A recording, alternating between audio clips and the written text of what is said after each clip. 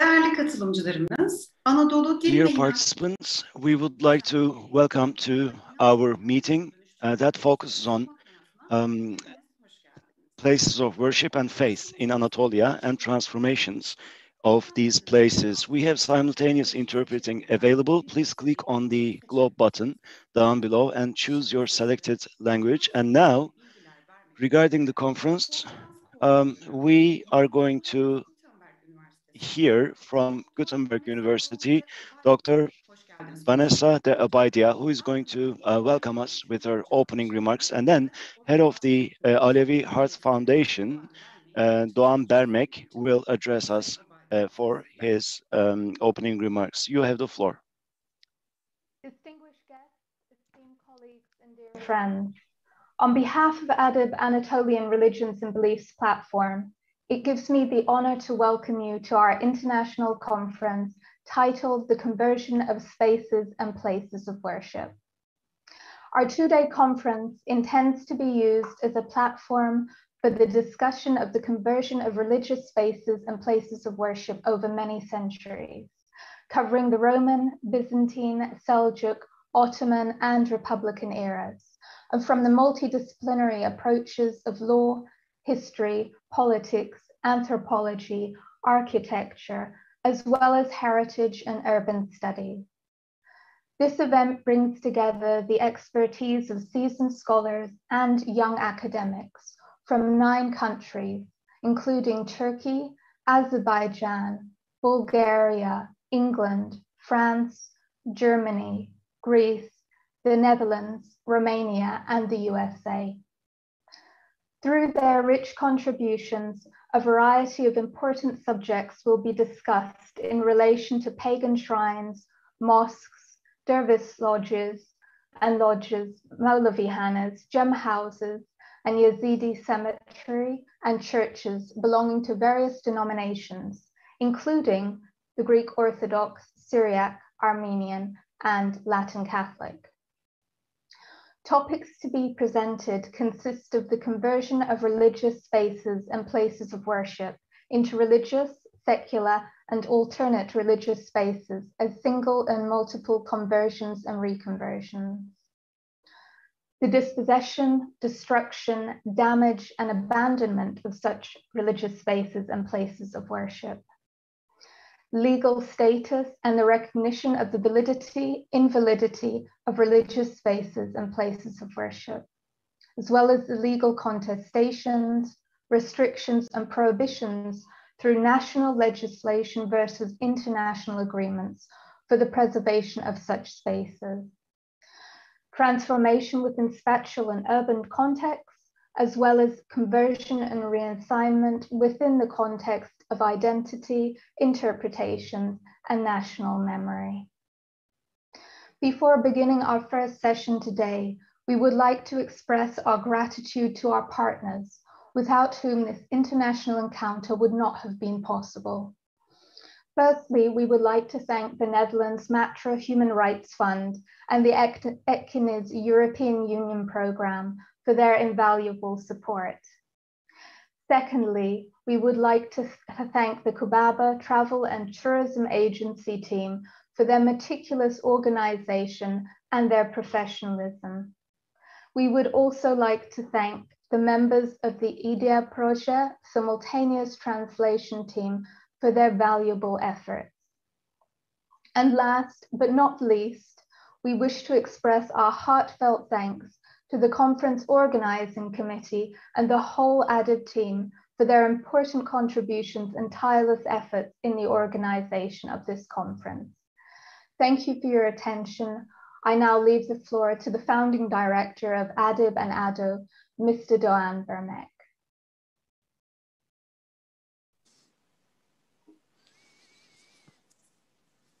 Değerli katılımcılar, Distinguished araştırmacılar ve participants, değerli academics, scholars, and esteemed participants. Anadolu'da inanç mekanlarının dönüştürülmeli konferansımıza hoş geldiniz. Welcome to our conference on the conversion of spaces and places of worship in Anatolia. You have listened to Dr. Vanessa R. de Obaldía with respect to the information on the conference. I would like to thank to MATRA, to Etkiniz, to Kubaba, and to IDEA for all their contribution. Without them, this could not have been realized. ADİP is an NGO. We are not a university, a research center, or an institute. We are trying to find the common points within the within life in Anatolia, and therefore we will be sharing these with you. As you all know, Anatolia is a territory which has hosted the greatest number of faiths in history and is still hosting a very great number. And this is the place where the deluge of Noah has taken place. This must be the place because there is this rumor that Noah's Ark is stranded on the Judy mountain. Abraham, who is the root prophet of all monotheistic religions, is said to have lived in Haran and attacked by Nimrod here. The prophet Moses is the son-in-law of the prophet Shoaib and lived in Edessa, Urfa for some time, St. Paul and St. Nicholas, Batal Ghazi, Mevlana Jalaluddin Rumi, and Haji Bektash are certain thinkers who have lived here. The Sumerians, the Assyrians, the Phrygians, the Lydians, the Urartu, Eastern Rome, Byzantium, the Seljukids, the Ottomans, and of course contemporary Turkey are some of these civilizations and states that are situated in Anatolia. Darius, Agamemnon, Alexander the Great, the Crusades, the Mongols, the Tamerlane were attacked this piece of land, and this was defended by Hector and Kılıç Arslan and the Anatolian Seljukids, the Ottomans, and Mustafa Kemal Atatürk. Among these conflicts and turmoil, the Anatolian communities went on to live their faith and continue to coexist. It was the politicians that really caused all the turmoil, but the faiths continued to coexist. And of course, there were the thinkers of Anatolia, such as Ahi Evran Mevlana, Haji Bektash Edebali, who were great humanist Muslim leaders and defended coexistence. Despite all these conflicts, there are there's the cave of the Seven Sleepers, there is the Virgin Mary campus, there are many other spaces which are really the sacred places of all peoples of Anatolia, and many places of worship have been shared by these different communities up until our day. We use different names for the same rituals of the same periods in history. For instance, the Islamic faith calls Hızır and Ilyas the characters that are known in history in Christian parlance as Khidr and Elias, and we call that day Khidr Ellez, while our Christian brothers and sisters call it Saint George or Judgish Nabi. And so, in brief, as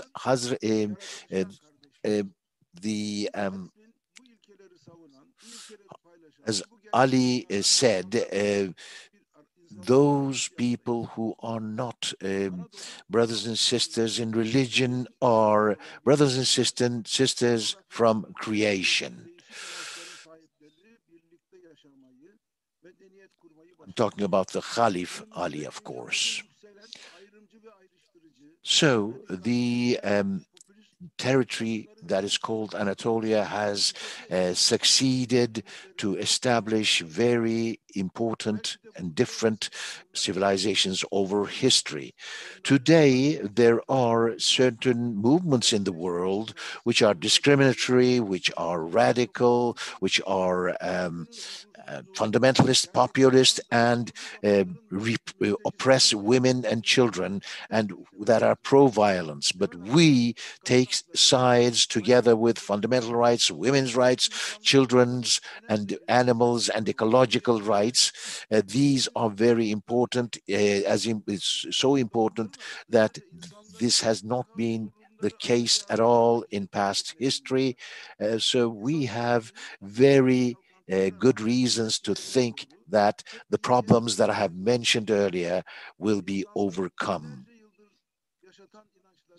Despite short-term turmoils, humanity has always marched forward towards the good, towards the beautiful, towards the sublime, and there is always love at the basis of human relations, and that conflicts being the artificial and daily interests of politicians and certain people with their vested interests. In my opinion, the circumstances of the pandemic really have not been perceived sufficiently. It really provides us with lessons. It shows us how certain privileges which are held in great esteem are totally insignificant and unimportant, and the only things that one should really pay attention to are knowledge and reason.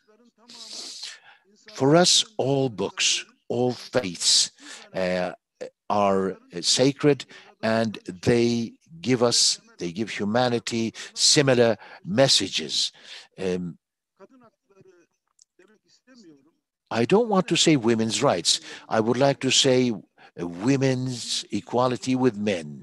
In that struggle, the discrimination between races, religion, and language seems to have been eliminated. As we say in the founding declaration of ADİP, we have many reasons to move towards a global situation where all faiths become common for humanity. But today we're going through a difficult period.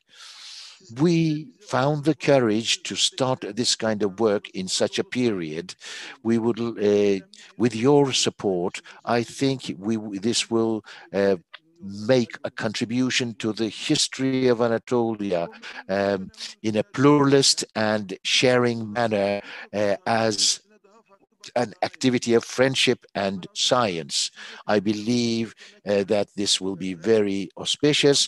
I would like to thank everyone who has labored for this conference, who is participating, who has contributed, and I would like to extend to you my affection and my respect. Thank you.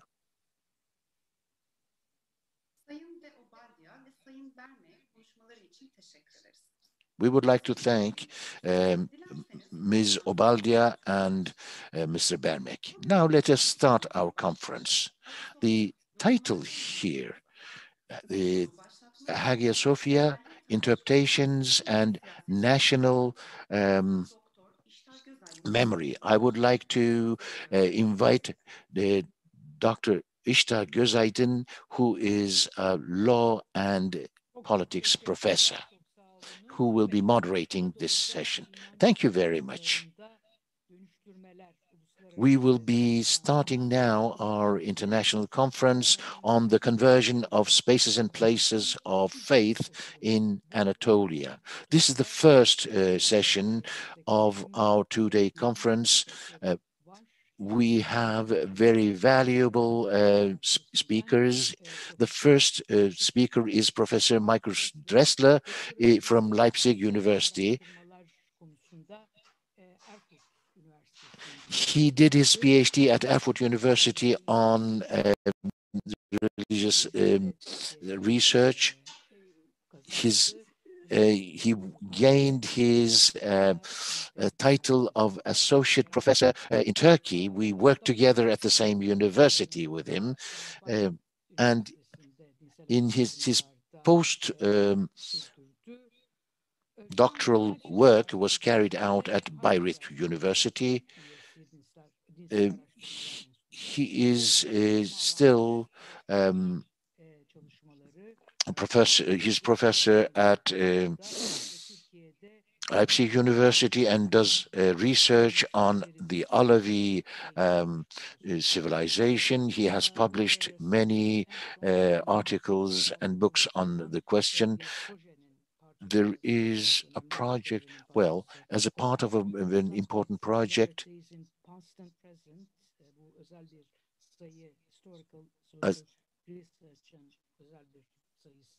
a special issue of a certain journal, together with two different authors. They have edited this special issue.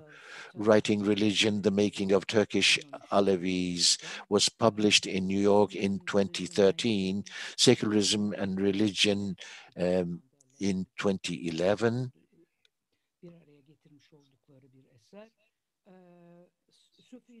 Together with a co-author. Sufis in Western Society is another title. It was brought out in 2019. Without further ado, I would like to turn the floor over to Markus. The title of Markus is The Reconversion of Hagia Sophia, Interpretations and Silences. Thank you, Ishtar. Thanks first to the organizers of this beautiful conference for inviting me. Thanks to Doğan Bermek for the positive spirit in which he presented the introduction. And again, thanks to Iştar Gözaydın, my dear colleague and friend, for introducing me. Very happy to be here.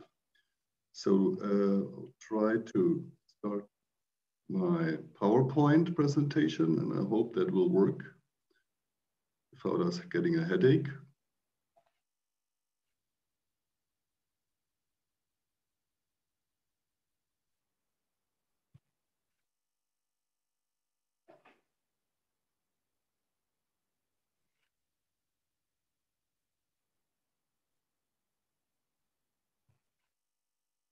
So, no, okay. So, okay. Let me start.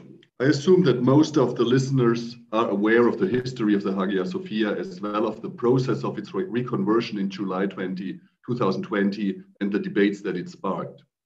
I want to highlight in my presentation some of the less debated aspects related to the reconversion. And I hope that there will not be too much overlap with the presentation following mine by Umut AZAK. Well, most likely there will be some, but this is not to be prevented. First, I want to address certain silences in the public discussions of the event, especially attending to the Greek Orthodox community and the Kemalists. I will connect this with a general interpretation of the reconversion in the context of AKP nation rebuilding, which bears interesting parallels with its Kemalist predecessor, while at the same time reversing some of its characteristic features. On the evening of July 10, the day of the reconversion of the Hagia Sophia, Turkish President Tayyip Erdogan gave a speech in which he developed a narrative to justify the reconversion.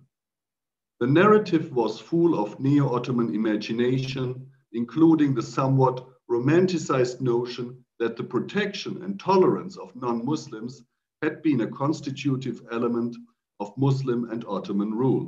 I quote, "When the exalted Umar took Jerusalem, he placed the city's Christians and Jews, including their rites and ritual practices, under protection. As in all states founded by their ancestors, the Ottoman rulers followed this path." End of quote. From an outside perspective, one might have expected that the country's Greek Orthodox community might also raise historically founded claims to the Hagia Sophia. Unsurprisingly, representatives of Orthodoxy worldwide expressed their concern and strong protest against the conversion of the Hagia Sophia. Bartholomew I, the ecumenical patriarch of the Greek Orthodox Church with seat in Istanbul, publicly criticized the rededication several times, interpreting it, along with that of the Chora Church a month later, as, quote, "an attack on the identity, history, and culture of the Orthodox community." Apart from such brief statements by the Patriarch, however, Turkey's Orthodox community remained rather silent. In light of the precarious situation of official minorities in the country, this is hardly surprising. As a result of discrimination and at times violent attacks in the Republic's history, the Greek Orthodox minority has dwindled to a tiny size of a few thousand people. Its members are indeed unlikely to raise their voices in a situation presented as restaging of the Muslim conquest of Istanbul and the original reconversion of the Hagia Sophia into a mosque. In addition, it should be remembered that the reconversion of the Hagia Sophia, somewhat outside the international spotlights, was not a singular event, but only the most prominent and symbolic example of a series of reconversions of former Byzantine church mosques which had been secularized in the Republic and recently returned to their pre-Republican state as mosques. The reconversions of the Hagia Sophia churches in Iznik in 2011 and Trabzon in 2012 and the Chora Church in Istanbul in August 2020 are other recent cases. This development, accompanied by increasing tensions with Greece in the recent conflict over sovereignty rights in the Mediterranean Sea, reinforces existing uncertainties and fears among Turkey's Greek Orthodox minority. Against this background, it was not surprising that the rhetoric of conquest during the staging of the transformation of Hagia Sophia, which positively referred to the Islamic ideal of Gaza, that is, the incorporation of non-Muslim land, reinforced the fear of non-Muslims.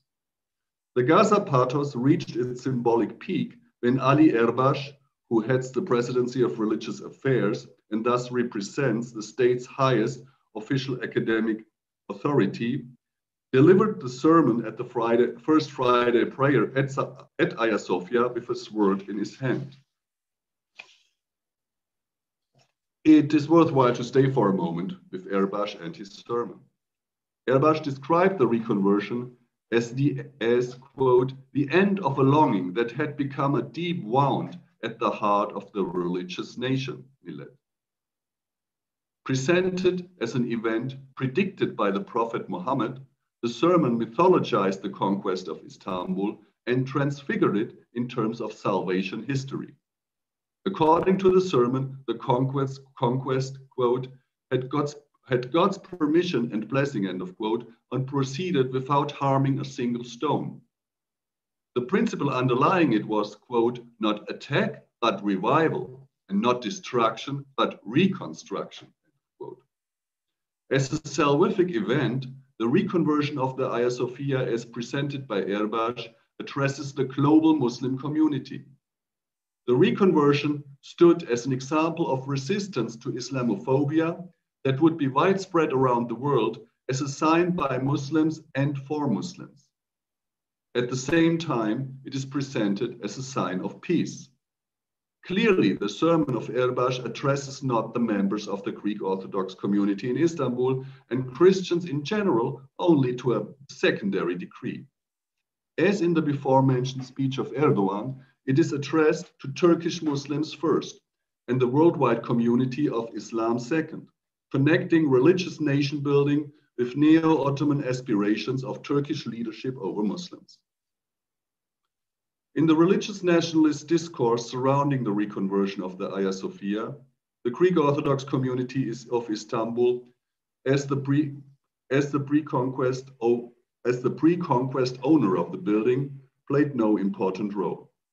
Although the conversion of former church mosque museums into mosques is presented as the completion of an incomplete conquest, with Erdogan presented as a quasi-messianic figure renewing the work of Fatih Sultan Mehmed, Turkey's Greek Orthodox community is in the dominant public discourse not perceived as the target or victim of the act.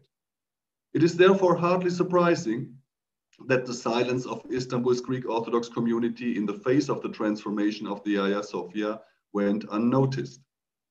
From the perspective of Sunni Muslim nationalism, religious minorities are relics of the past. Although Turkish citizens, members of the Christian and Jewish minorities, are not counted as part of the core of the Turkish nation, which is viewed as Muslim. The relatively small groups of Christians and Jews that remained in the country tend to keep a low political profile and therefore are easily tolerated. A shadow of mistrust settles over them, especially when alleged international interference brings up discrimination against religious minorities or reminds of forcefully forgotten parts of Turkish history, such as the Armenian genocide. So if there is an other against which the reconversion of the Hagia Sophia was staged, it is not Istanbul's Greek Orthodox community, but Kemalist secularism, and those expected to sympathize with it. In this light, the debate surrounding the reconversion of the Hagia Sophia revealed a silence that at first glance may seem more surprising than that of the Greek Orthodox community, namely that of the secularists. It is well known that early Republican nationalism was decidedly anti-Ottoman. Mustafa Kemal and his entourage did not see themselves as heirs to the Ottoman state. Rather, the Kemalist state was presented as a radical break with the Ottoman state tradition, with which backwardness, superstition, nepotism, cosmopolitanism, and decadence were associated and which had to be overcome. The Ottoman past was used, as it were, as a negative projection field for a Kemalist future apostrophized as progressive and resolutely modern. A nation to be shaped by a combination of secular Western modernity and Turkish nationalist identity. Accordingly, the Ottoman past was systematically suppressed in newly formulated historical narratives, such as that of the Turkish history thesis, presented as an unfortunate aberration rather than something to be proud of.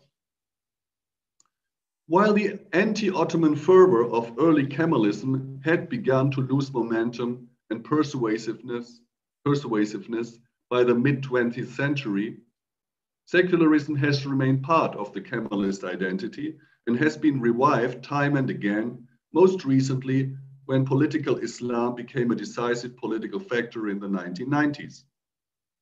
The museum status of the Hagia Sophia had within conservative Islamic circles for long been perceived as one of the symbols of secularism, and one may assume that not a few secularists would share this view. The heirs of Kemalism, first and foremost the Republican People's Party and organizations around it, certainly have not abandoned their secularism altogether, even though they certainly have become more moderate since the 1990s. Thus, one may wonder where the secularists, Kemalists, and non-Kemalists alike have remained in the debate over the desecularization of the Hagia Sophia.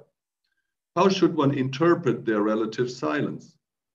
Are they keeping their convictions to themselves for pragmatic and opportunistic reasons?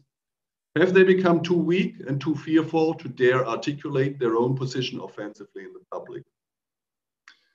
Probably a better explanation would be that the transformation of the Hagia Sophia is perceived among nationalists in the country, secularists included, more as an achievement of anti-imperialist nationalism than as an expression of an anti-secularist or Islamist stance.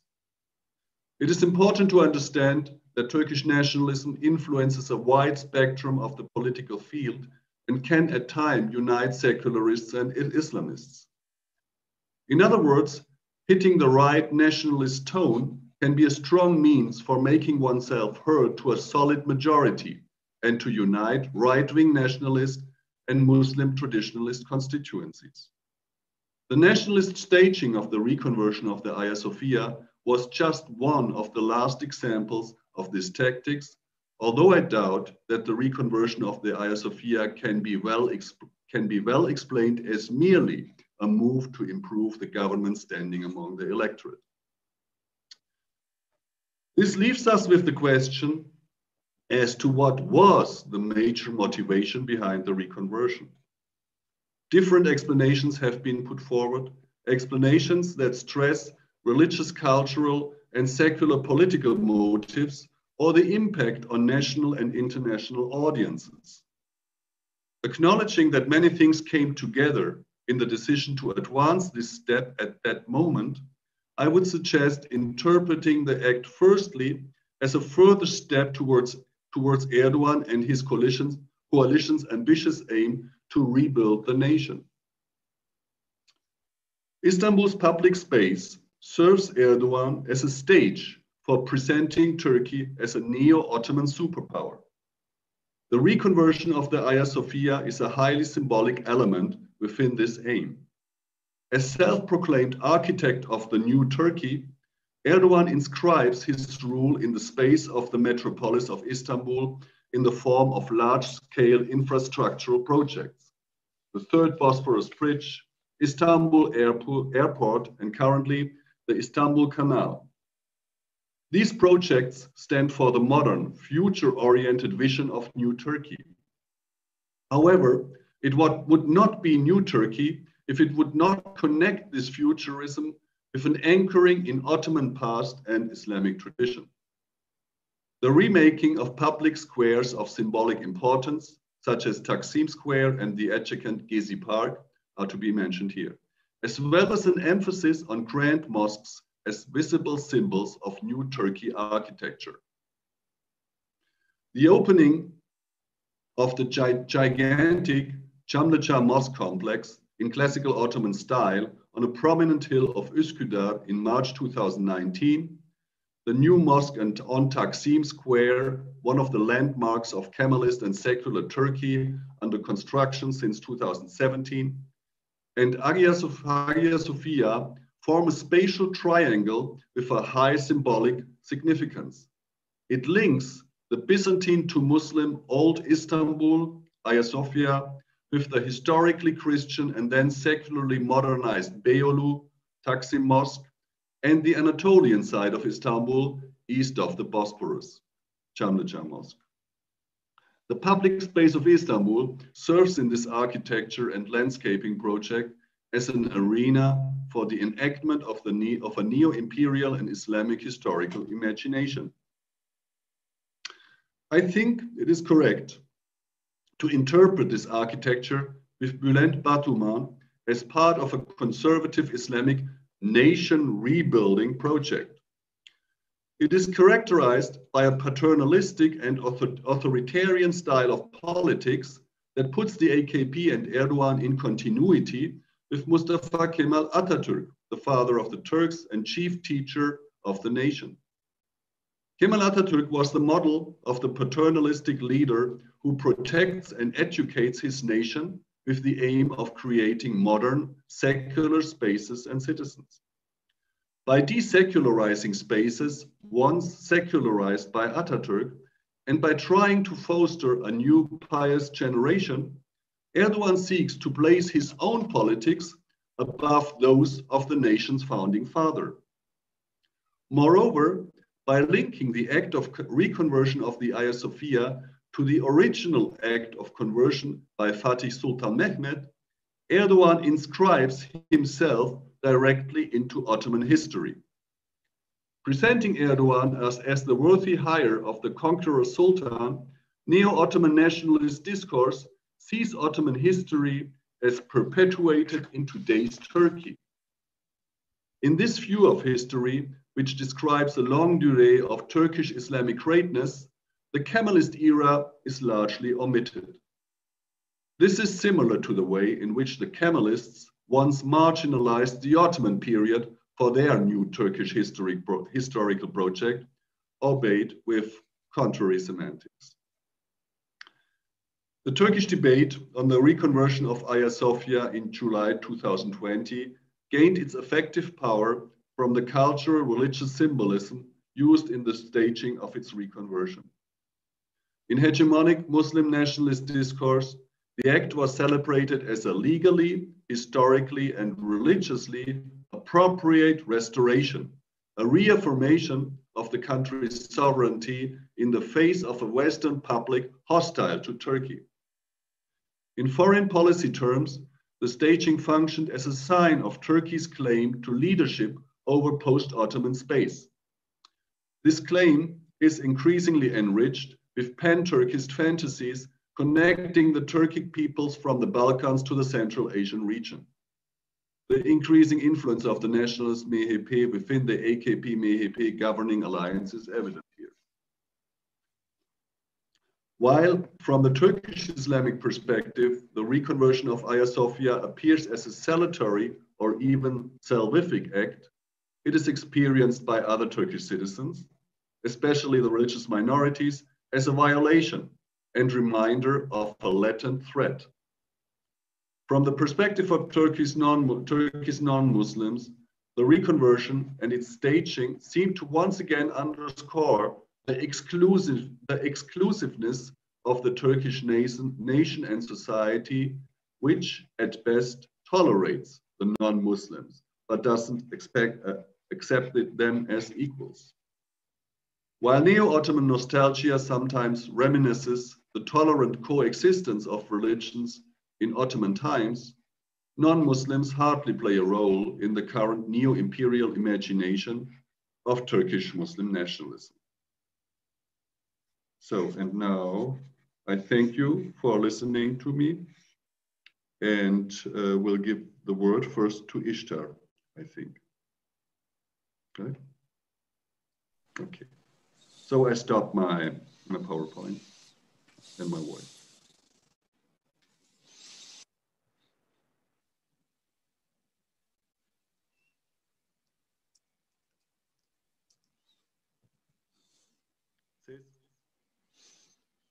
The speaker has not turned on her mic. Thank you very much, Markus. We thank Professor Markus Dessler for this very valuable analysis with respect to Hagia Sophia.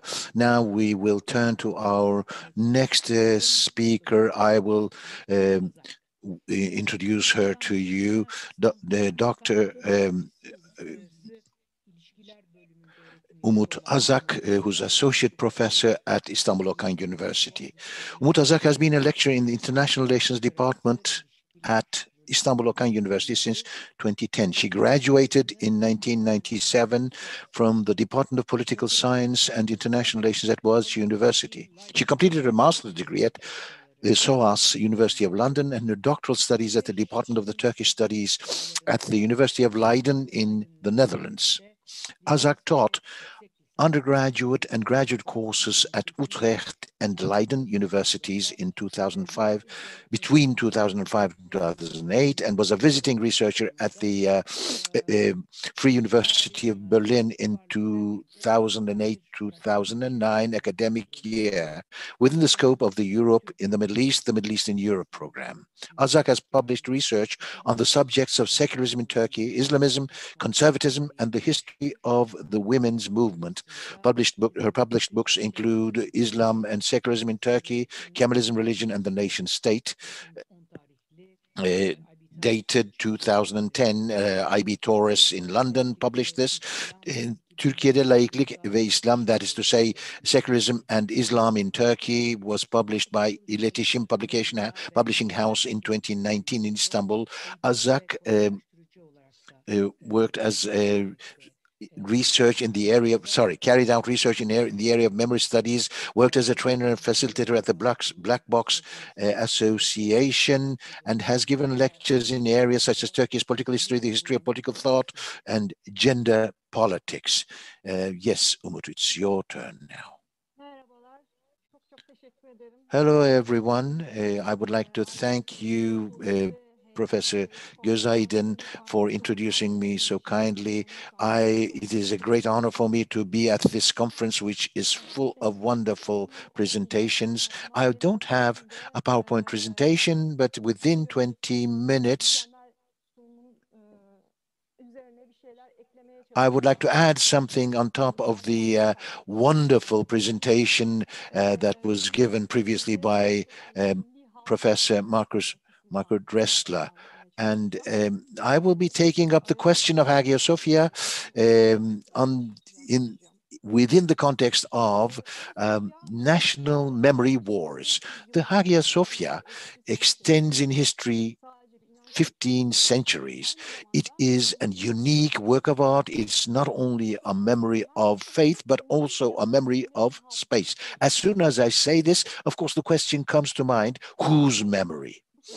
My speech today may be seen as one only of the answers given to this question over the centuries. My objective is to throw light on the memory wars on this space over the course of history.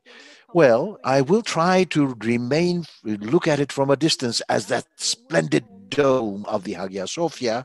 This is what I will try. But let me say from the outset, and I hope to come back to this at the end, whatever your age, your religion, your nation, your gender, when we look at that vast dome in surprise and admiration, of course, all wars become meaningless. At least when I went into the Hagia Sophia for the first time in my life, free from paying any fees, without shoes, and my head covered, this is what I felt. I will have two titles in my speech. First of all, I will be taking up the questions of conversion of the Hagia Sophia in 1453, 1934, and finally in 2020. And while I'm doing this, I will also try to stress that these point to ruptures and continuities in the relationship between the state and religion. Secondly, the memory with respect to these conversions is shaped to a certain extent by the currents that start in the 1950s in Turkey, these nationalist and conservative currents. I would like to ground the following proposition, really. In the multi-party period of Turkey, the Hagia Sophia gained on a new symbolism as the shaping of the national memory. It turned into a real cause for the religious, movement which takes as its basis the religious sacred. And so the opening of the mosque or the reopening of the mosque in 2020 is the culmination of this cause and its success. I will say the following, I will claim the following, really. This is a revival of the Muslim Ottoman identity that acts in a very discriminatory way and with a hatred discourse towards those who remain outside of this. Well, the conversions, let's take that first of all, the ruptures and the continuities, 1453, 1934, and 2020. Although these dates refer to certain ruptures, of course, but change came over in a much more gradual manner. This was the Hagia Sophia, which means the Church of the Sacred Wisdom, was built by the Emperor Justinian in the 6th century and remained the symbol of the victory of Christianity against paganism, and then also served as a space for the religious and political sovereignty of the Orthodox Church. Then, after the conquest of Istanbul by Constantinople by Mehmed the Conqueror, of course, Hagia Sophia was made into a mosque, and this time symbolized the victory of Islam against the Christian world. The Hagia Sophia was a place where the state rituals were realized, and it really brought together religious and political symbolism. In the first days of the conquest, the wall of the iconostasis, the benches, the icons, the sculpture, and the bell were removed, and the mosaic figures were covered. There were a mihrab, a mimbar, and rugs, tapestry brought in, and a wooden minaret was added to the outside. The 4 minarets were really constructed under Murad III in the late 16th century. Over time, the Hagia Sophia there was added a water fountain, a library, a madrasa, and under the Fosatis, this was made into a whole kulliya. But the covering with plaster of the mosaics came much later. Under the Sultan Abdul Majid in the 19th century, the Italian architects from Switzerland, the Fossati brothers, did some restoration work. These mosaics were opened, but then closed again.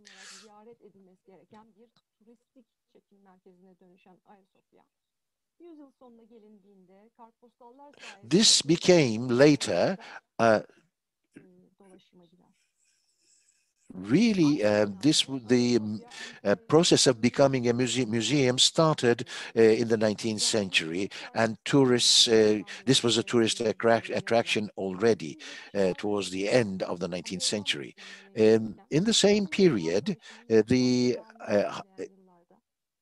there were certain writings that said that the mosque had to be won over to Christianity once again, and there was even a committee for the saving of Hagia Sophia, a Phil-Hellenist committee that was formed in England. So this was a new war that started in a certain sense. In the first 11 years of the Republican period, the Hagia Sophia is still a mosque, although it's not an imperial mosque. In 1933 and 1932, there was the reading of the Quran in Turkish by 25 Hafiz on the Qadir night, where 70,000 people participated. But after this ceremony, 1 or 2 months before this ceremony, in 1931, in December, the Byzantium Institute, which was founded by Thomas Whittemore, received permission to remove the plaster on the mosaics. From the month of November 1934 on, Hagia Sophia becomes a scientific institution where archaeological work is carried out, and because it is thought that this could be a touristic attraction, it was closed to worship. So the transformation of the mosque into a museum is decided by the Council of Ministers in November 1934. This really is a kind of claim of serving science in a way that is universal and ecumenic, on rising on top of or above religions and empires. So the Republic really chooses to leave behind the Ottoman past by making it into a museum. So the mosque, the Byzantine and Ottoman heritages become equalized in a museum. So the rugs were removed, the figurative mosaics came out into the light, and millions of tourists visited this museum over the years. But on the 10th of July 2020, a new decree makes it into a mosque. The President of the Republic, Recep Tayyip Erdogan,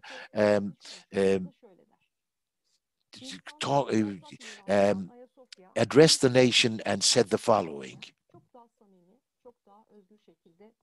the Hagia Sophia, under its new status, the Hagia Sophia, which is a common heritage of humanity, will continue to embrace everyone in a much more familiar and free manner in the future as well. But of course, there are all these references to the conservative poets and authors of the past. There are Necip Fazıl Kısakürek, Osman Yüksel Serdengeçli, and Arif Nihat Asya among these. These were opinion leaders of that current that wished to make the Hagia Sophia a part of the national heritage and memory. Here they say this is even against secularism. The second argument is much more important. They wish this to be turned into a mosque because this will be a sign of the power and victory of the Turk, and it's a symbol of the conquest. The transformation of the Hagia Sophia into a museum is a revenge of the Christian West on the Turks. And the third argument is that Mehmet the Conqueror really made this a condition, made it a condition that the Hagia Sophia remain as a mosque, and the transformation to a museum really transgressed this principle of the foundation that he formed for Hagia Sophia, that is to say, the endowment, the vakf. For instance, Raif Ogan says Hagia Sophia is a memorial to the unknown martyrs, and it is also a memorial for the national victory. Of course, the whole literature on the conquest and the conqueror culminated in a peak in this period. Erdogan also quoted Serdengeçli in his speech addressed to the nation. The Hagia Sophia, that splendid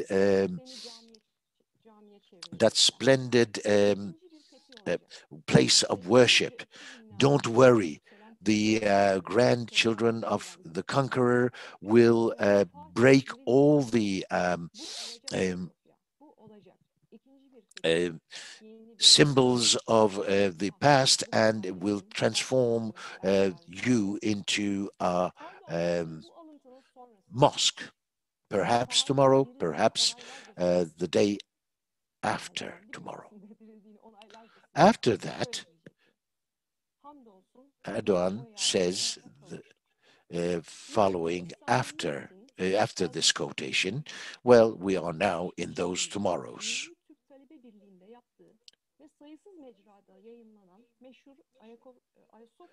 Another very important text was the part of Necip Fazıl Kısakürek's speech in his 1965 speech at the Students' Union on this question.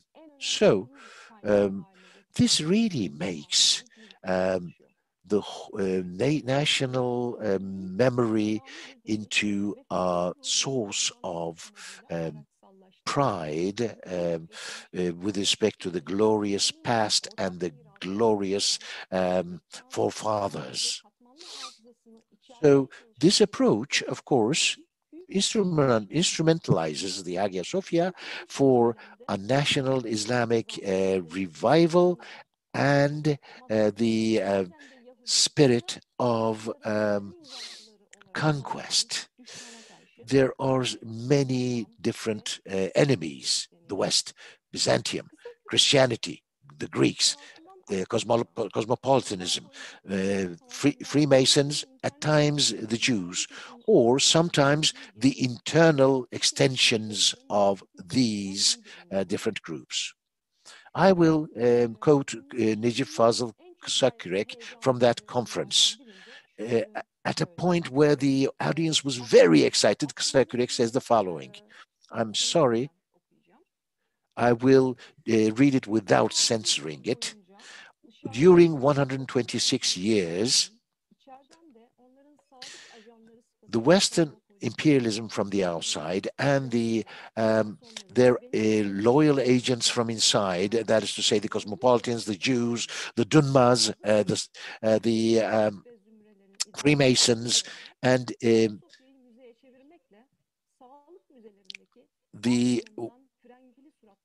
different types and layers that are called Turkish but are really Kafirs, turned the Hagia Sophia into a museum, thereby causing a venereal disease, etc. This really removed the Turkish spirit to the museum. The Westerners do not regard us as their kin. The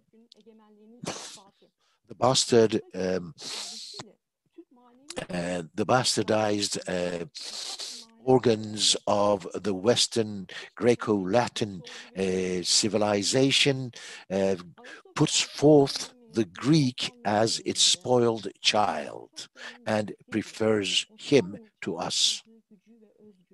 This is the remembering of the great power of the Ottomans. This really points only to the superiority and the domination of the Sunni Turkish identity. It's a one-dimensional memory space now. The Hagia Sophia, as was said in the journal Toplumsal Tarih, which was published in 2015 in one of the issues, the Hagia Sophia is really one of the spaces that puts forth in the plurality and the variability of memory and history. Although it has been transformed into a mosque, it really will preserve this characteristic. I do hope it will. Let me tell you what I felt in my visit the other day. Let me finish this way. If there is anyone who wants to pose questions, of course, we can discuss everything during the question and answer session. The mosque is open 24 hours. It's free to go into. Many of the people inside are tourists. Everyone is trying to take the most beautiful selfie. A childish happiness, excitement, and admiration is on the faces of all the visitors. Some pray, perform the namaz, some rest on the sides of the walls, and some meditate in groups. I feel as if I were in a painting by Bruegel.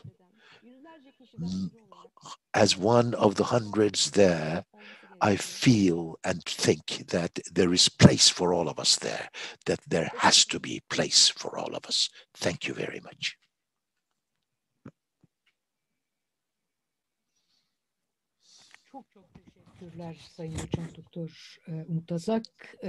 Thank you very much, Dr. Umut AZAK. After these wonderful presentations, I have really nothing to say as a discussant.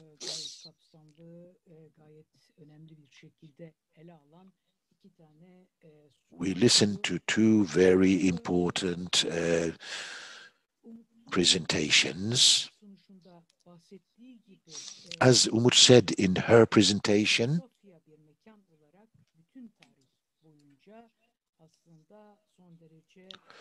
Hagia Sophia was a space of an object of struggle all throughout the centuries. Istanbul itself has been an interesting city in that sense. In this space,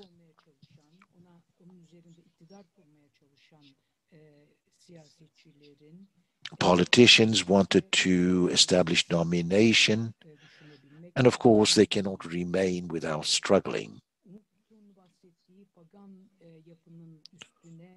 Well, on top of the pagan structure that Umut talked about, Christianity tried to establish its domination, Hagia Sophia, and on top of that, Islam does the same thing by converting it into a mosque. As a project of modernity, the Turkish Republic, its founders, they claim a certain secularity and try to symbolize it in this conversion in 1934. And finally, at the last point, in 2020, this space is reconverted into a mosque. The government in power really projects its own symbolism. Unfortunately, in all of this, this is always said about religion and state. They should not be mixed. Well, of course, this is a very fine wish, but when we look at it from the realpolitik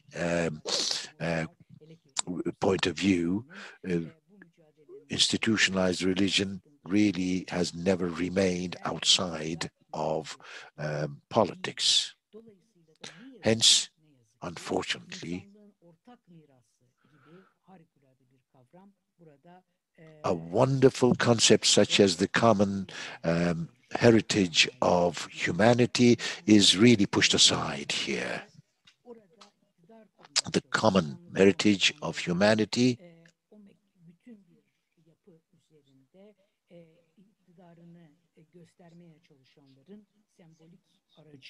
becomes the symbolic instrument of those who wish to establish their domination and symbolize it. And Markus, pointing out to the relative silence of certain groups, pointed to the development of the Turkish discourse these days in recent times.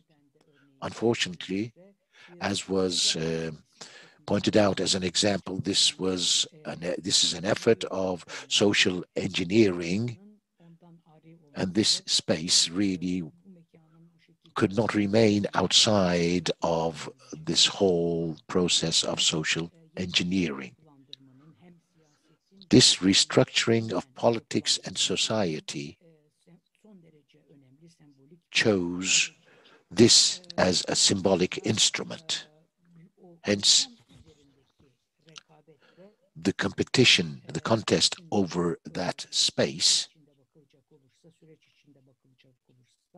if we look at it in terms of a process, was something to be expected very clearly. Now we look at the questions. Well, there are no questions, it seems, at this point.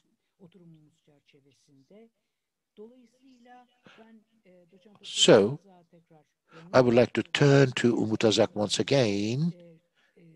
If there's time, she said,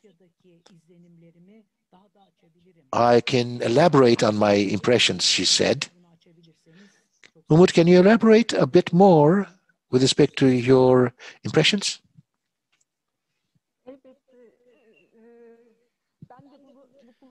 Well, of course, I'd be happy to do that because I really want to share my experience with you.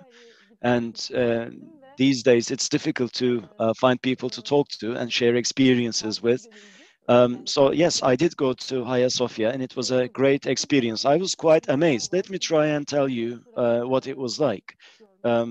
Because I had seen it as a museum a long time ago, and you know, I checked my notes.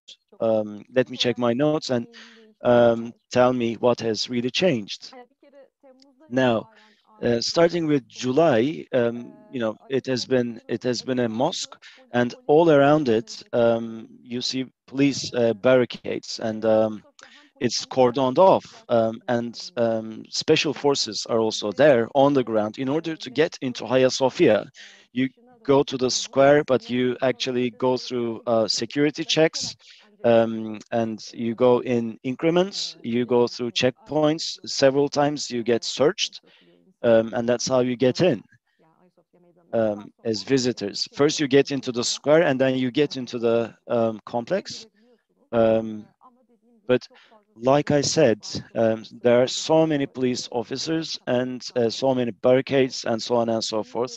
So that changes the entire experience. It sort of changes the perception of the building. That's external, obviously, but that changes quite a lot. And inside the mosque, you also have police officers for security purposes, but also you have people from the Directorate of Religious Affairs, Diyanet, Turkish Diyanet, and you know, they are responsible for acting as guides, even to visitors visiting the mosque. And also, if you exhibit inappropriate behavior, they come and sort of warn you. And once you get into the narthex, in that internal space, you see sort of lockers for shoes all along the walls. And you are supposed to take off your shoes and put them in these boxes, and you go into the mosque without wearing shoes, obviously. And without a headscarf and with a short skirt, you can't go in. And if you do, you'll be warned and you'll be asked to leave.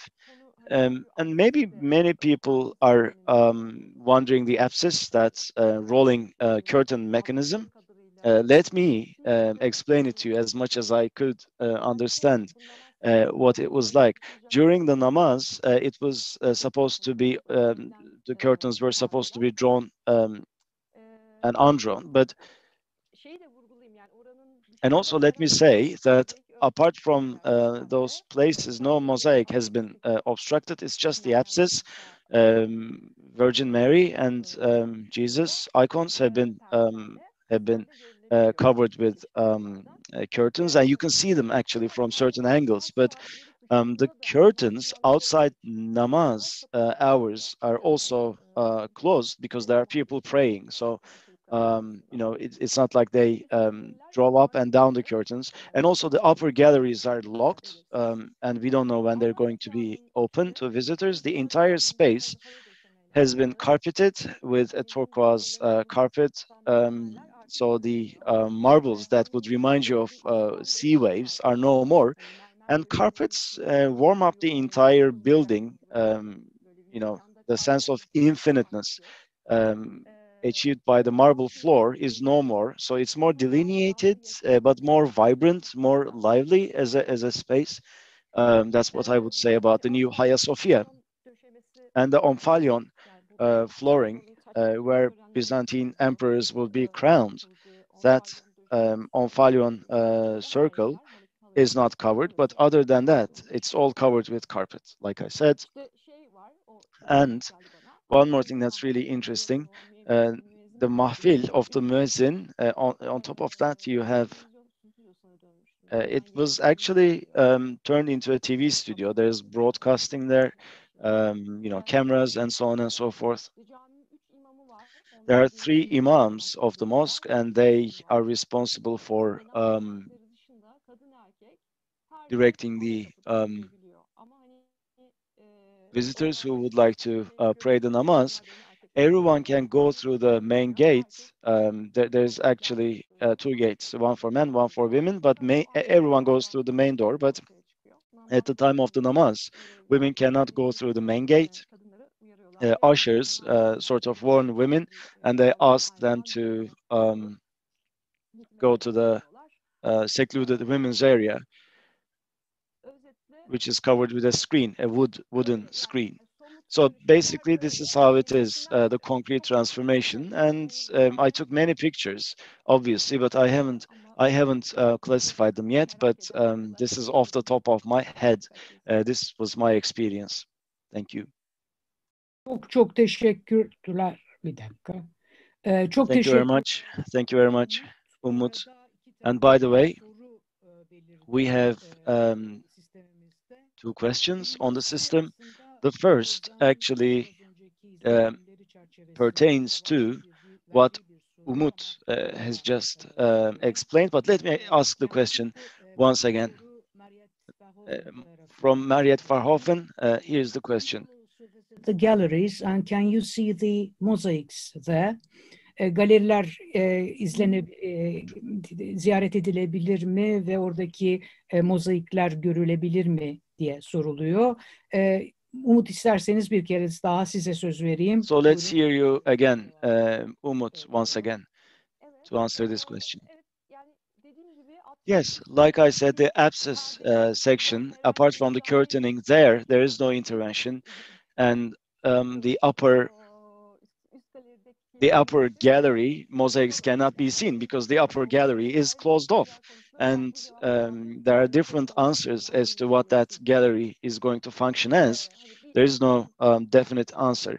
I mean, I didn't ask a high-ranking officer, but I just asked the ushers there, but they didn't know what would happen to the upper galleries and the upper floors. So the apsis, apart from the curtaining in the apsis, there is no other intervention or obstruction, obfuscation that I was able to observe. Jeremy Walton has 2 questions for our speakers.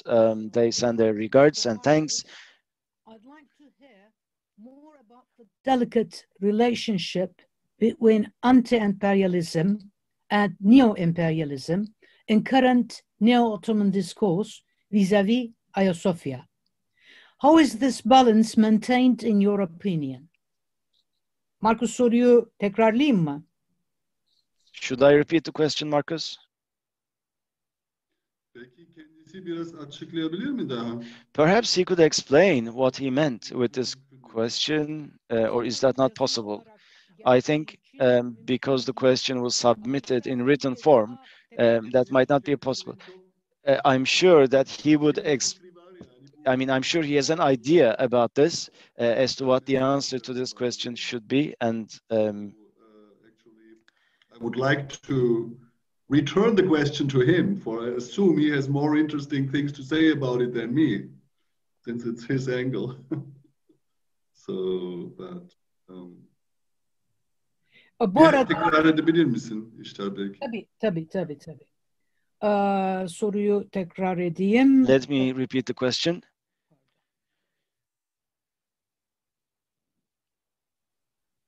I'd like to hear more about the delicate relationship between anti-imperialism and neo-imperialism in the current neo-Ottoman discourse vis-à-vis Hagia Sophia.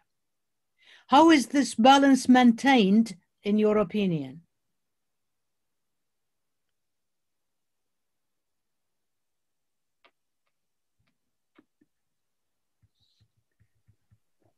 Well, I think I understand the question.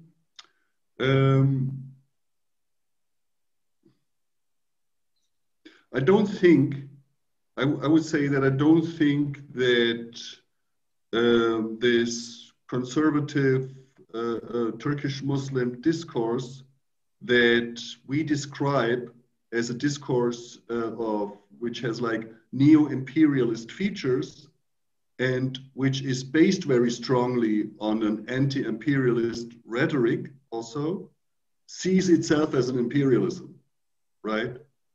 I mean, this is like, it doesn't see itself as imperialist, as the, like, it sees itself as restoring like its birthright, or also, and also it doesn't see itself as aggressive in the way that outsiders and we maybe also might perceive it, since or at least I don't think that they see themselves this way.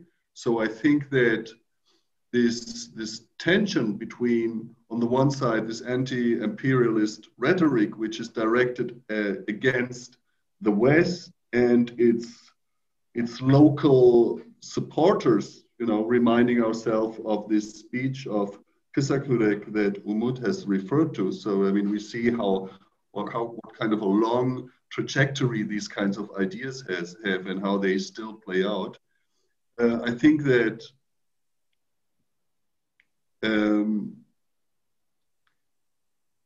like this negative connotation of imperialism that is part of this anti-imperialist rhetoric does not translate at all into this neo-Ottoman euphoria, nostalgia to euphoria, which is not perceived in you know, which doesn't have like this connotation at all. I think that are like, they are not connected directly in this discourse, or it's not seen as imperialism. So there is not a tension. It's a tension in our eyes, since we kind of observe on the discursive level this anti-imperialism, and at the same time we see that this anti-imperialism and the way it shows itself has itself like imperialist, neo-imperialist connotations. So I think it's like a tension that emerges out of from our perspective, from our critical perspective on it. I don't know whether I totally, whether Jeremy is happy with my answer, but I think that would be my first angle to it, and then we could continue this discussion. Çok teşekkürler Markus. Thank you very much, Markus. Umut, Jeremy Walton has a question for you as well. Collective memory is a part of religious faith, but as concepts, faith spaces and memory spaces, how can they be separated from one another? And Hagia Sophia has always been a space for collective Islamic faith, but now it's a place of worship or faith. The fact that it's a place of faith, is it going to change its perception as a place of memory? Well, the short answer is no, because you know, as much as I can understand what the question is, memory space, will it lose its features of being a memory space? Will it no longer be a memory space? No. I mean, what we're going through right now, the current status, means that Hagia Sophia is just a segment in its very long history. So this space, I mean, different nationalisms and different identities and different nationalisms, but again, nationalisms that are based on one single identity has been at war, victories and defeats all throughout its history. So right now, the current situation means defeat for some people, could mean defeat for some people. This clash has always been ongoing and it's very much still underway. But in my talk, what I try to do is this. I mean, we can see things from another angle. We can change the paradigm. And us as citizens of Turkey, as world citizens, we can contemplate Hagia Sophia in different ways and means, and all of us can act as individuals who add to the richness of this place of memory.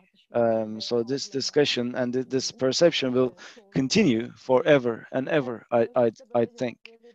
So in short, this is my answer. But if I have fallen short of answering your question, I can give it another try, if that's the case. So Jeremy, thank you so much for the question.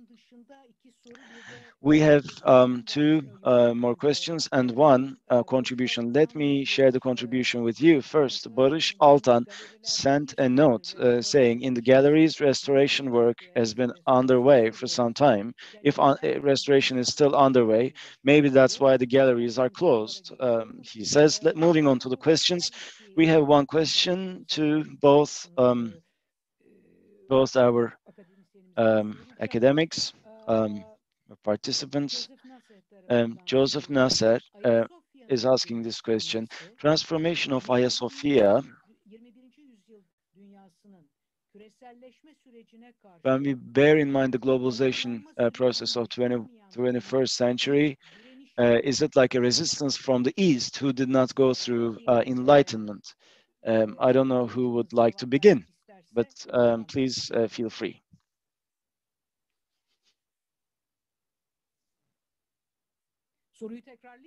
Should I repeat the question? The transformation of Hagia Sophia, do you think this is like a resistance from the East who did not go through enlightenment, resistance against the globalization of the West in the 21st century? Umut or Markus, would you like to say anything?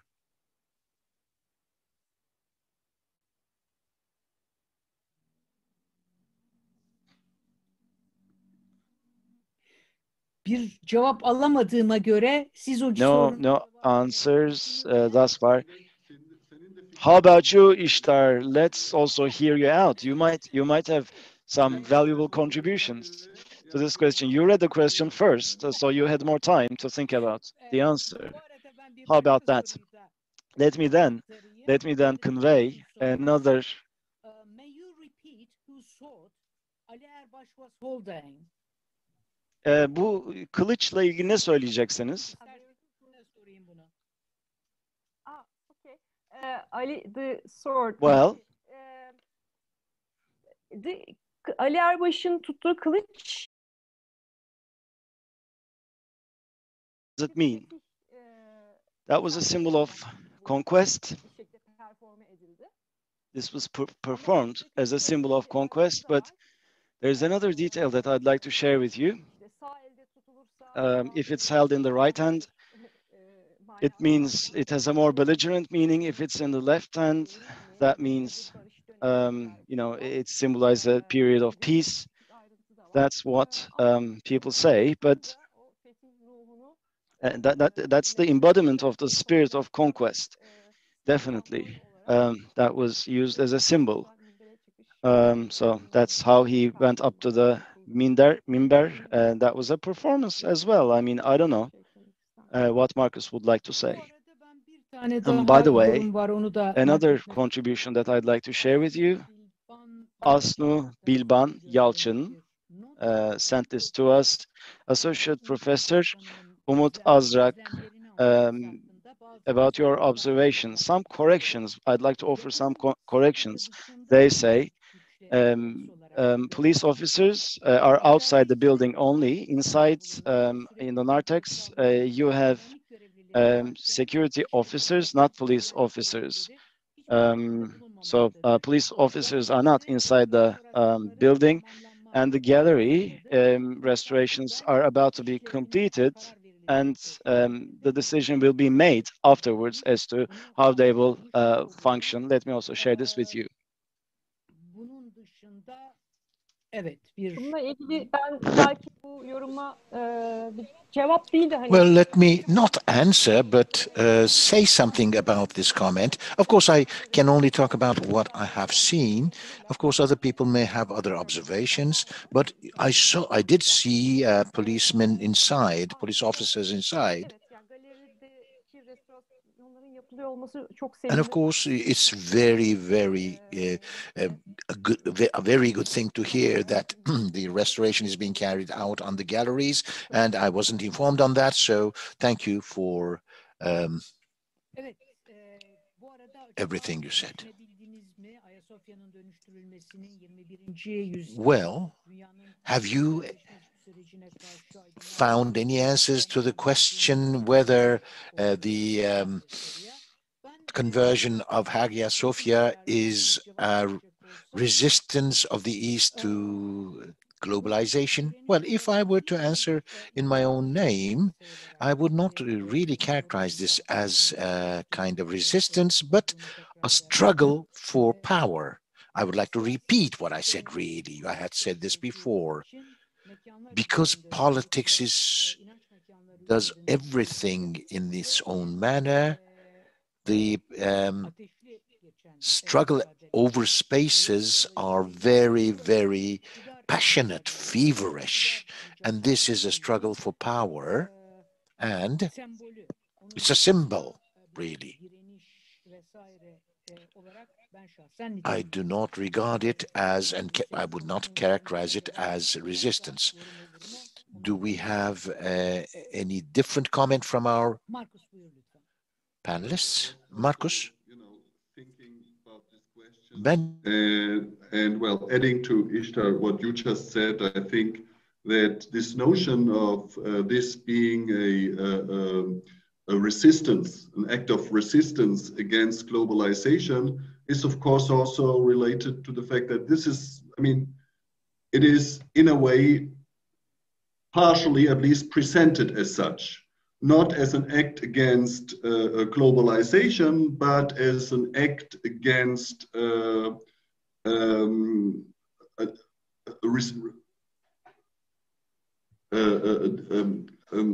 act against imperialist powers forcing their will on Turkey, if you want. In that sense, like here as a direniş and at the same time as a diriliş. Right? I mean, so it is kind of connected, direniş and diriliş. So I think in this semantic, but I think that the notion of Turkey being an example of a country of the East that has not gone through enlightenment and therefore is now kind of responding negatively to globalization. I mean, I think this is hung up, in my sense, too strongly in like a certain modernist, secularist narrative, and also in like this kind of East-West binary, which I don't think helps too much in making sense of contemporary political and social developments. I mean, just look at what is happening in the US and other Western, very Western countries, and look at the rhetorics and look at the politics and what kind of arguments are popular. I mean, this is not what we in the kind of classical narratives associate with enlightened Western ideas and stuff. So, you know, East and West doesn't help very much. I mean, certain ideals and ideas that we associate with enlightenment, we can find everywhere today, and we can find resistance to them also everywhere. So it is more important to really look at the dynamics that are at place at a particular situation, like local dynamics and then also international dynamics. But these grand narratives of like East against West, globalization against, I don't know what would be, against, you know, focusing only on the local and the vernacular traditions. That is, you know, these are narratives that don't really, these are grand narratives that I think obstruct more our accurate understanding of what is actually happening, since what actually is happening is much more complex, right? And so from that angle, I would think that we need other questions. Yeah. Sorry. En son bir soru var. One final question I would like to transmit to this to you. There is an interesting kind of support by the Armenian Church, saying that it should be both a mosque and a church, and this was kind of support. There is a question on this. Umut or Markus, would you like to answer this question? Umut. Well, thank you for this question. This is what I precisely dream of. What kind of memory space, Hagia, Sophia? We should think about this, all of us together. And how could our differences be part of that space? How could we be part of that space with our differences? So this question really is not support for the conversion, but a kind of different proposal. It's a proposal, really, that's different. And why not is my answer. Well, was this really tried? There are very few spaces which are similar to Hagia Sophia in the world. Perhaps we should think of those places. What are the discourses there? What is the different political framework? How is everything assessed? Well, I think of the Cordoba Mosque. It was a mosque, and then, you know, the conflicts were experienced, and should it be called a mosque or should it be called a church? But it's both a mosque and a church now. So should they exclude each other, or should they really coexist with respecting each other? And so invest in a more peaceful society in the future. Of course, we prefer the second, the latter, obviously. So we should discuss all of this. The question of silence that Markus mentioned in his speech, this whole theme, is very interesting. No serious criticism was made from a Kemalist secularist point of view. We're not really conversing. We're behind our conflictual theses. But when it comes to, you know, conversing, how are we going to coexist? But we live together, and so we are, you know, influencing each other. So this question of silence reminds me also of, for instance, the question of the Turkish adhan. Well, for 17 years it was in Turkish. Then at the end of this process, the ban on the Arabic adhan was removed. Well, beyond this question of whether it was correct to call out the adhan in Turkish, there is another question, and that is the discussion was not in the manner that we're talking about. People only took positions within their own ideological group, and they really take positions only on that basis, and there is no real debate. What should we do? What does this mean if it's only a mosque, and what is the signification? Well, this only shows us the practice is there, but we're not talking about these. So I would like to thank the organizers of this conference for opening up space for this kind of conversation. And I throw the ball to Markus's court. Could you perhaps elaborate on that concept of silence and how we assess that within this context? You really talked about it in a very good, wonderful manner, but nonetheless, perhaps you could elaborate. Well, I agree totally.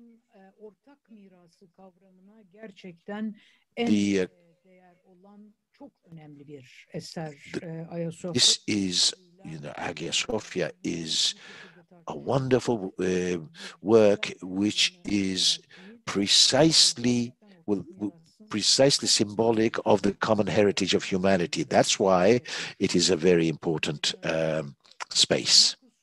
Markus, would you like to add anything to this? Yes, well, maybe starting from that point of, why it is not possible, or how it could be possible to share really a space, like among different religious or other communities. And I think this also has something to do that can be connected to this question now raised again by Umut about the silences. For I think probably one reason of certain silences is that, of course, we are talking about silences of particular communities, like religious community. I was talking about like the community, the Greek Orthodox community, and the community, the political community, or social political community of Kemalist secularists, right? So why are they silent? They are silent for they have nothing to say. And I think this has something to do with like the structure of like Ishtar, you could lecture us about that, but the structure also of secularism and kind of religion politics relation in Turkey. For this is like a question that is directed directly by the state and state institutions, meaning that actually getting back to this question of how could a place which has like shared heritage, how could that lived in a shared way? It is. I think it's probably not possible. Let's say, take a neighborhood where you have like a Muslim community and you have like a Christian communities. Let's say Greek Orthodox community, and you have like a space that has like this shared heritage. The communities could not come together and find a way to share this place, for they are not in charge. It is the state who is in charge. And since the state is in charge, it's a matter of public discourse with like public and with all the contestations around that, which are kind of, it immediately involves all kind of these political debates and competition. And this tends to increase like more extreme positions, and this tends to work against sharing and against allowing for something that is not defined A or B, but something that allows for mingling. I think it has something to do with this kind of the structure of the organization of religion and politics in Turkey. This is like my first, this is not very much thought through, but that would be by kind of immediate response to that. I would be very curious to hear both Umut and Ishtar respond to this. Buna cevap vermek çok isterdim ama gittikçe zamanımız azalıyor. Dolayısıyla son bir izleyicilerimizden gelen soruya yer vermek istiyorum. Daha önceden de sorusunu aktardığım bir izleyicimiz de Mariat Verhoeven.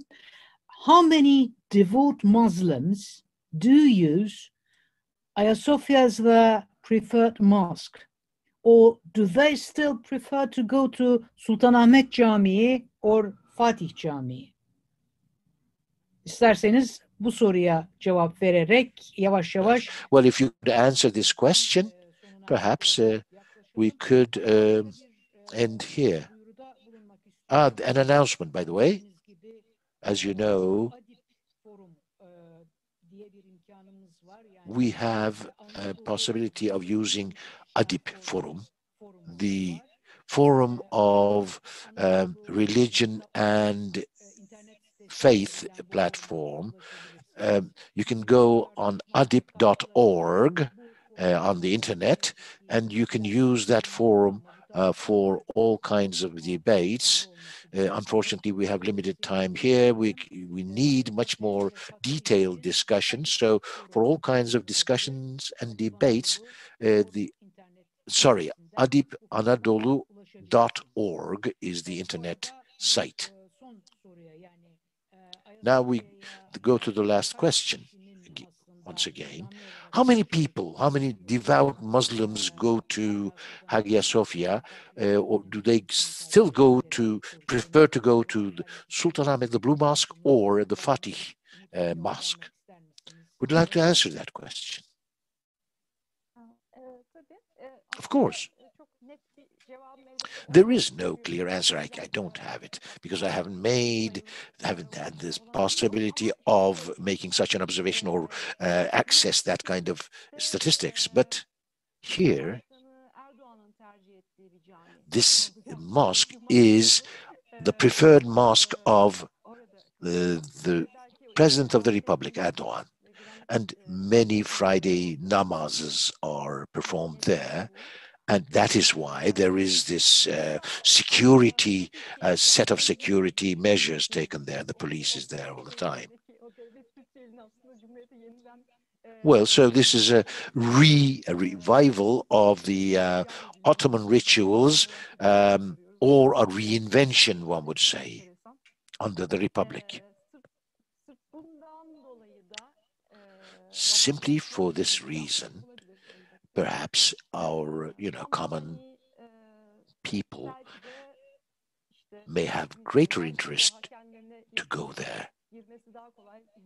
But of course, in general, people may prefer to go to a mosque to pray without their bags being searched, etc., where there is no, great security measures, etc.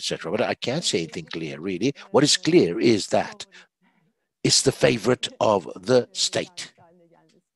It has become the favorite mosque of the state. Well,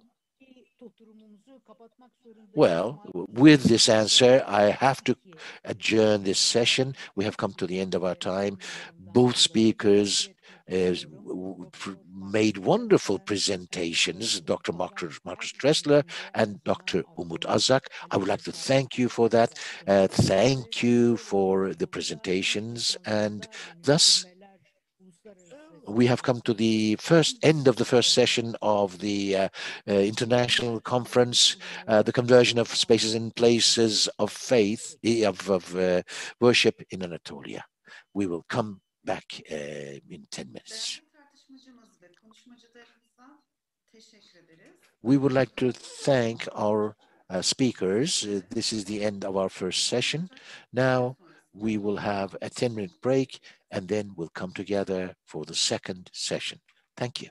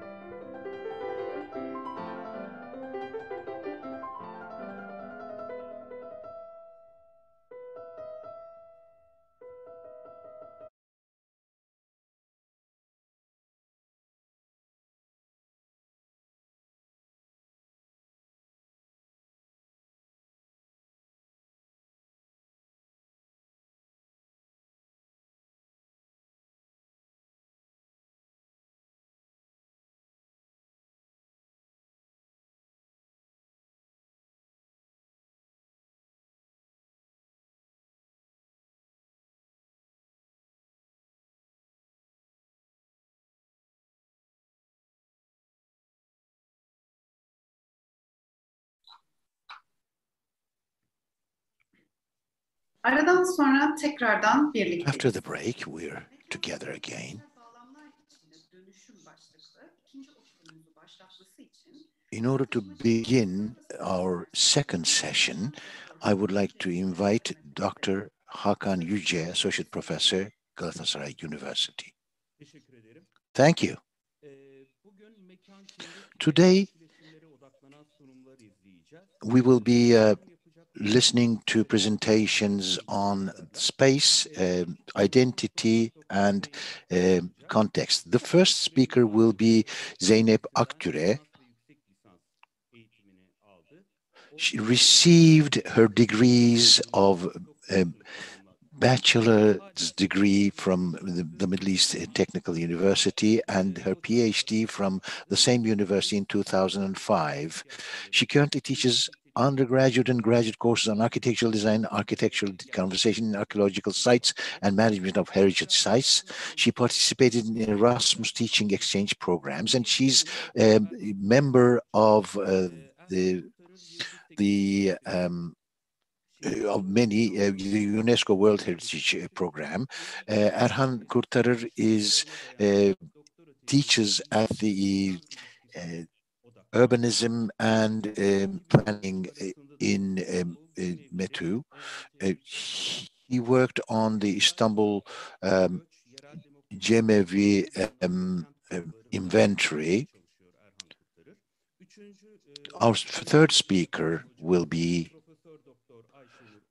Professor Ayşe Nur Ökten.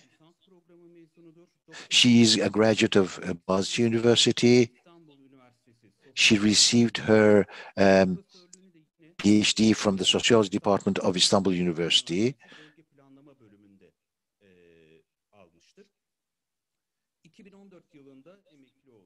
She was she's emeritus professor, retreated in 2004. She works on epistemology and regional geography, human geography, and she publishes in these areas. We will listen to all three one by one after the other, and the first speaker will be Zeynep Aktüre.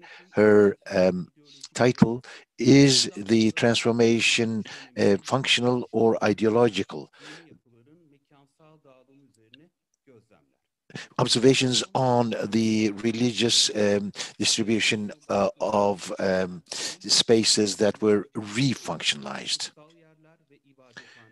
Dr. Erhan Kurtarır will be talking about the sacred places and places of worship as places of transforming identity in changing cities. The Professor Ayşe Nur Ökten will be talking on reflections on belief, identity, and interaction with space. So these are three presentations which really fit together. And as a whole, I would like to thank the speakers and now turn over the floor to Zeynep Aktüre. Hello, I'm very happy to be a part of this event, and let me share my presentation with you.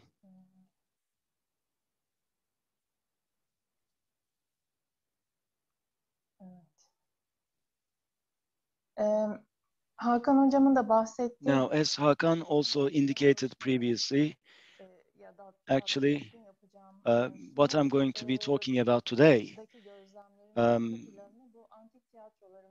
is based on some observations, geographical distribution of ancient amphitheaters and Romanization versus Ottomanization and civilization as well, which is focusing on Romanization. And then what followed suit was states being formed and forced Romanizations in a multitude of separate processes, and the periphery, in a way, contributed to the reconstruction of the empire and contributed to multiculturalism within the spatial construction of the empire. Now, this made Constantinopolis adopt a more Byzantine spirit, and a transformation followed suit, and spatial distribution also gave way to Ottomanization as a result. Now, multiculturalism of the Roman Empire and Ottoman Empire, Anadolu, Selçuk Sultanate, Keykubat, Sultanurum, an epithet used by that empire when they reigned over a majority of Christians, and Mehmet II also did the same. İnalcık says that Constantinople was turned to this city, a Muslim city, by the second Mehmet, and the purpose here was to make sustainable the capital of a multicultural empire. Gerasimos says that in 1850 reforms were stipulated, and after 1453 many buildings were repurposed. In 1455, 42 churches are listed in the registry, and they didn't have community, so they were in a derelict status. And then we have two more lists, and you have 34 churches on these lists. 36 churches were turned into mosques. 28 of these have survived until today, as per several different resources. And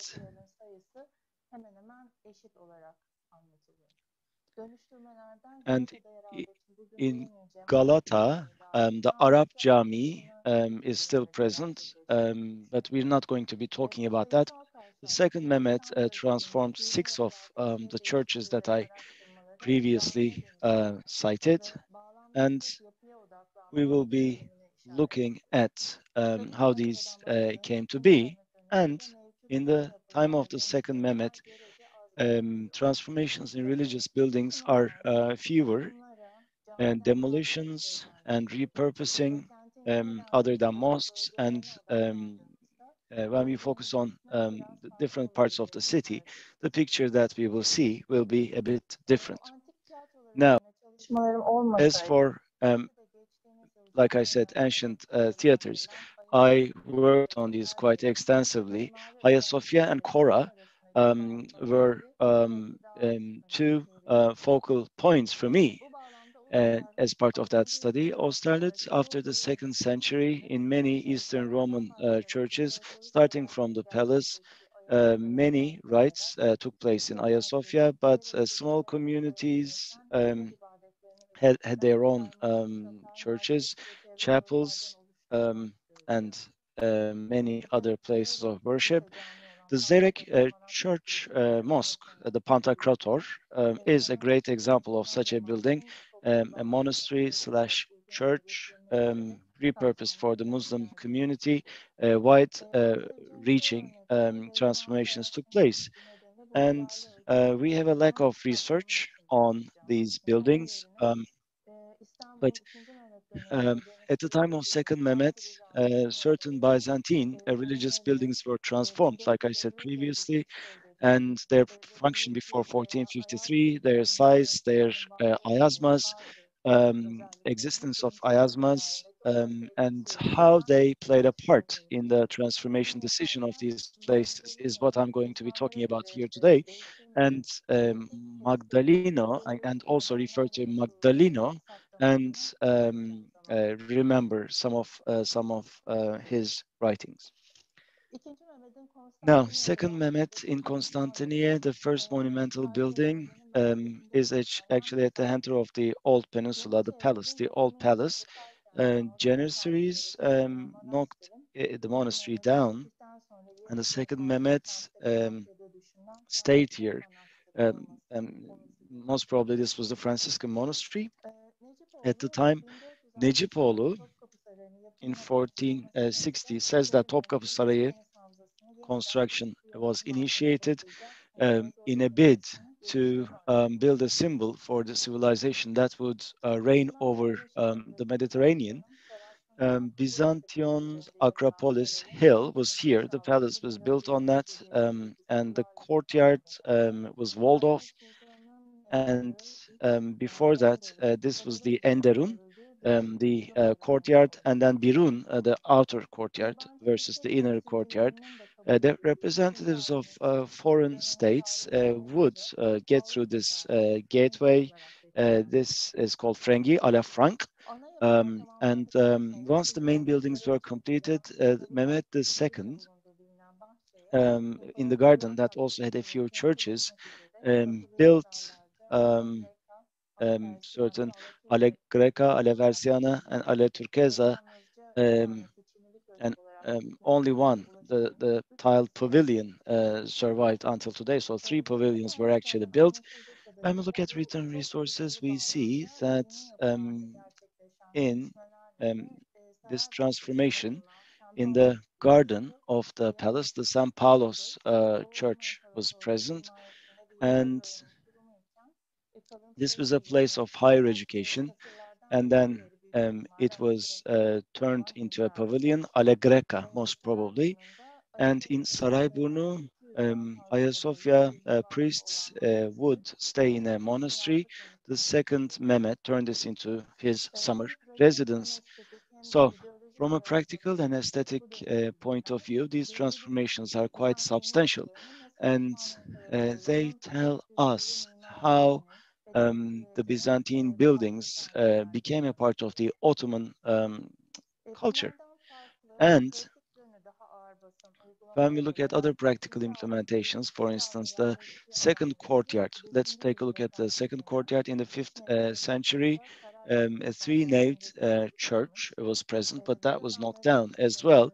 At one time, it was a cemetery chapel, and this was turned into a cistern as well.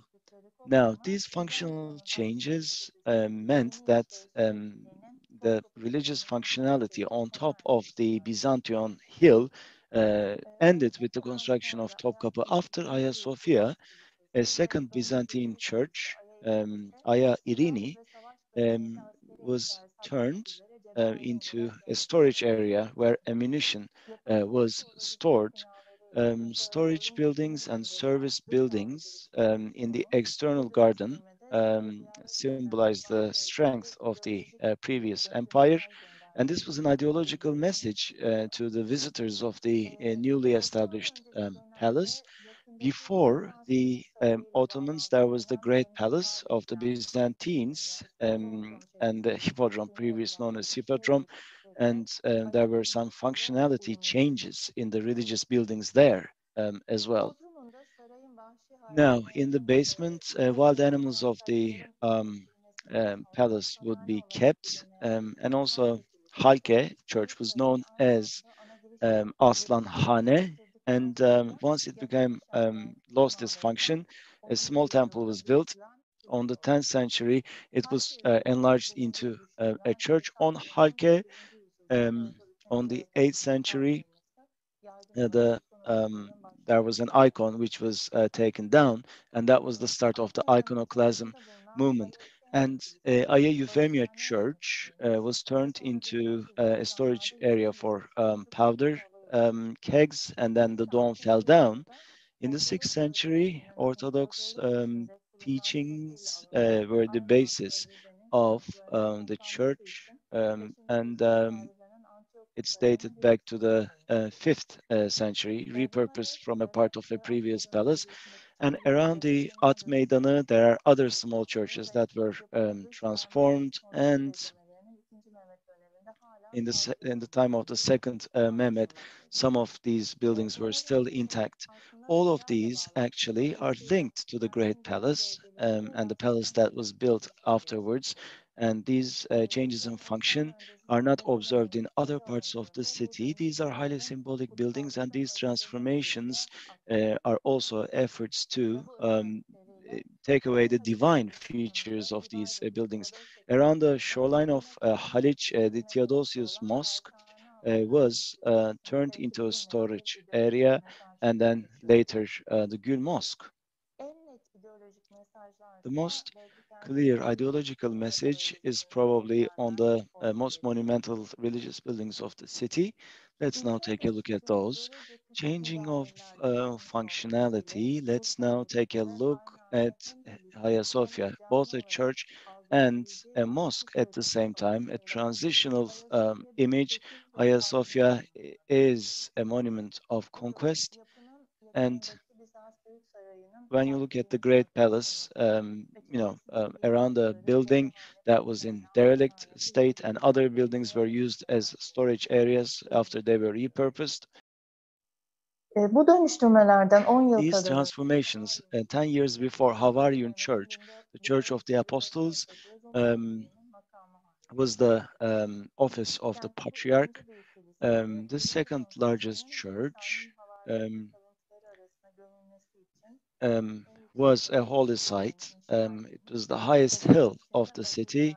Apostles were buried there, and many emperors were also buried there as well. And this was like a monument as well, but it was in a derelict situation, and there were Muslim people living around it. So the patriarchate had to move to Fanar. Today it's known as Fethiye Cami, but it's Pamachristos monastery church. After this move, the Church of the Apostles were knocked down. The second Mehmet's tomb was also put here in a complex. So instead of the martyrdom of the Christian emperors of the city, now you had Muslim emperors buried here. And then the first Fatih Mosque was built, and there might be physical connections between the previous church and this mosque. This was the first monumental church. It was built by a Greek architect. According to Dursun Bey, this was modeled after Hagia Sophia, the first version of Fatih Mosque. And again, this is a testament to the fact that the Byzantine legacy played an important part in formation of the new Ottoman identity and established a link with founding emperors. And from an architectural point of view as well, it served as a symbol of the city.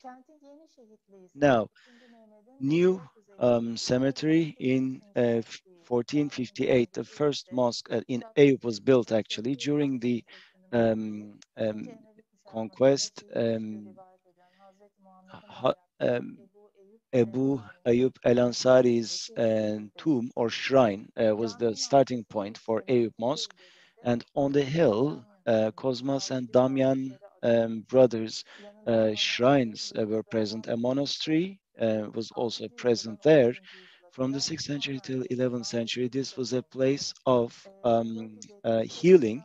In 1470, this monastery's tower was still standing, and a domed church was added to the Eyüp complex, the Eyüp Külliye. So here as well, we see a continuity in the purpose of religiosity, and the ensign of the Prophet was put there as well. And Ottoman sultans would take their swords here in this place. And again, this is quite a link between the new Ottoman Empire and the Byzantine legacy. So the Fatih complex was repurposed. This is, and there are 5 churches in total that were repurposed. The first madrasa in the city was probably in Hagia Sophia, and there were priests' rooms that were used for training. And after 1466, in the north, new buildings were added up, and the second madrasa in the city, the 12th, the 12th century Pantocrator was built after Hagia Sophia. This was also repurposed. Molla Zeyrek Mehmet Efendi is the name of this building right now. 3 churches adjacent to one another were present. There was a monastery, 50-bed hospital, eye hospital, home for the elderly, and library. At the Latin era, this was the headquarters of the Venetians. And in the vicinity, you have a Pantetoktes monastery, and this was turned into an imaret. This is known as Eski İmaret Mosque right now. Actually, in Vefa, there's the Vefa Church Mosque, the Molle Gurani, also known as Molle Gurani Mosque. This has Byzantine catacombs or tombs underneath, and this is the church of 3 monasteries that used to stand there, most probably. Bozdağ Aqueduct, you have the Kalenderhane Camisi or Kirotisa Church, and by 2nd Mehmet, this was given as a tekke to dervishes, and it was given the name Kalenderhane. Apart from Hagia Sophia, we have these 4 examples. At the time of the conquest, these were not at the heart of the city, but they were populated by Muslims after the conquest. These were all derelict buildings, and they were repurposed, these monasteries, because of practical purposes. These were repurposed, and the 2nd Mehmet attached importance to lodging, housing, and education right after the conquest of Constantinopolis. Now, let me finish with examples where churches continue to serve as churches. Hagia Euphemia, Havarion, where saints' relics were kept, and the 2nd Mehmet collected the relics for his own collection, it is known. And in the 5th century, Basilica Cistern, around Basilica Cistern, there was a building, one of the most important churches, Hypoparetia, dedicated to Virgin Mary. Certain relics were kept, and after certain restorations, again, it was there in a derelict state, and the 2nd Mehmet restored it in 1485. It was turned into a mosque. The 1st Constantine died on the 21st of May, and relics were kept in Hagia Konstantinos and Hagia Elena church. And after 1453, Orthodox Karamanlıs were brought in this area in Samatya. It was in a derelict condition, and it was turned into the Karamanlılar church afterwards. And the 2nd Mehmet in 1461 appointed a religious leader from Bursa, brought them to Istanbul, and Panaya Peribeptos monastery was populated by Armenians, and it was used as a patriarchate building. It was given the name Surkevork, so it changed hands, but that's why it's known as the Bloody Church, because of the changing of hands from the Greeks to Armenians. In 1641, it was taken over by the Greeks, the Kumkapı Surp Asvasatsin Patriarchate, Akasius, Metrafanes churches were built on these. It is thought in the basement of the church, Ayas Terafos Ayasma became or lost its function. As per Inalcik's data, in 1456 in Samatya, 42 Jews, 14 Greeks, and 13, these are families, Muslims, were living. The last 2 questions or examples actually give us an idea about the cultural transformation in the region between different religious Christian communities. And also, as we can tell from the pictures, last the 3 buildings were extended and a new architectural language was used.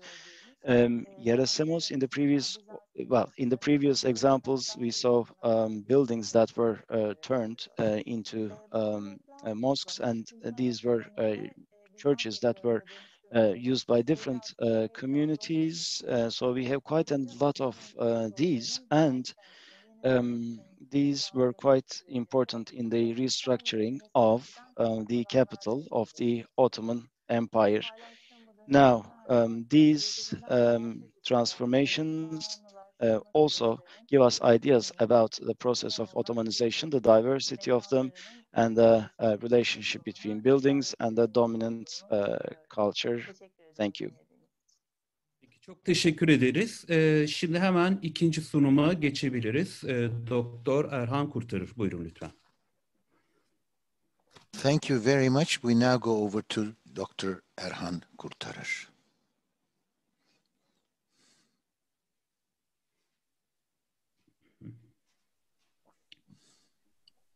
Merhaba, pardon.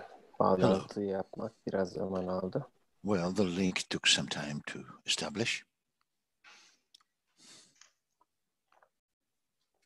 Şu an yansıdı mı acaba? Can you see my presentation? Evet, problem yok. Well, no problem at all.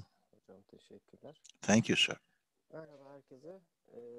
Ben aslında bugün son anda çıkan bir talihsiz bir sağlık durumu sebebiyle Well, because of a special and immediate health problem that I had, I was not going to be able to participate, but finally I felt good, and so I came to make my presentation. I'm not going to stay long, I'm sorry, but I will try my best during my presentation. Together with this presentation,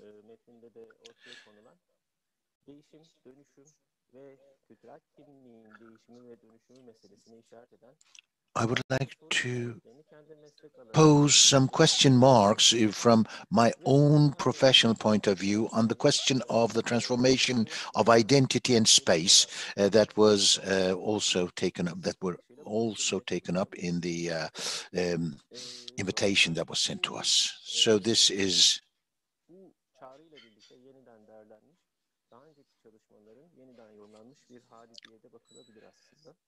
well, yes, this is a reinterpreted version of what was discussed in that invitation. Well, now the world is becoming urbanized.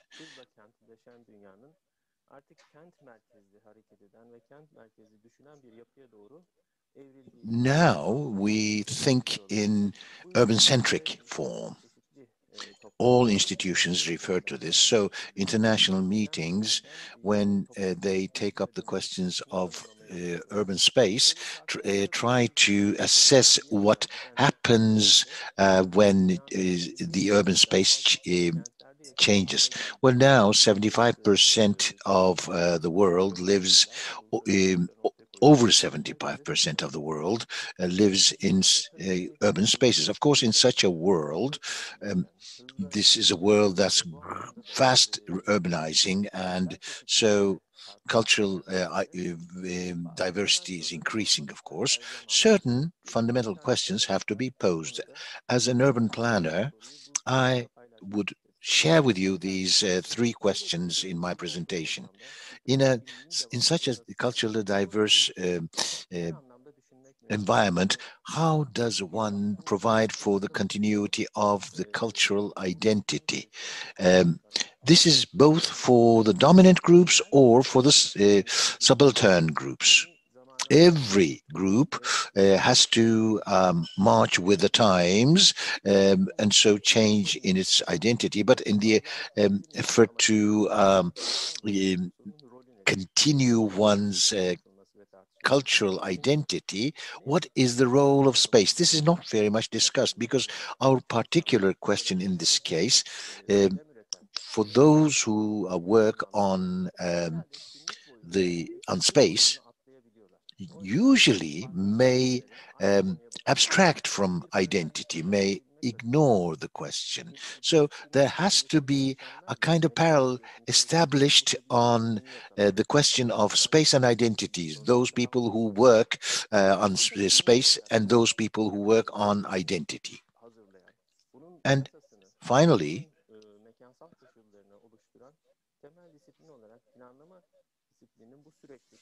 what is the role of planning which really prepares the future of these urban spaces? On the question of cultural identity, space and planning, let's say a few things. Well, in the text that we sent you, a lot of detail is taken up on this question, but I will only touch upon certain questions. First of all, as a component of cultural identity, the identity of faith and religion really carries the marks of the past and overlap with the cultural traditions of the place in question. On the other hand, says the speaker, is the question of coming out on public sphere, on the public sphere. Faith and religion based cultural identity has to become public, it has to become visible, and it has the tendency to become spatialized. These public spaces serve to make the cultural identity visible and make it spatialized. This is in the nature of the culture in order to preserve the identity. Of course, when one does this, the public sphere, we should not forget that the public sphere is a space for domination. If this society is a society that has developed the skills of making different cultures and identities coexist, then of course the problem may be solved. But then if not, then you have to, I mean, this minor or subaltern identities have to receive the filter, go through the filter of the hegemony.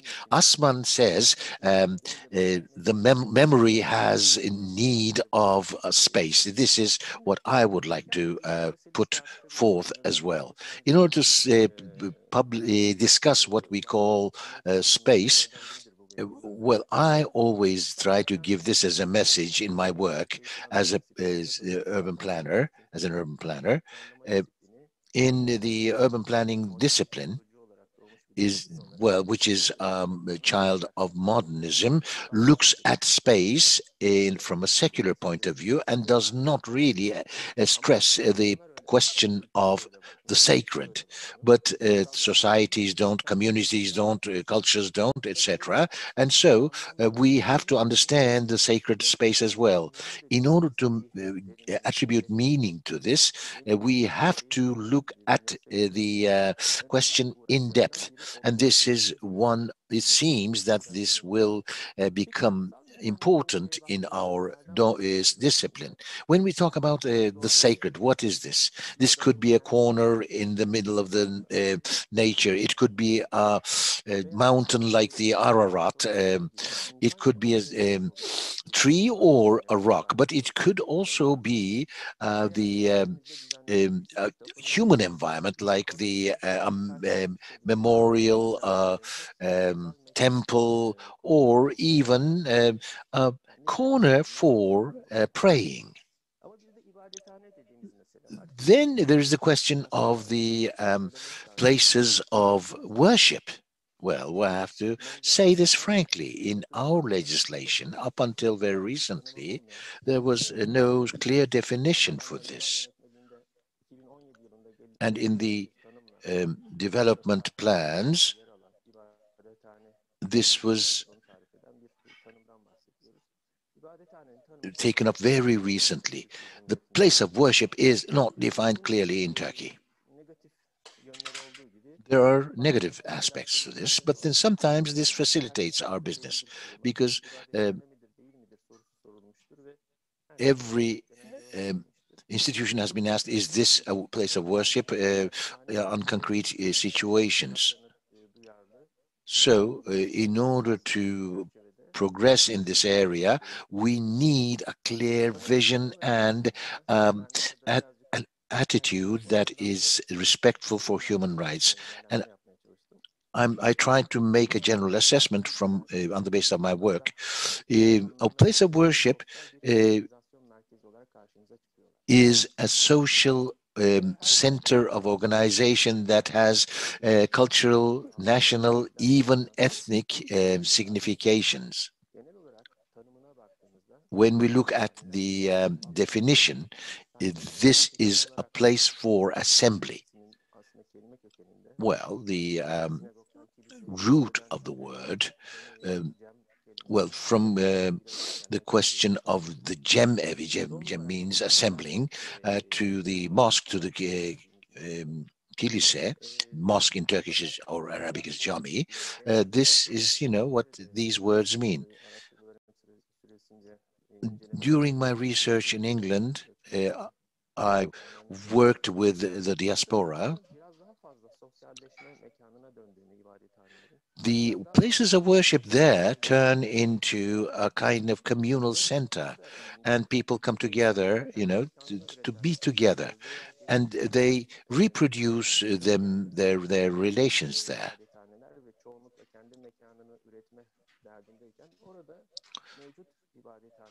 Places of worship usually tend to reproduce their own cultural identity, but there the cultural, the religious center becomes a kind of assembly place. This is the Shacklewell Lane Mosque in London, the Ramazan-ı Sherif Mosque in Turkish. This was a synagogue in the past, but then a Turkish Cypriot community bought this and turned into a mosque. You see how the Qibla is different here. They need to stand diagonally. Of course, the mosque is different from the synagogue. The synagogue has no space for the Qibla, but because this is a historic heritage site, they were not able to reconstruct it, and it was just converted into a mosque. But the one advantage is that there is a distinction between the places of worship between men and women, and this facilitates the situation. This is the first cem evi in Cem House in London. And the space for this cem evi was, in the past, a textile factory established by a Jewish businessman. So this is a public space that was created by converting just one floor of that building. So this question of conversion, depending on the needs, can be met in different manners, in different geographies, under different conditions. Well, in Turkey, when we look at the question once again, during my work, my research, I visited Greek Orthodox and Armenian Orthodox churches, and they said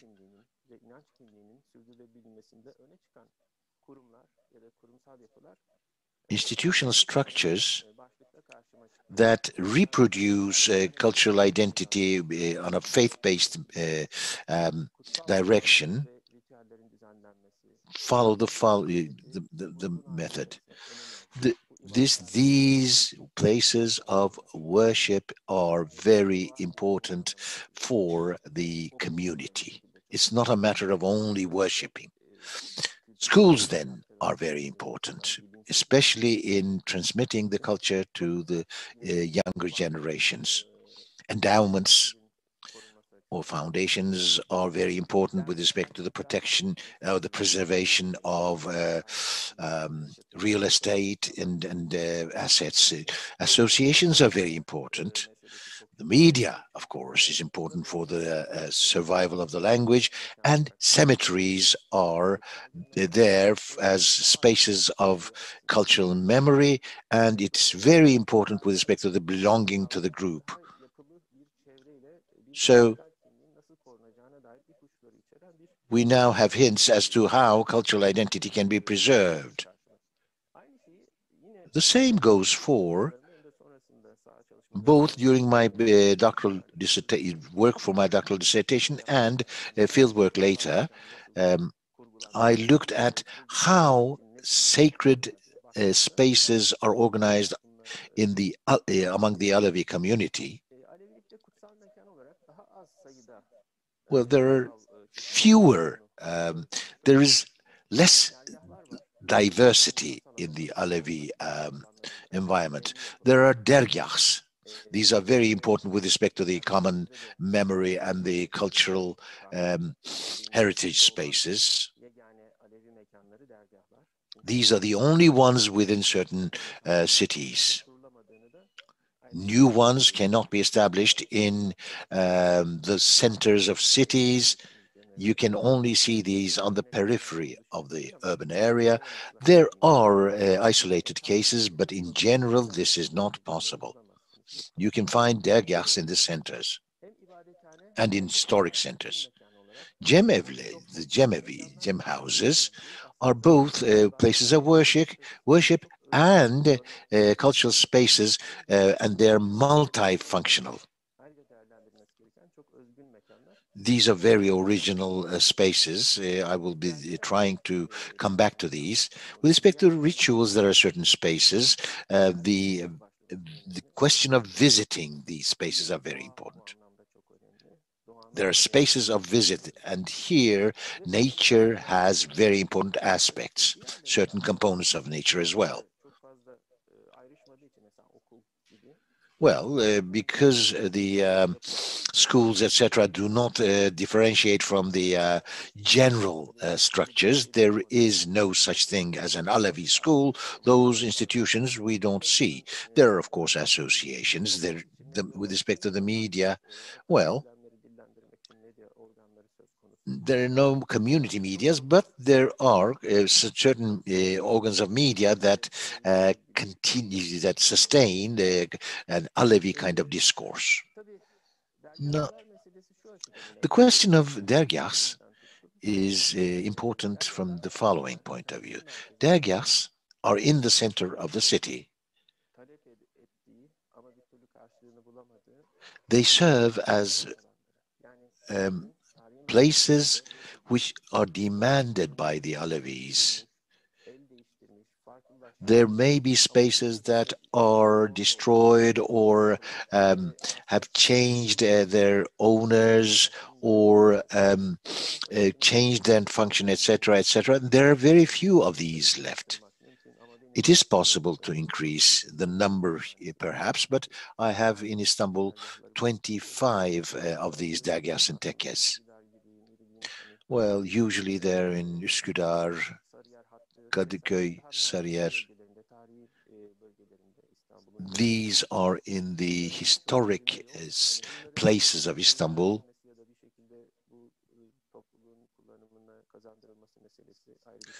Well, these are not, these cannot be used, many of them, but they have to be restored. There are only 4 that are still extant. One of them is not a dergah anyway, but they are spaces that strive to continue the cultural identity. When we look at the gem houses, they are multifunctional. Well, one is that these are spaces that were established by the community, for the community. Not looking at the form of the space, they really eclectically form the space in a syncretic manner. This is how they were established. Because there is no supervision authority, the gem houses are really shaped by the needs, social, cultural, and faith centers are how they serve. From this point of view, they have very specific characteristics. perhaps in the future, well, the global goals of coexistence really may be a kind of overarching structure under which these gem houses can serve. When I visited these, I took down the different kinds of activities. There may be other activities, but let me tell you, but there is from ballet all the way to zikr, there are different kinds of activities. There's a lot of education given. Well, there are also, dental polyclinics in Kartal, for instance.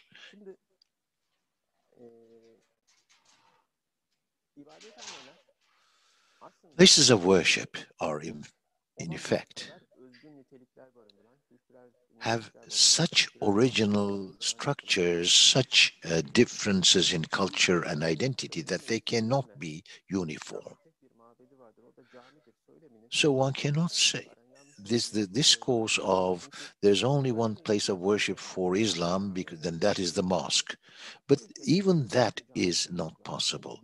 Every country has a kind of mosque that is peculiar to that country, because the cultures are different, the languages are different. So you can, narrow down to the subgroups, etc., and they want their mosque to be the way they want to run it. So these are all intracultural questions. It's part of the culture. The overall orientation is, of course, the same, but in the implementation, there are differences. What are the differences between the mosque and the gem houses? Well, first of all, there is the language difference. In the mosques, you pray in Arabic. In the gem houses, you pray in Turkish.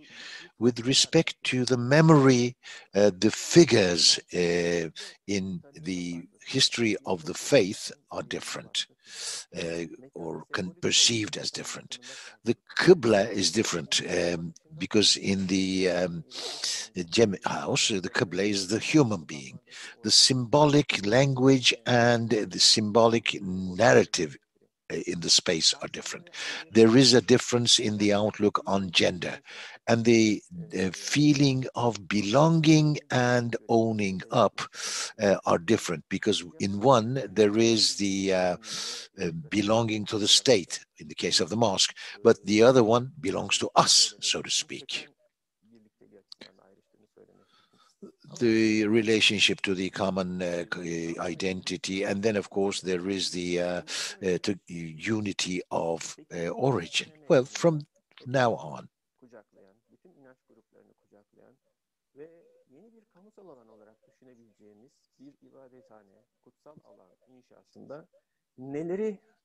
what should be taken into consideration when we are conceiving of a future space of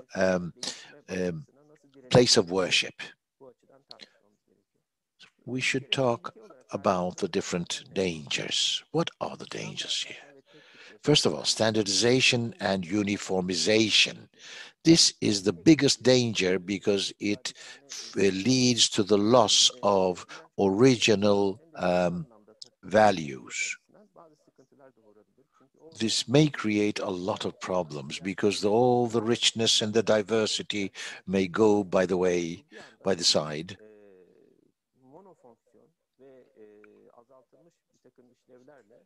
With decreased functions, these places may lose their real social function.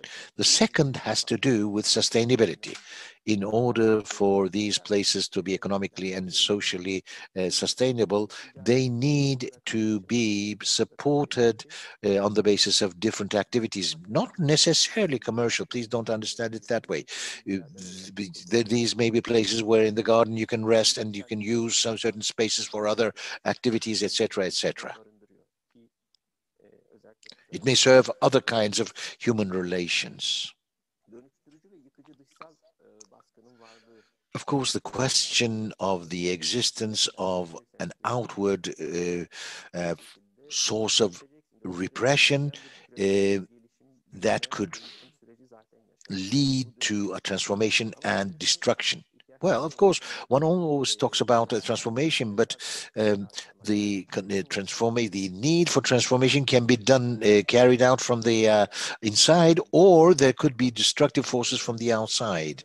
Here, the decision should be given from the inside. The question of legal status and questions of property. Because many people don't know this. When I visited these places, does this have a status of place of worship? Yes, we talked to the municipality, etc. But when I looked at the development and zoning plans, there is no such a breakthrough. These problems have not been solved, and this is a very serious problem. From the point of view of development, legislation, we still have a problem.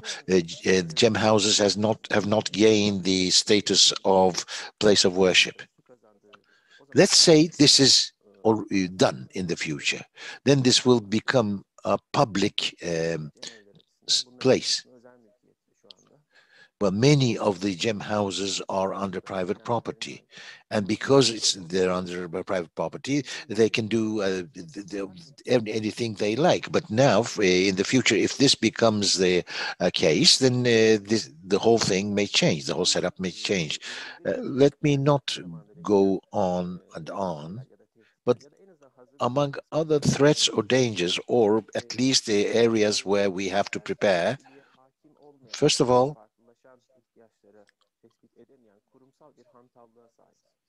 well, these have a kind of institutional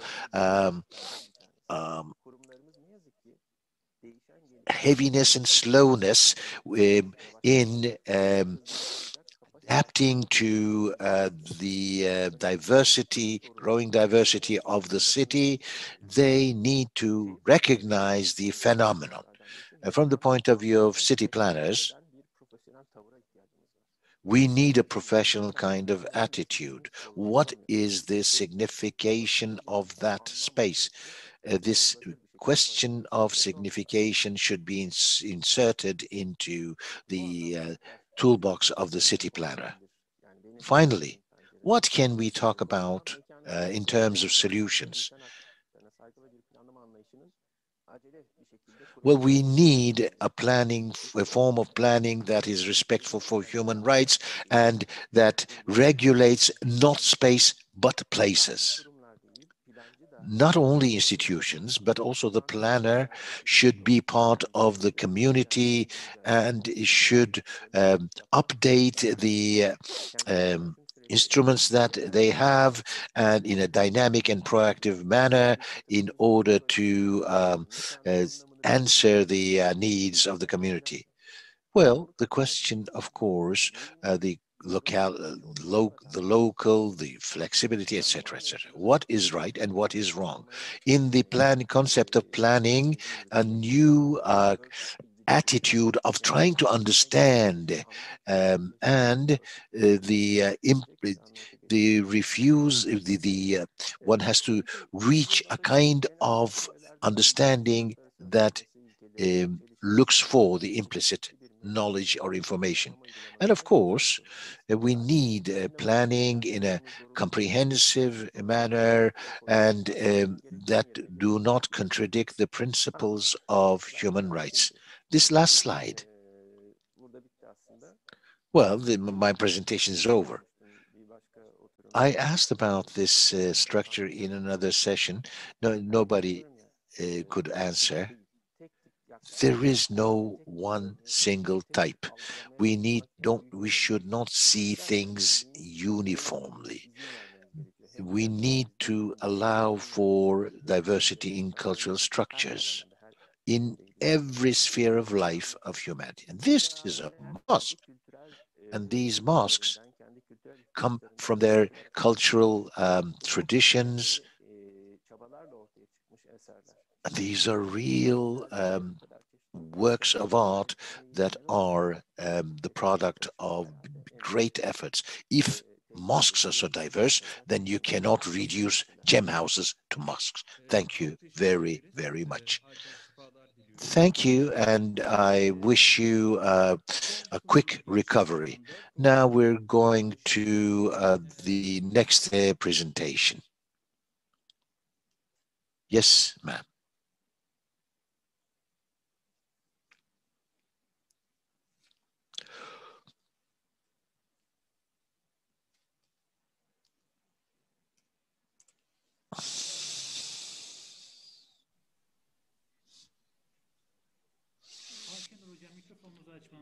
Please unmute your mic. Sorry, I forgot to unmute my mic. Just a little bit of correction.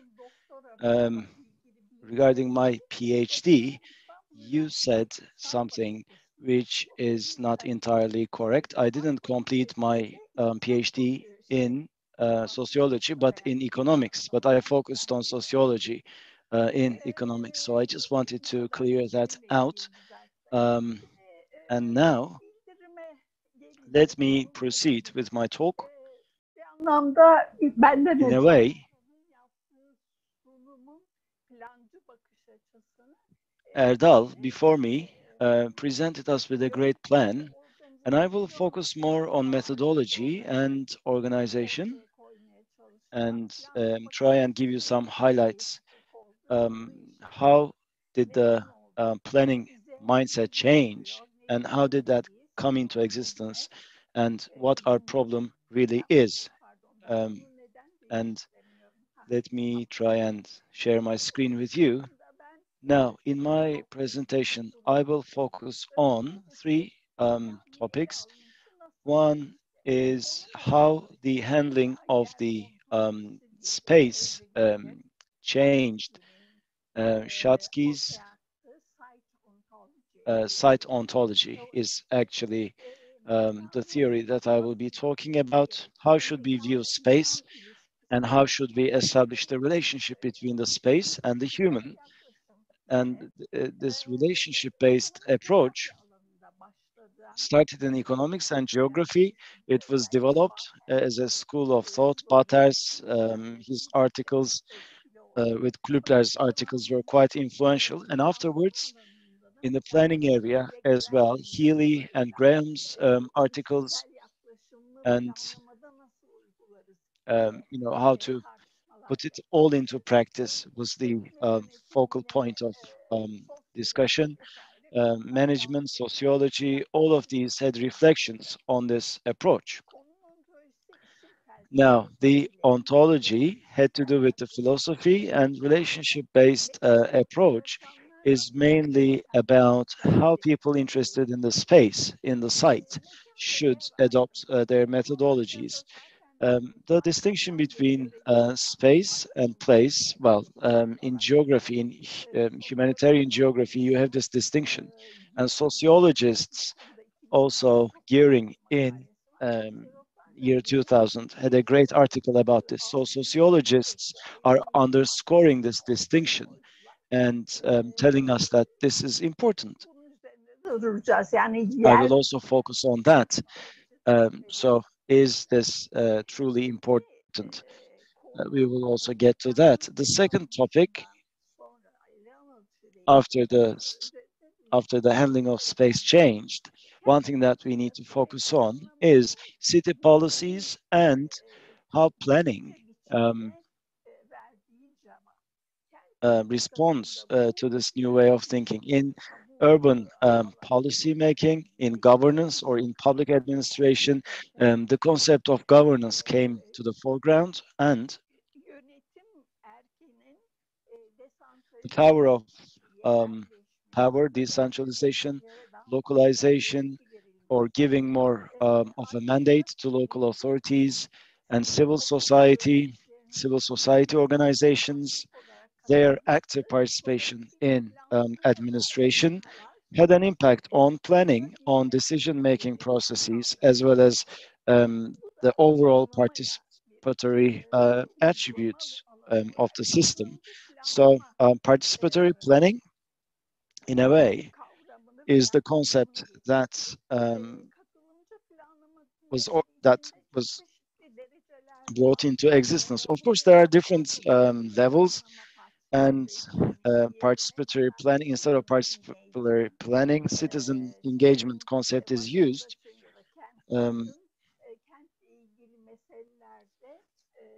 Which means that citizens should dedicate themselves to certain topics, or sort of should dedicate time and assume responsibility for certain matters. But by and large, regarding the city and policy and planning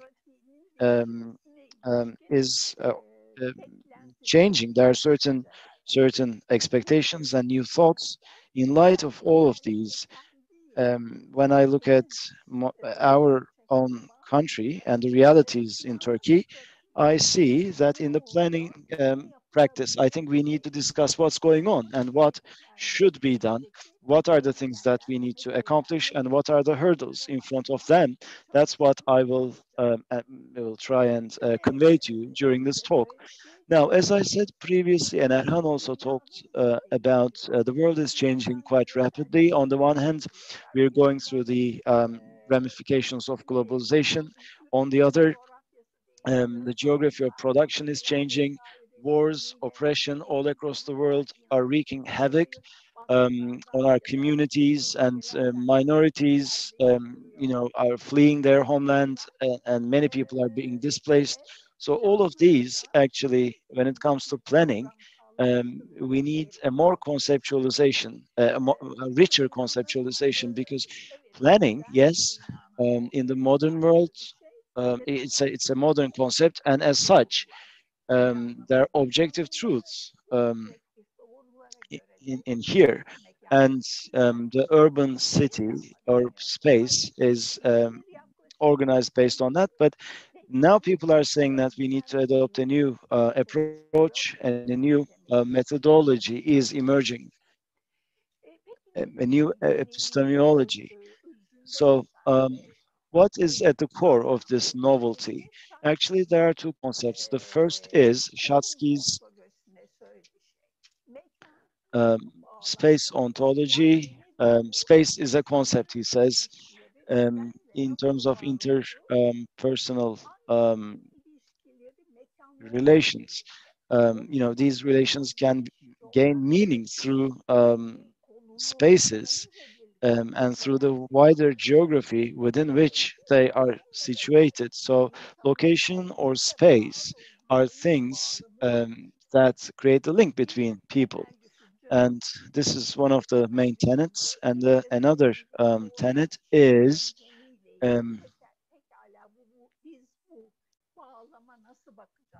so how are we going to make sense of this concept?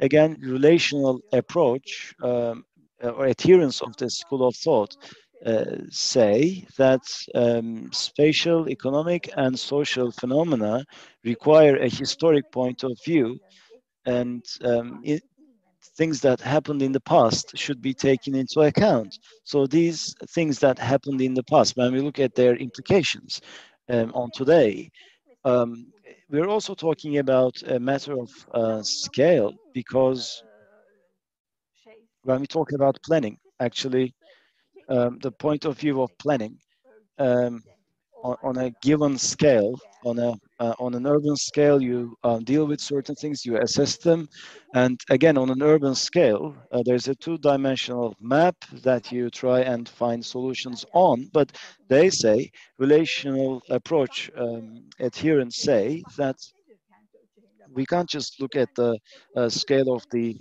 city.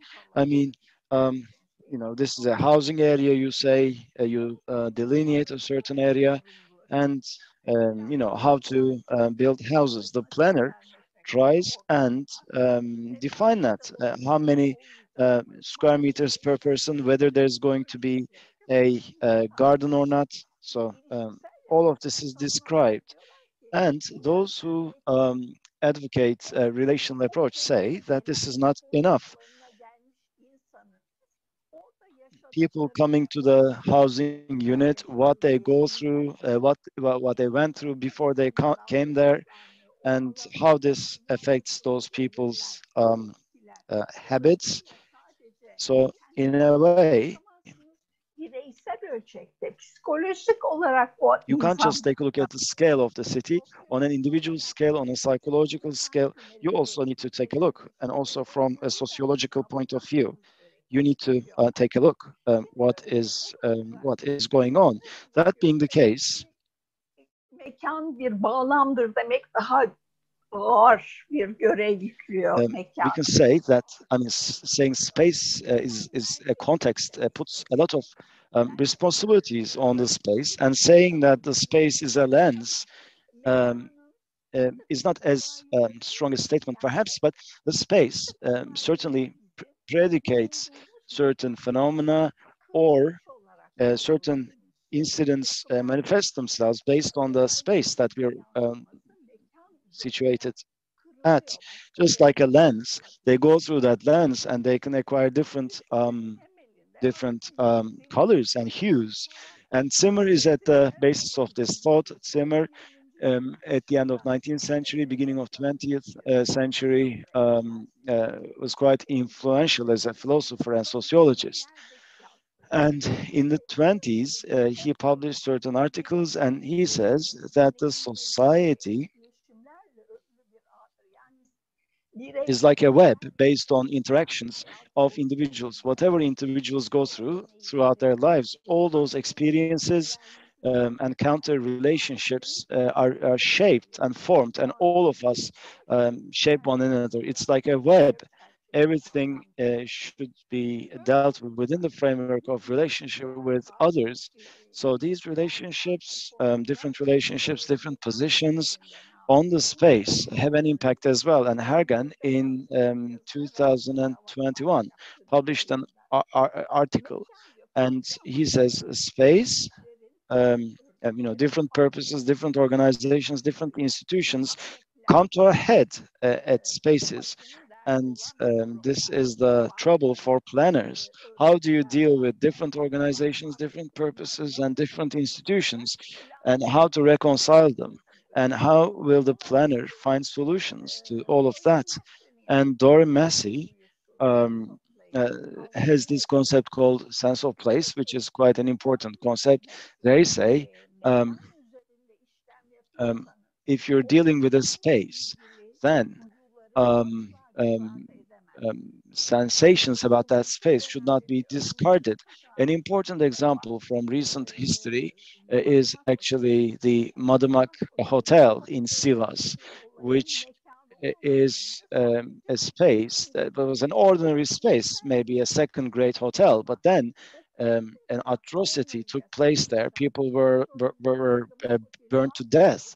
It was a catastrophe, and that place is no longer a hotel. It is a different sort of place. And those who do not get that those who cannot internalize the importance of that sensation, those people have no qualms about turning it into, another commercial building, because in the plans, it's a commercial building. And many people wanted that place to function as a commercial place, a commercial building. But then there was a huge backlash because people have these sorrows and these sentiments about that place. So you need to adopt a different point of view for that place from that point of view, after that point in time. Where does worship come into play in terms of methodology and organization? Worship is social and individual as an act, and for this act to be carried out, every space needs to be organized and things need to be put into order. And also you need social organization for worship to take place. So in the area of planning, when we deal with places of worship, we need to adopt a different point of view, a more pluralistic point of view, I would think. And in these places, how do you deal with the organization, such as some place like Hagia Sophia, if there are different demands, if there are, I mean, yes, it's all worship at the end of the day, but when we're talking about different groups, faith groups, how do you do that? Or how does a planner get around to that? Because a planner needs to propose solutions, and the planning entity, how are they going to be impacted by that? So actually, as an organization, when we look at the planning organization, actually it carries two meanings. The wide angle would be the organization, urban versus rural ways of living, and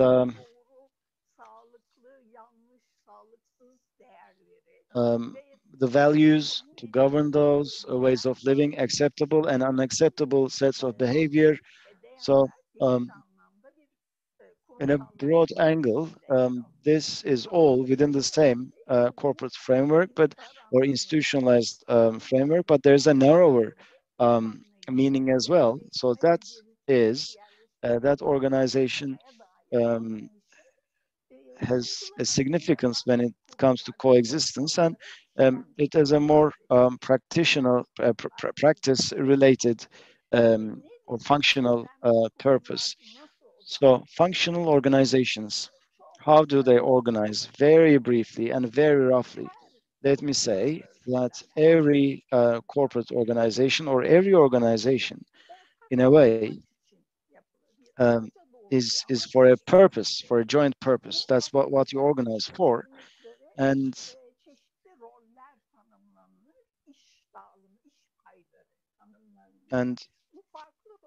there are different roles and responsibilities, terms of reference, a sort of a hierarchy. And these roles are assumed by certain people and certain organizations, how to act, how to behave, and in order to fulfill the ultimate goal, which rules need to be adhered to, and so on and so forth. All of this needs to be put down and laid down. So these organs of planning, these practitioners or implementers act within a framework of certain aims and certain definitions, and that's what they need to be working towards. And there's a problem in all of this, which is this. Defining means making sweeping statements or generalizations. Place of worship. What constitutes a place of worship? When you define that, you delineate things and you make a generalization. And that those that outside that generalization, all of a sudden, places are not dubbed places of worship, but for those who use those buildings, they're places of worship. So actually, Kong's official sacred concept comes into the picture. In our own part of the world, we see this quite often. Place of worship equals a mosque, or what is defined by law. These places are places of worship. Anything that falls outside that category cannot be seen as places of worship. Is Cemevi within the definition? No, then a Cemevi cannot be a place of worship. This is how things are. Definitions and definitions by and large mean generalization. So whether it falls into that or not, whether it falls into the mold or not, is what you look at. So inclusiveness, diversity, or in urban life, in planning, these principles that you'd like to adopt, or these principles you want to implement, are impeded. So how do you achieve that? In the practice of planning, can we come up with new solutions, or should this fall within the remit of the planning organization? To the right, you see some boxes and objective conditions and functional conditions. Now, there's a practical approach, and this is what it means, right? For an organization, you can set rules. You can say this person is going to be the director, and you have, you know, 2 auxiliary directors, and so on and so forth, and you can come up with terms of reference and tell them what to do. But if that implementer organization does not have the necessary objective conditions like the technical infrastructure, computers, employees, if there's a training deficit, if they lack planners, if they're not well trained, then that in practice means that you will not be able to fulfill your responsibilities. And in order to implement them all, implement your purposes, things can get complex. In order for this to be implemented, the geography in which this space is situated has to interact with the institutions, because the conditions of life cannot be ignored in that locality. So the generalizations really cause problems because it ignores local culture. You cannot ignore these. So the planning institution and the operational organs that implement these plans are face to face with some fundamental problems or questions. One last slide. After having said all of this, when we look at the Turkish situation, what kinds of difficulties do we see? Well, difficulties in the way of the practice of planning in order to sustain the diversity in a multicultural city. There are many, but I chose 5. First, this is stressed in the literature. There has to be established a relationship between the geography of diversity and its representation. Those who write about this say that even if you want to represent this diversity, even here there's a problem because there are different faith and religion groups. So there needs to be solutions in order to reflect this diversity in space, because within the religions there are different faith groups. So you have to provide or produce a spatial solution to this problem. And then there are changes coming over time, and this is, you know, a requirement for flexibility. Can planning be so flexible? Well, second question is the climate produced by the politicians. This, of course, has its impact on practice in every areas. Many symbols in public spaces and the regulations in the public space. Well, you can think of Hagia Sophia as an example. The climate created by these elements then of course reduces the possibility of solution models in practice. So there's a serious problem if this is the case. Then there are contradictions created in the urban planning policy by the political climate. We have, of course, experienced this lately. It was in 1996, the Habitat 2 was held in Istanbul.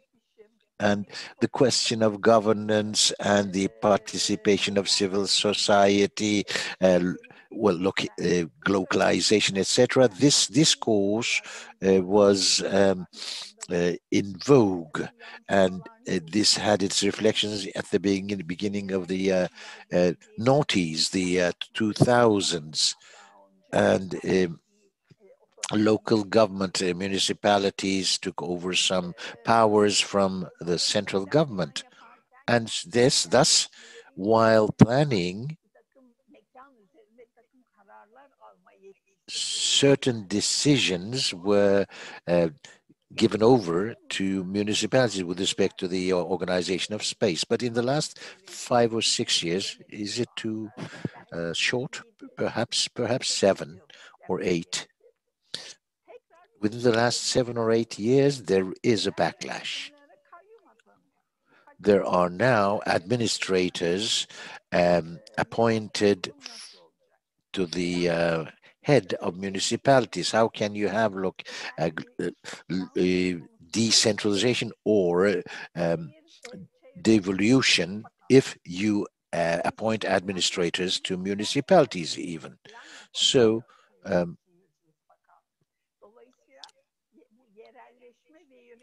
this devolution and governance really were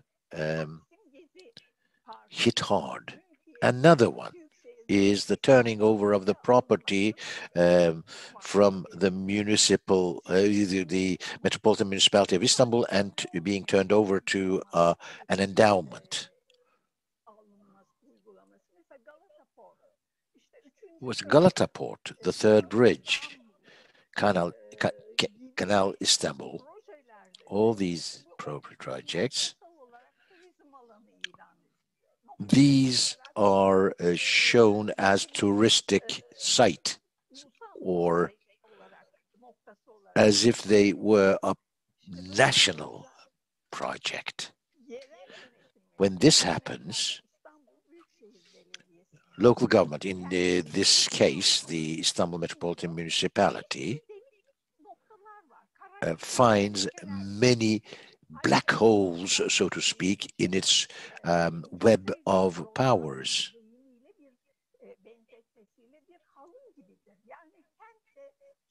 But the city is like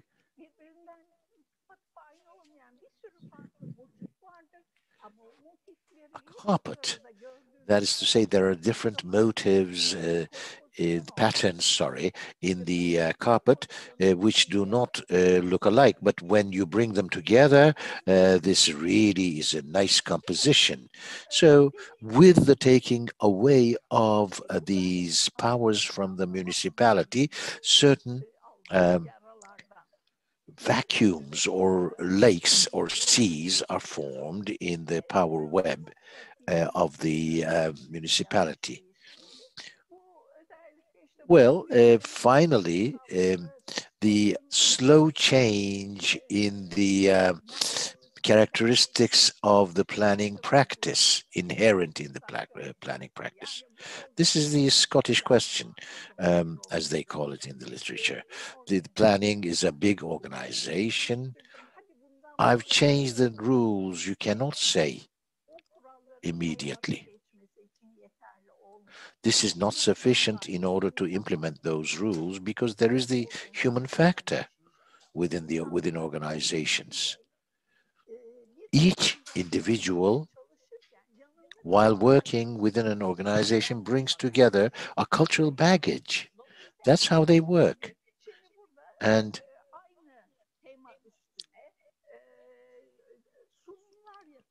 well, we are making presentations on the same theme, but we have different presentations because our cultural and knowledge baggage is different. So in planning, participatory planning, in order to implement multiculturality, this is the type of solution proposed by planning experts, but in order to participate, we need to learn planning, how this should be implemented.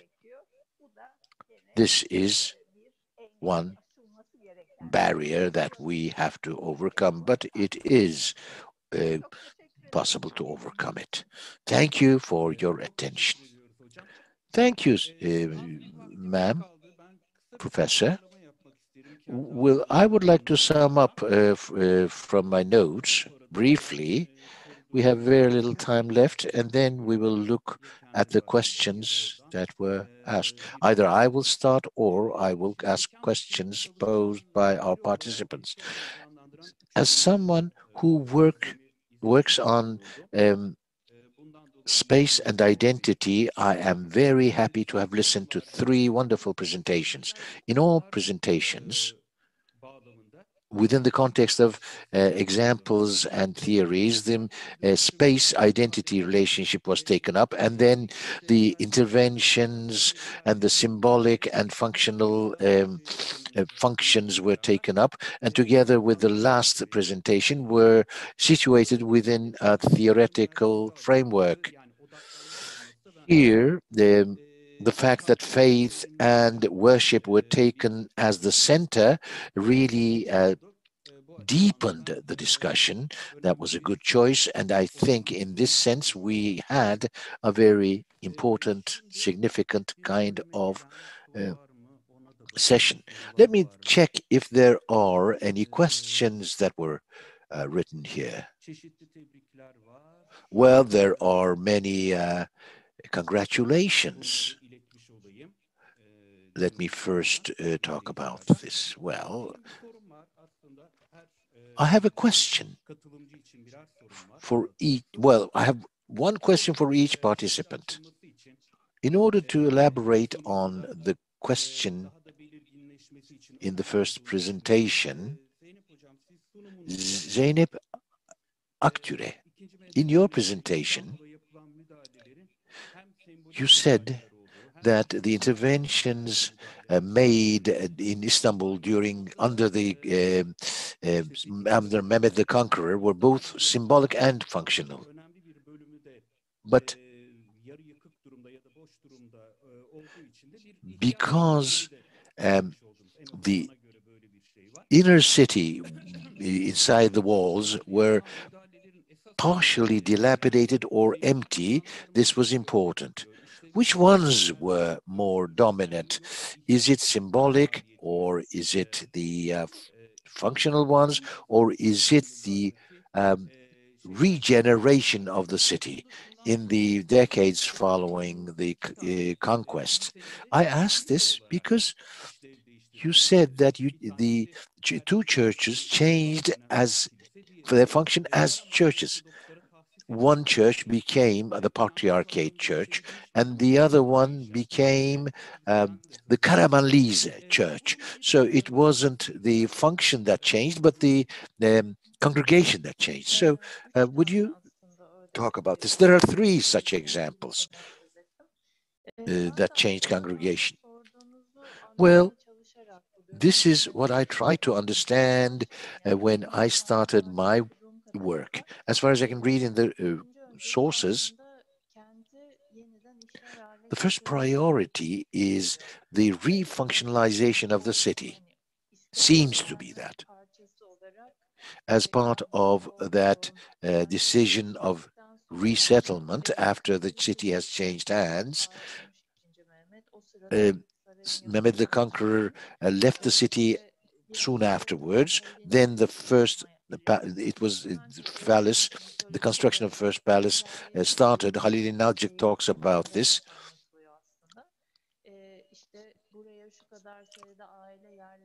So many families should be resettled here is a beginning that they made. Later, these families were settled in compulsory manner. So the multicultural population structure, well, was a reflection of the empire. So perhaps if we look at the structures that changed hands from this point of view, for instance, in the pre-Ottoman period,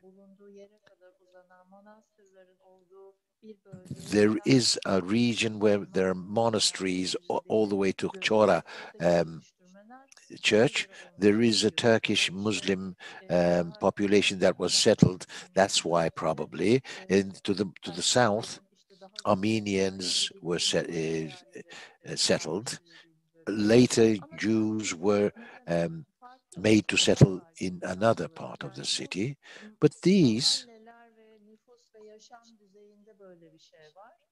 are at the level of neighborhoods, population, and life.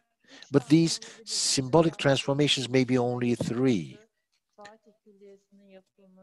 The building of the Fatih Külliye and the transformation of Hagia Sophia, perhaps those three are as important as this conversion, and they probably have ideological signification above all. So I'm really hard-pressed to say whether the weight lies here or there.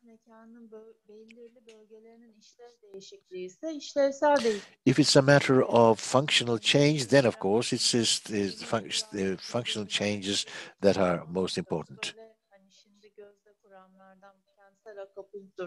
O noktaya bir şey yapıldığında geniş etkisinin olacağı bir kent müdahalesi. Well, if you do something in a certain region of the city, then there, of course, is an intervention there and has an impact there. But then the impact of all these interventions are so great that you can probably see all three areas as equally important.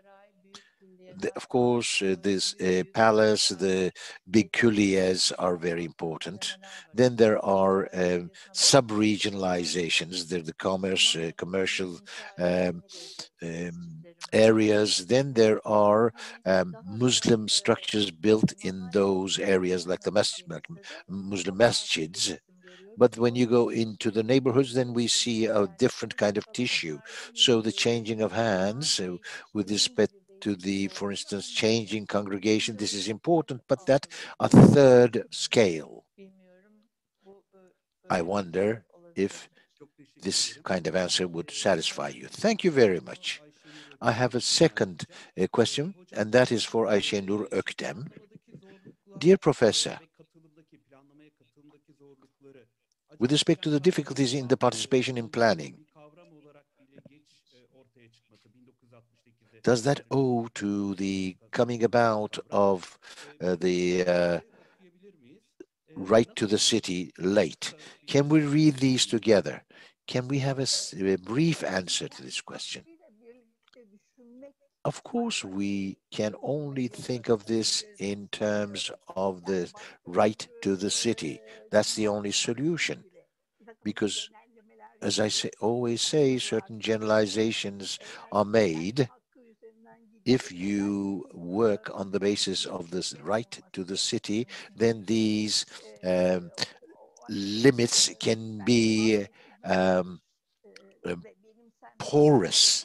So the right to the city is indispensable, and it's necessary for a scientific approach.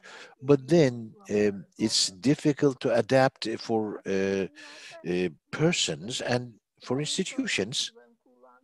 Economic geographers use a concept of institutional dependence. An institution tries to protect itself. It's a matter of survival. They cannot change. They find it difficult to change. So there are certain techniques of implementation that are learned through practice. And now someone comes along and says, change this practice. And then there is a kind of conception that is based in these practices, and that does not admit the right to the city. So we have to change our philosophy of outlook on the city, and that's a normal kind of process. Thank you. Unfortunately, we have to end this meeting because the next session will start immediately. You can always send your questions and comments through AGİP forum, that is to say, Anadolu.org.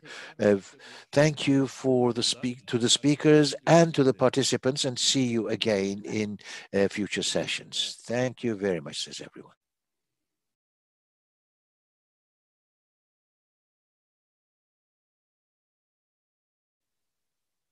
Oturumumuzun değerli tartışmacı ve konuşmacılarına teşekkür ederiz. Sonraki We thank the speakers and the discussants. We will have a 10-minute break. We will get together in 10 minutes. Thank you.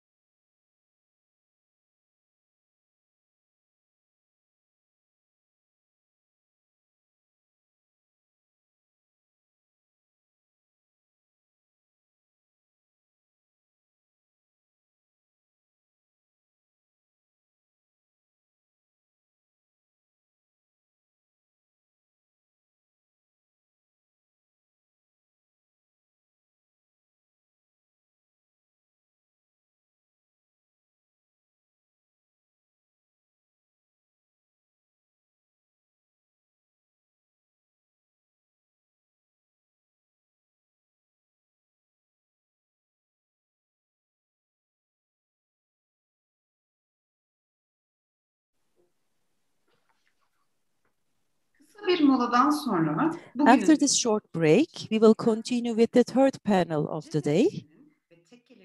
We will be discussing the dynamics in the transition of Cemeviz and Tekkes, and I would like to give the floor to our discussant, Professor Dr. Ayhan Kaya from Istanbul Bilgi University. The floor is yours. Thank you so much. I would like to welcome each and every one of you. This morning, we started the day, and so far it was extremely joyful and enjoyable, and I'd like to really thank wholeheartedly the organizers, and with your permission, I would like to mention two names. Mr. Doğan Bermek and Miss Vanessa Obaldía. They have really worked very hard for organizing this invaluable conference, and also there are many names that I cannot list at the moment, but there are many of them. So I would like to thank each and every one of them, all the discussants, all the panelists, and attendees, of course. Now, in this panel, we have two distinguished speakers, Cemal Salman and Lucia Kriyanis Salazar. We have two distinguished social scientists with us. With your permission, I would like to briefly introduce the panelists, and right after that, I will be giving the floor to, first of all, Cemal Salman, and then to Ms. Salazar, and each will have 20 minutes for their presentations. Cemal Salman is a member of Istanbul University Political Science Faculty. He's been working on various issues since his graduate studies. Very briefly, for example, he worked on Alevites in Germany, Alevites in Britain. He's been also working on the Syrian refugees in Turkey, and in general, he specializes in migration, city, and places. The other speaker is from Mexico, Ms. Salazar, and she is currently continuing her PhD studies at the Freie Universität in Berlin, and she is writing a dissertation on the transformation of the Sufi lodges in Turkey after their official closure, connecting the different forms of tekkes that exist nowadays with the historical narratives from contemporary Sufi communities about the law that banned the Sufi orders.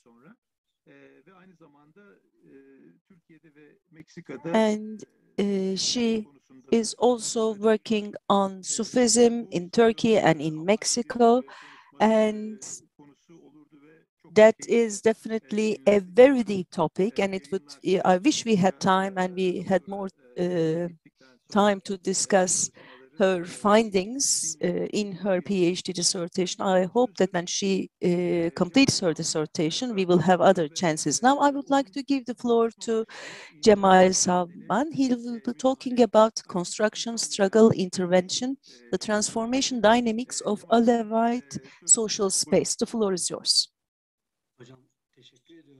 Professor, thank you very much. First of all, I would like to say that I'm very honored to be speaking at a session where you are a discussant. This is very important to me. And thank you very much for being with us.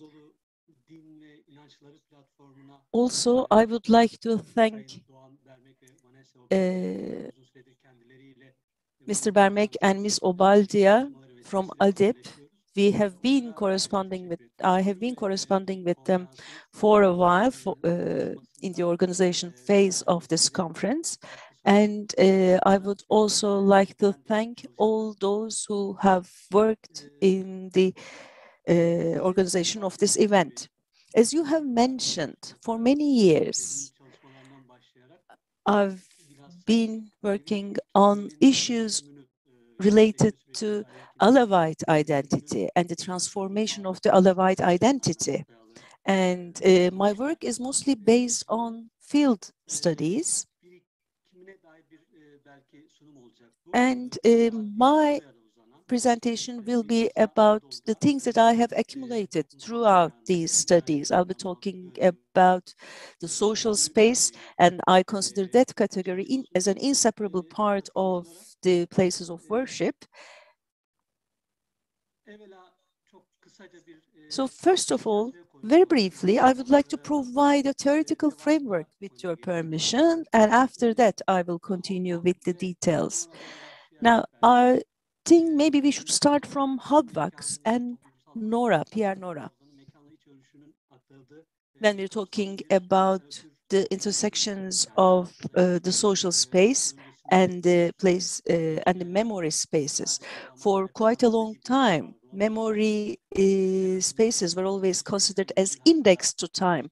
But we know that in the last 30 to 40 years, the literature has changed a lot. And now, space and memory are much more closely linked. And because memory also builds the relations of power. So if we see the reflections of the social memory in space, then we have to also consider that this is at the same time intertwined with relations of power. And in the rest of my presentation, I will also try to develop on French thinker Lefebvre's work on his triad of space. I'll talk about his theory of space. Now, Lefebvre does not consider space as a two-dimensional realm. He divides it. I mean, he tackles it in three realms. So this is called the triad in his category, and I will try to tackle or analyze the Alevite spaces accordingly. And I will also talk about the concepts of isotopia and heterotopia. As you know, these were introduced by Michel Foucault based on the Lefebvre's contributions. Isotopia in fact means a single topos and its environs. So basically, we're talking about a homologue space. On the other hand, we also have heterotopia. Heterotopia brings along other topos. So simultaneously, several topos or spaces are presented with this concept, as Lefebvre says. Now, Foucault's heterotopia is more detailed compared to Lefebvre's approach, of course, and to him, such spaces existed in all civilizations, and they all had their own particular functions. And sometimes these different spaces or places may seem not to be getting along with each other. However, it is possible for them, for heterotopia, to bring along different things. These, in fact, accumulate time, and this also takes us back to the discussion, or makes a reference to the discussion of memory and history. And at the same time, Foucault says that all these spaces have a different function. Now, Lefebvre brings about, as you know, a triad, and when he's talking about the social space, he says that this, basically here we see a production of space. So space is not only where the human being exists. So it's not a tabula rasa, it's not an empty plane which comes about with existence. On the contrary, these produce social relationships, and every social form also produces these spaces. And according to Lefebvre, you can only understand space by deciphering all those different layers. So it cannot be considered as detached from the ideology. So it's always ideological and it's always political. And this issue is crucial for us because when we think about the Alawite social space, we have to make a reading, an ideological and political reading of it. So the social space or space of faith has social roots as well. Before I continue with the Alawite social space, I would like to share with you some of the assumptions, and then I will begin to talk about the Alawite social space. Now,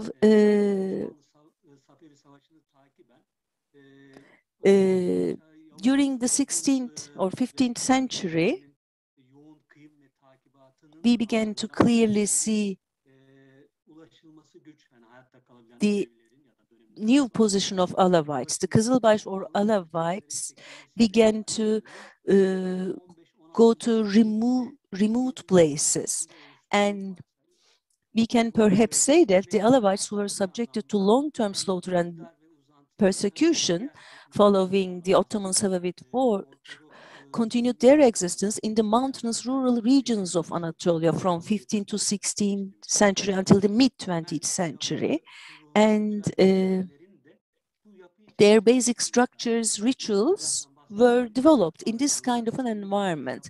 Very soon I will be talking about the Ocak system. And the Ocak system is in fact a solution, a social solution, in which you will not have any need to any public service. And that's how they have developed this Ocak system. And with the 1950s, we begin to see the change in this structure. And the main reason behind this is migration and urbanization. The process of urbanization started to change all the structures, rituals, and approaches or solutions that the Alawites have found. And there is a critical thing. The 1960s, that is an important milestone, because usually people say that the transition from the Ottoman era to the Young Republic as a rupture. However, that is not the case. We see that there is a continuity in the policies about the Alawites in politics. Now, I mentioned before how social space is analyzed by Lefebvre, and he considered this as a three-part momentum. So essentially, we have the mental space or the intellectually designed space, as Lefebvre says. And in the Alawite tradition, we also see a similar representation of space. Now, as you know, for the Alawite, there's a different perception of time. The same is also true for space. It's a multi-layered or cyclical space. And when that is the case, of course, the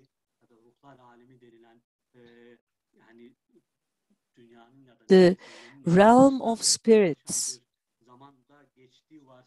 has a different time.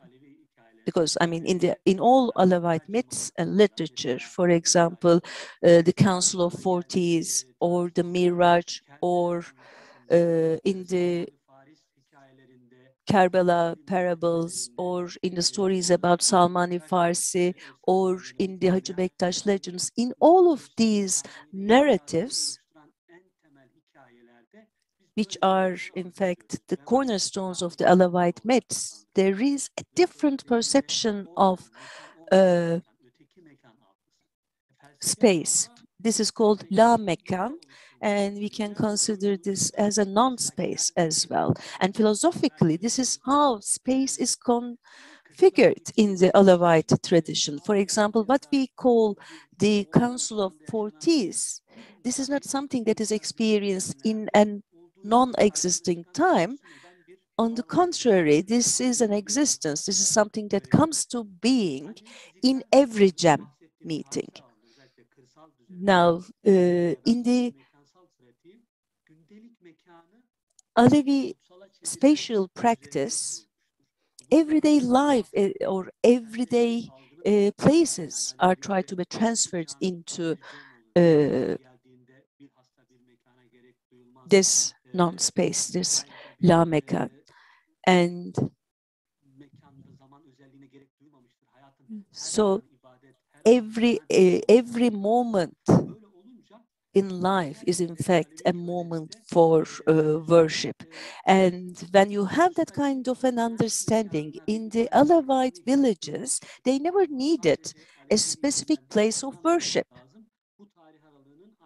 And during this time frame, of course, at the same time, there were a lot of pressures on the Alevites. That's another reason for not having any space. So both external effects and also the intrinsic traits of the Alevite tradition does not necessitate the formation of the Alevite places of worship in the rural areas. So, but of course, there were dede rooms or large hovels. So these were places where people could practice GEM, come together. And on days of GEM, these places were cleaned and they were transformed into places of worship, a sacred site. So in the Alevite tradition, in the rural parts, we have to see that there is no fixed place for worship. It constantly transforms itself. And the same is also true for the visiting places in the Alevite understanding. And of course, this is not specific to the Alevites. However, in the rural parts, for example, if you see a certain well or a single tree or a mountain, so the ordinary eye might see these as ordinary features of nature. However, with the myths dedicated to these places are transformed into sacred places. And the people living nearby consider these places as sacred places for centuries. This has been the practice. Now, let us try to bring together these two issues together. Earlier, I had talked about the Ocak system and this perception of place or the production of space. Now, social space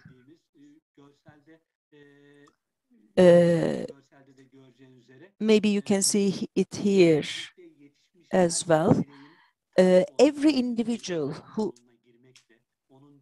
has grown up in this tradition has a dede, and they have their own ocak, and all of these are, in fact, evolving in the form of a cycle. I would like to give you a representational map of Turkey. It doesn't look very nice, I know, but at least as an abstraction, you can see, for example, here, Mürşit, Dede, Ocak, and other ocaks. So in the Anatolian geography, in the places where we have denser Alevite population, we can establish or come up with such invisible maps. And this I consider a heterotopic map once again. And the Alevite tradition that evolved in this geography for hundreds of years ago developed its own means of communication and narratives of faith. And so far, until the 20th century, the Alevite tradition was able to therefore transfer itself. So what do we have in hand at the moment? Now, what we call as the Alevite social space, since its formation, initial formation, with the onset of the pressures dating back to 15th to 16th century, it converges the space, and this has two reasons. One is there is the pressure coming from the majority, and also because of their own fate. And in the production of this space, from the Ottoman era to the Republican era and the migration phase, there was a continuum. And the borders or the boundaries defining the places of worship and social space are very vague. The whole of the map that I provided you earlier can also be considered as a space of faith. So I consider that the whole of that social space. So in this regard, for many centuries, we know that there were pressures exerted by the majority, by the power, and the Alevites were, on the other hand, trying to struggle for building their identity, and they were doing it over and over again. And on the other hand, in every era that I mentioned in this time frame, this also was a product of the external pressures. So both from within and also from outside, there were interventions, and that brought about a continuous convergence of the Alevite social space. Now, I would like to give you some background information. Let me start from the external influences. I said that there was always such an intervention from outside, but especially during certain specific times in the history, those external dynamics created direct pressures and direct interventions. 1826, for example, that is called the Vakaya Hayriye in history, and that is a time that corresponds to the closure of the Bektashi lodges in 1826. And the Janissary Guild was violently dismantled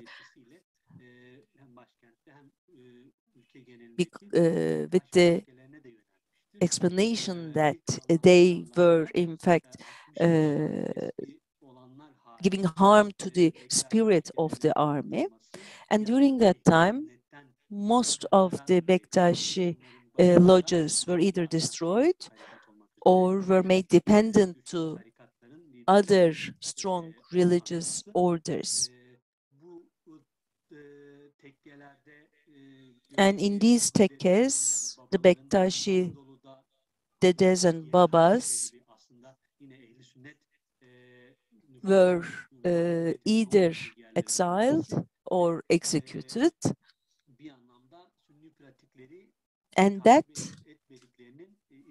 they were also checked, I mean, whether they were following the Sunnite practices or not.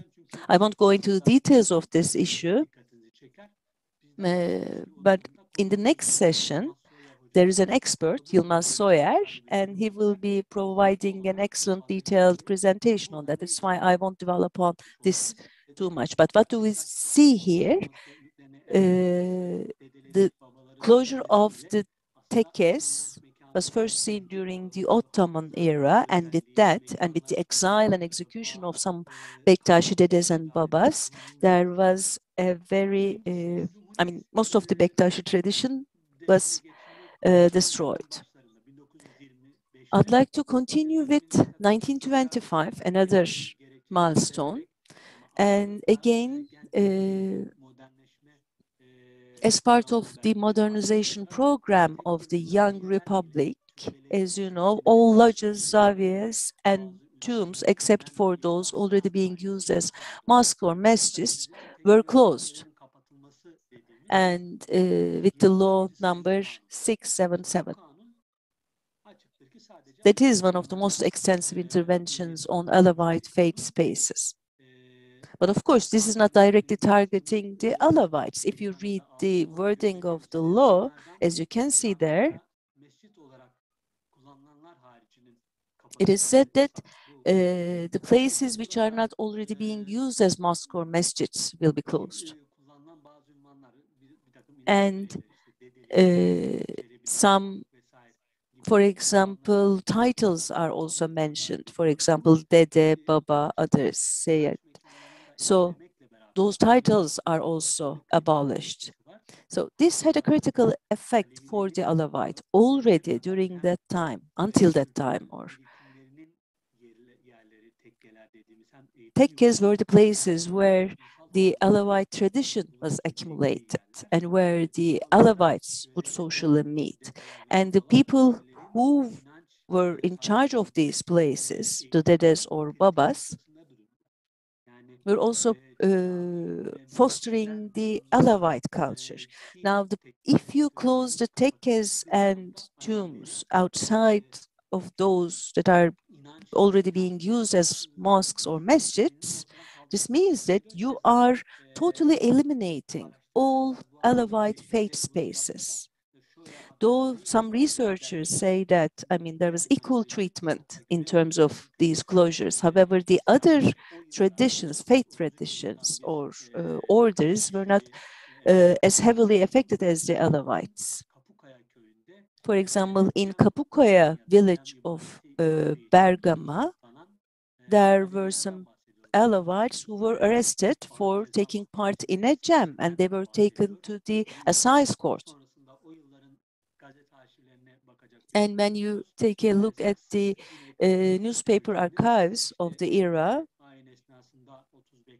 again, for example, you will see news headlines such as 30 Alevites were arrested during a jam, or Dedes were arrested. So you will find plenty of such news. And what is critical here is that there were some sanctions on jams during the Ottoman era, but this time with a law in written format, all of those rituals were banned. And within the village, for example, therefore, during the jam, somebody has to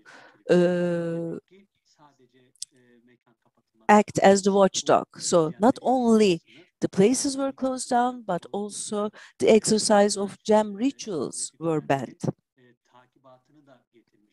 And there was close surveillance on the people who would lead the jams, and that created a lot of problems for many years. And the Hacı Bektaş dergahı, known as Serçeşme as well, was closed down until 1964, and it was only opened in 1964 for visits as a museum.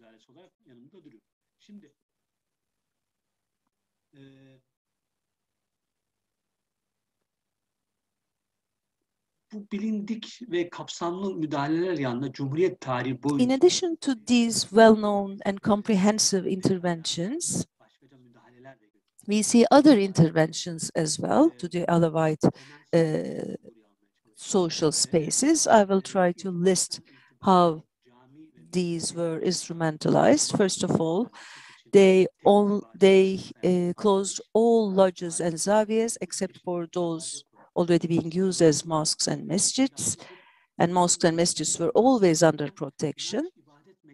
And that also meant that there was a need for creating a new place of worship for the Alevites. When we take a look at the village law 442, and very recently Şükrü Aslan had an article on this matter, in this law, in the definition of village, the main place of worship is defined as a masjid or a mosque. And when we take a look at Article 14 of the same law, article in the Article 13, it is said that it has to be clearly stated where such rituals could be practiced. So even in with the law, with the introduction of this law, even in the Alevite villages, the state began to build mosques. And what follows this? And this is something that is most commonly expressed in the urbanization process of the Alevite community. Now, the Alevites were always refused to have their own place of worship. And we see the grounds of this with the law number 677 dated 1925, and also from Diyanet, many recommendations were made from the Presidency of Religious Affairs, and the focus is usually the Sunnite belief. We have only you have exceeded 7 minutes. Now, I won't go into the details, but I would like to share with you here on my screen, how many mosques were built in Alevite villages. And also in 1990s, for example, many jam places were intervened. The Istanbul mayor of the era, Recep Tayyip Erdogan, had intervened in these places. And in 2013 and 14, it was also clearly stated by the state that Cemevis cannot be considered as places of worship, and the sole place of worship is the mosque. These places could only be considered as a cultural venue. And we have also seen the same approach in some of the court decisions as well. But on the other hand, visiting places or Alevite tekkes or Alevite tombs, there were different attempts to transform them into mosques, and these interventions continue. While Alevites were trying to combat with all these kinds of interventions, they at the same time moved to the city. And they had to face with their internal dynamics. As I mentioned earlier, they had to transform their own, they had to transform their places while they were in the rural areas. And in the urban area, they tried to adopt the same approach. In the last 20 years, especially in the Alevite villages, the villagers sometimes converted old, deserted school buildings into cemevis, or they collected money among themselves and built such places. On the other hand, in the metropolitan areas in Turkey or in different parts of Europe, again, they had to transform apartment buildings into cemevis. And as they cannot have a legal status as cemevi, they were named as cultural spaces. For example, this is a photograph from a jam at the apartment building of an association. And we also see similar instances in European cities. In Cologne, Pors, a sports hall was transformed into a jam place.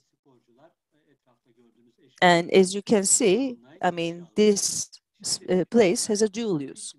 And the same is also true for the visiting places. In the rural parts,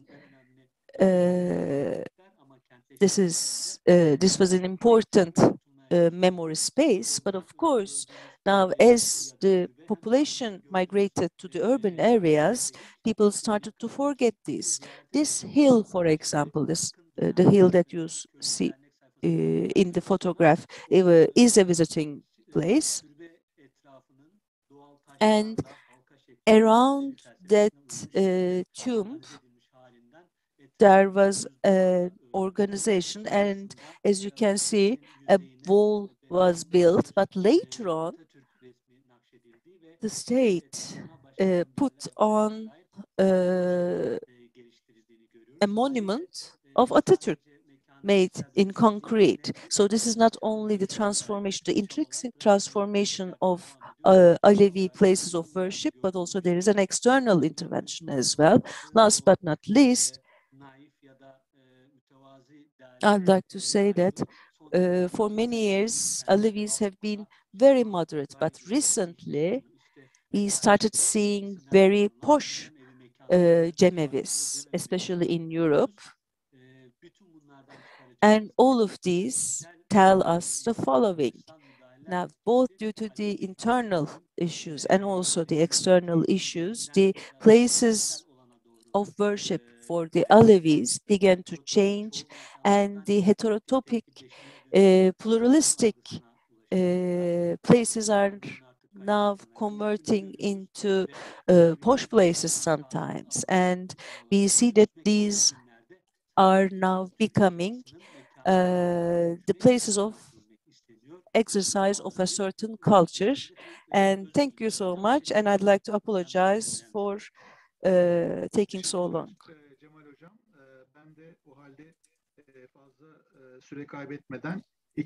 Thank you so much.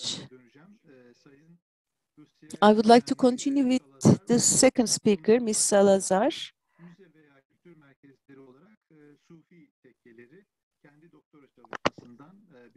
So she's going to tell us about her PhD. We are now going to listen to her. Thank you very much for these kind words. And I am also delighted to be here. I will switch to English right now. The topic of my, first let me share my screen in here. And that's, you can see it, right? Yes, we can. Okay. So the name of my presentation is Sufi Tekkes as Museums or Cultural Centers, the Seal of Secularity. So between 2016 and 2019, I conducted ethnographic research at 4 Turkish cities, Istanbul, Bursa, Konya, and Samsun. The topic of my interest was the past and fate of the Sufi lodges after their official closure in 1925 through the law 677 sayılı we saw in the previous presentation, mostly referred to by my interlocutors as the law of Tekkes and Zaviyes. The purpose of my research was to find examples of the different kinds of places that are nowadays associated to the concept of the tekke, and to examine, in the cases where there is still a living Sufi community, how the kind of Sufi places that we see nowadays have been influenced by the event of the tekke's official closure, and how contemporary Sufis narrate and explain that event. I found and analyzed tekkes that managed to survive the process of closure with some transformations, and that are still used and managed by the same Sufi orders that inhabited these places before 1925. There are also new kinds of tekkes founded recently in places like apartment buildings, sometimes after decades of semi-clandestine gatherings at cafes, shops, movie theaters, and other unsuspected environments. In some cases, the descendants of important Sufi lineages have created foundations that they claim are no longer tekkes, but a different and modern form of transmitting the message of their tarikats. And there are, of course, a considerable number of recently restored tekkes that function as museums and culture centers. Today's presentation will focus on the last 2 kinds of places. So, first, let me talk a little bit about the tekkes and the state as a double bind. The transformation of a Sufi lodge into a museum is, from its inception in 1927, barely a year after the closure of all the tekkes in Turkey, an indicative of a double bind between Sufi communities and the Turkish state. Although the museumization of tekkes has seen important transformations since the early Republican period, from the creation of the Museum of Ancient Artifacts in what had been the Mevlevi Asitane Central Lodge in Konya, to the recent proliferation of museums and cultural centers at restored old tekkes, the museumized tekke transmits a paradoxical message of simultaneous appropriation and othering of Sufism. The early Republican state was characterized by an undeniable hostility towards Sufis who reacted against the secularist project. But Sufism at large was not othered in the same way as non-Muslims, and as we have seen in the previous presentation, also Alevis. Instead of being associated to foreign countries, they were relegated to the past, turned into relics of the nation. In the violent process that produced the feared and adored fetish of the Turkish nation state, Sufis were caught in a double bind, in the sense Gregory Bateson gave to the term, through the paradoxical message of reverence of their culture and repudiation of their practices. Museumized tekkes perpetuate this double bind, and the living Sufi communities that preserve a relationship to these places confirm it through their simultaneous acceptance and resistance to secularization. So I'm going to talk about some of the cases I've studied of museumized tekkes.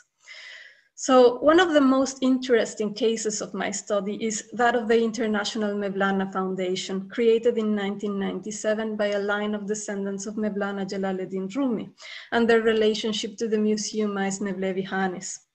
The foundation has two headquarters, an apartment in the upper middle class neighborhood of Nişantaşı in Istanbul, and a house in the immediate vicinity of the Mevlana Museum in Konya. They do not think of these places as tekkes, even though they use them for purposes of education in Mevlevi Sufism and sometimes ambiguously for ritual activities. The event of the closure of the tekkes is remembered simultaneously as a good and bad situation for their lineage.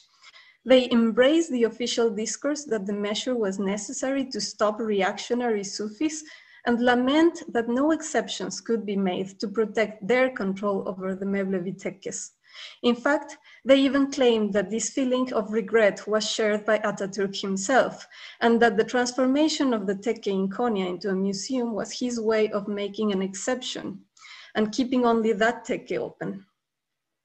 Nowadays, they both embrace the Mevlevi Hanes function as a cultural institution and work against reducing Mevlevism to being just culture by promoting sohbets and authorized representations of the Sema, where the mystical meaning of Sufism is respected and transmitted.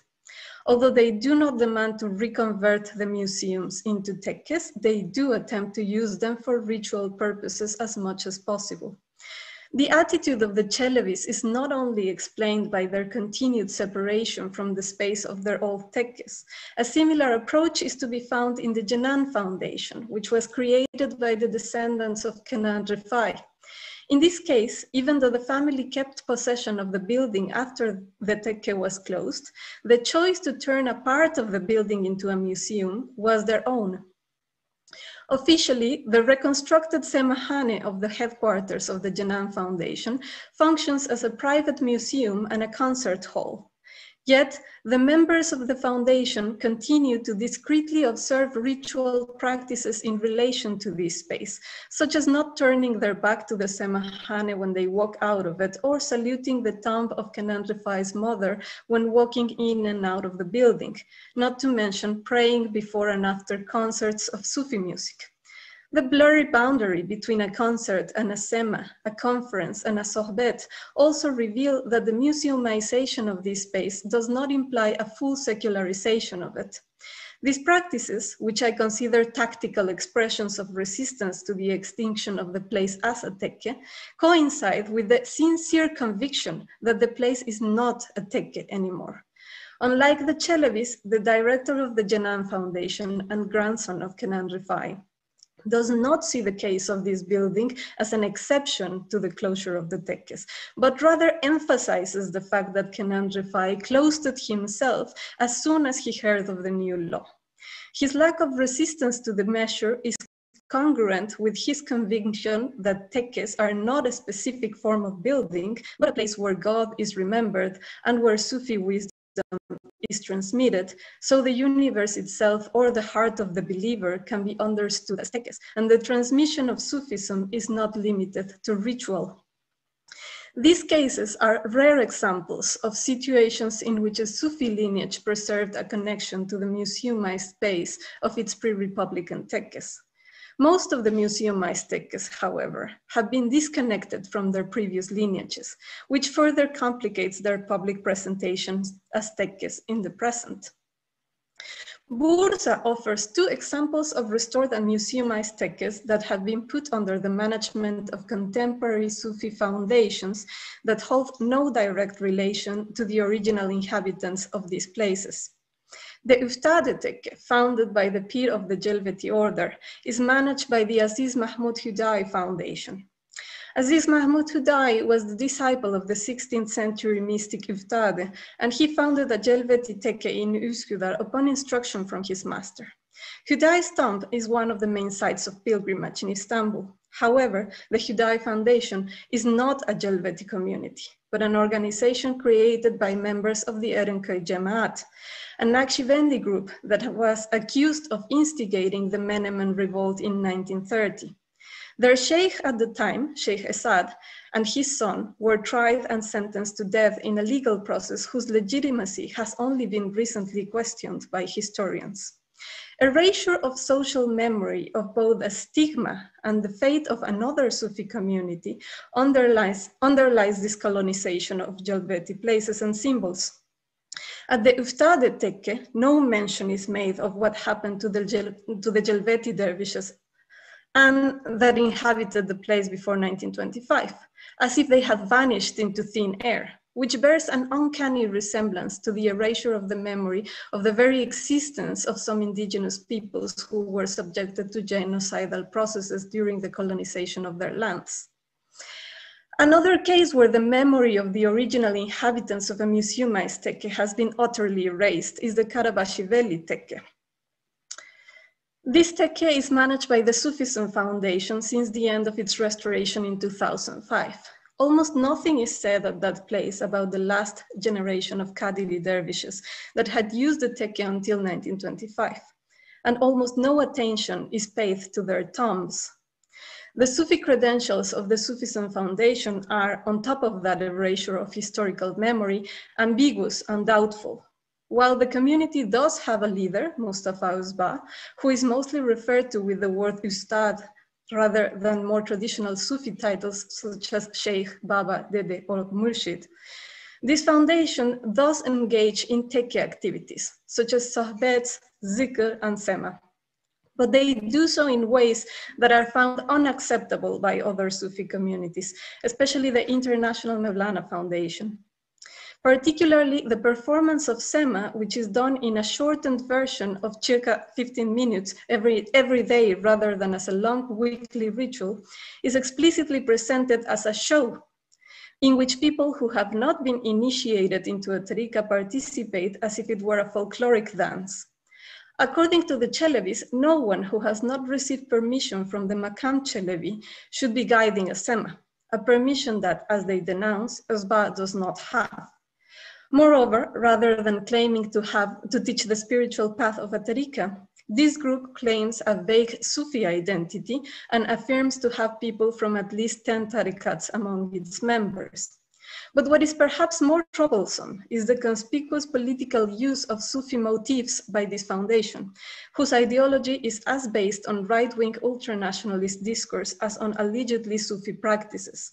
Apart from their demonstrations of Turkish Sufi culture, this foundation frequently organizes rallies in support of the ruling party at key political moments, such as the Turkish military incursions in northern Syria. There is, however, an example of an even more radical erasure of memory of the Sufi significance of tekkes that have been museumized, as I could corroborate in Samsun. There are only two places in Samsun that are publicly named tekkes: the Sadi Tekke, which is nowadays a museum that focuses on its role during the War of Independence, and the Ajem Tekke, nowadays used as an Iranian restaurant and a conference hall, which was probably never a tekke in the sense of being a gathering place for the members of a tariqa. As far as the historical records show, this place was rather a house for Persian expats, mainly traders, and the only ritual that is known to have taken place there was the celebration of Ashura. Although nowadays Samsun is generally imagined as a rather secular city, better remembered for tobacco production and for maritime trade, like all Ottoman territories, it does have a Sufi past. Probably its oldest and more significant Sufi presence was that of three Kadiri brothers, who are believed to have settled in the region in the 11th century. In fact, a smaller town on the outskirts of Samsun is named Tekkeköy, Tekke village, because it was founded around the tekke of one of these brothers, Yusuf Zainuddin. But perhaps ironically, there is no tekke in Tekkeköy anymore, nor any attempt to rebuild this or any of the other two tekkes until today. However, one does find people praying at the turbes of these three brothers, particularly at the turbe of Sheikh Kutbidin, which is located in Samsun's oldest cemetery, but also at the turbe of Sheikh Semail, which is in a rural area in Çarşamba near the airport of Samsun. The presence of people at the turbes signifies social memory of these places as connected to the blessing of these bellies, something that is utterly lacking at both the Sadi Tekke and the Ajem Tekke. So the criteria used to restore these places was clearly not their spiritual importance for the population of Samsun. In the Sadi Tekke, the social role of Sufis is mainly represented as that of war heroes of the War of Independence. At the Ajem Tekke, which was probably never a Tekke, there is no significant information about Sufism. Yet the conference hall of the second floor is decorated with carvings and figurines in the form of meubles vicemasens of the kind that are sold to tourists. There is a banality in the appropriation of Sufi symbols at these places that indicates indifference to Sufism per se in the process of appropriation of Sufi places as examples of national culture. Finally, let me talk to you about the Museum Tekke as an arche. This tekke remained active until 1925, when all tekkes were closed. It's a statement one can find written on almost every plaque or board outside the restored tekke in contemporary Turkey. The year of 1925 marks a border in time. It splits the time of the tekkes between a past of abundance and a present of scarcity or inexistence. Thus, the law of tekkes and zaviyes also inaugurates a binary. The identity of tekkes was transformed. They became old or new, not in virtue of their actual age, but of their position regarding that imposed border in time. According to the early Republican ideology, tekkes did not belong in the nation's present. They were considered archaic institutions, unfit for modern life, and fixed in their right time by actively ruinating them. As Derrida has observed, the root arche names at once the commencement and the commandment. The closure of the tekkes was the commandment that turned pre-Republican tekkes into originals, to which any new places of gathering for Sufi communities could be compared to determine their authenticity or to imitate them. The law of tekkes and zaviyes provided the Sufi lodges that existed at the time with a unifying characteristic that would become an implicit alliance between them, something that separated them from any tekkes established after 1925, pastness. Whether a tekke was only a decade or 300 years old at the time of their official closing, the law unified them and imbued those that were not completely destroyed with the age value of relics that George Simmel described in his essay, The Ruin. However, unlike Simmel's understanding of ruination as a cosmic tragedy, which is not sad, but the product of nature winning over culture, of people passively allowing things to decay, the ruination of tekkes was the product of a deliberate disruption that violently imposed an artificial sense of pastness. For Yael Navarro Yashin, this kind of ruination is not only visible in, I quote, the material remains of artifacts of destruction and violation, but also on the subjectivities and residual affects that linger like a hangover in the aftermath of war or violence, end of quote. Since their closure and until now, the constant presence of people praying at the turbes at some of the ruinated tekkes has been interpreted as such an affective expression that lingers, resisting the complete erasure of these places from collective memory. As a product of the double bind of Sufi communities with the state, the ruinated tekkes lost their right to exist in the present as living social institutions, but gained the age value of relics and the right to public appearance as objects of national heritage. Indeed, the identity of the tekke in contemporary Turkey has become so divorced from Sufi presences that the restored Ajem tekke is publicly presented with that term, even though it is not clear that it ever hosted Sufis. Because pre-Republican tekkes acquire authenticity from their pastness, restoration comes with the danger of being perceived as an undermining the tekke's pastness, since it erases the traces of the passage of time and blurs the visual difference between originals and copies. If we compare, for example, the restored Karabaşiveli Tekke in Bursa with the new building, which was yet to be completed and inaugurated at the time of my fieldwork, that was being built for the Sufism Foundation, both look like new copies of Ottoman tekkes. And in fact, the paint on the exterior walls of the restored tekke makes it look newer than the completely new building, at least to the untrained eye. However, the presence of a picture of the building before the restoration and a plaque with explanations on its history preserve the age value of the place despite the transformation caused by the restoration process. The effect of patina is thus substituted by the authority of the archive and the expert, and the impression of pastness is produced despite the new appearance of the relic. The proof provided by a picture and a plaque are enough to convince most visitors that a building was indeed a tekke before 1925, regardless of how new it looks after its restoration, and that this identity remains despite their new function. The exhibition of original objects as museum pieces also contributes to the value of as relics of these tekkes. Both the history of this connection with dervish activities and the appropriation of Sufi symbols as national culture establish the background against which this use of a tekke can enjoy credibility. So I want to conclude with a remark. In a recent interview to Bahatan Mam, who is probably Turkey's biggest authority on tekke architecture, he was asked what element is indispensable to identify a tekke. Perhaps surprisingly, he did not choose to mention the semahane, the main space for ritual, but the kitchen. The reason behind his answer is that he understands the concept of the tekke from a Sufi perspective that sees beyond the culturalization that has enabled the public presentation of tekkes as museums. For him, as for most of my Sufi interlocutors, a tekke without spirituality is not a tekke.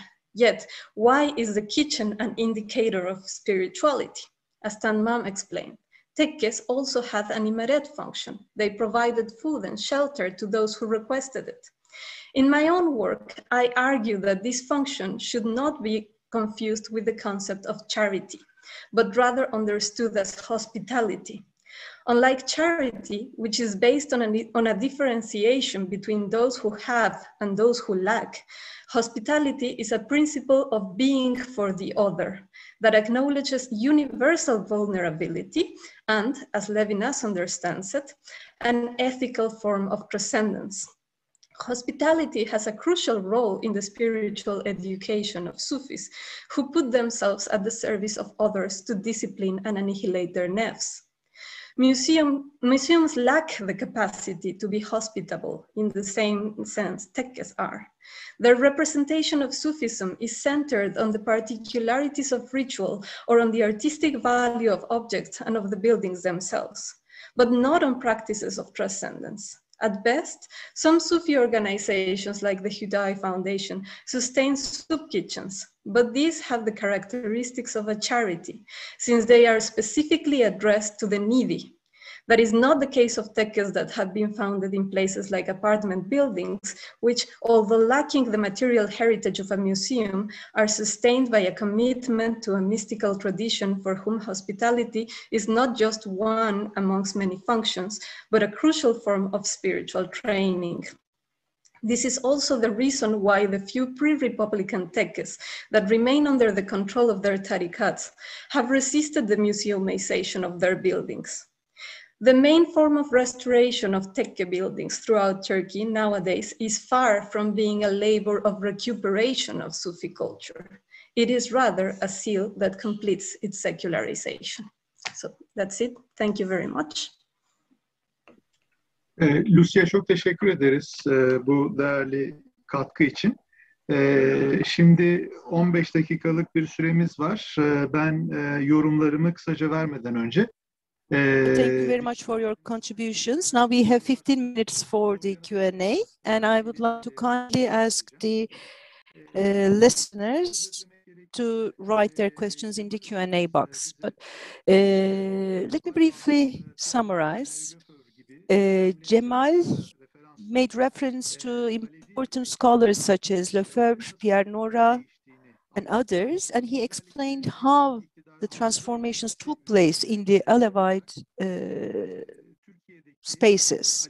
And he also talked about how, through what external and internal factors the Alevite social space has changed, and he excellently explained us that transformation process. And within the framework of the notes that I have taken down, I can perhaps say that these type of places continue to change, such as urbanization, different demands from Cemevis, or, for example, the deserted visiting places in the rural parts. So due to all of these different factors, in fact, there is a loss of memory. And the external factors were also listed by Cemal. He talked about the special policies of the Sunnite Islamic State for the unorthodox faiths and the different types of sanctions used by the state, and among which most important of all is not granting the place of worship status to the Cemevis. Cemal pointed to a very important issue as well. He said that the Alevi places of worship intersect or coincide with the Alevi social spaces, and there is a continuous movement in these places, and depending on the need,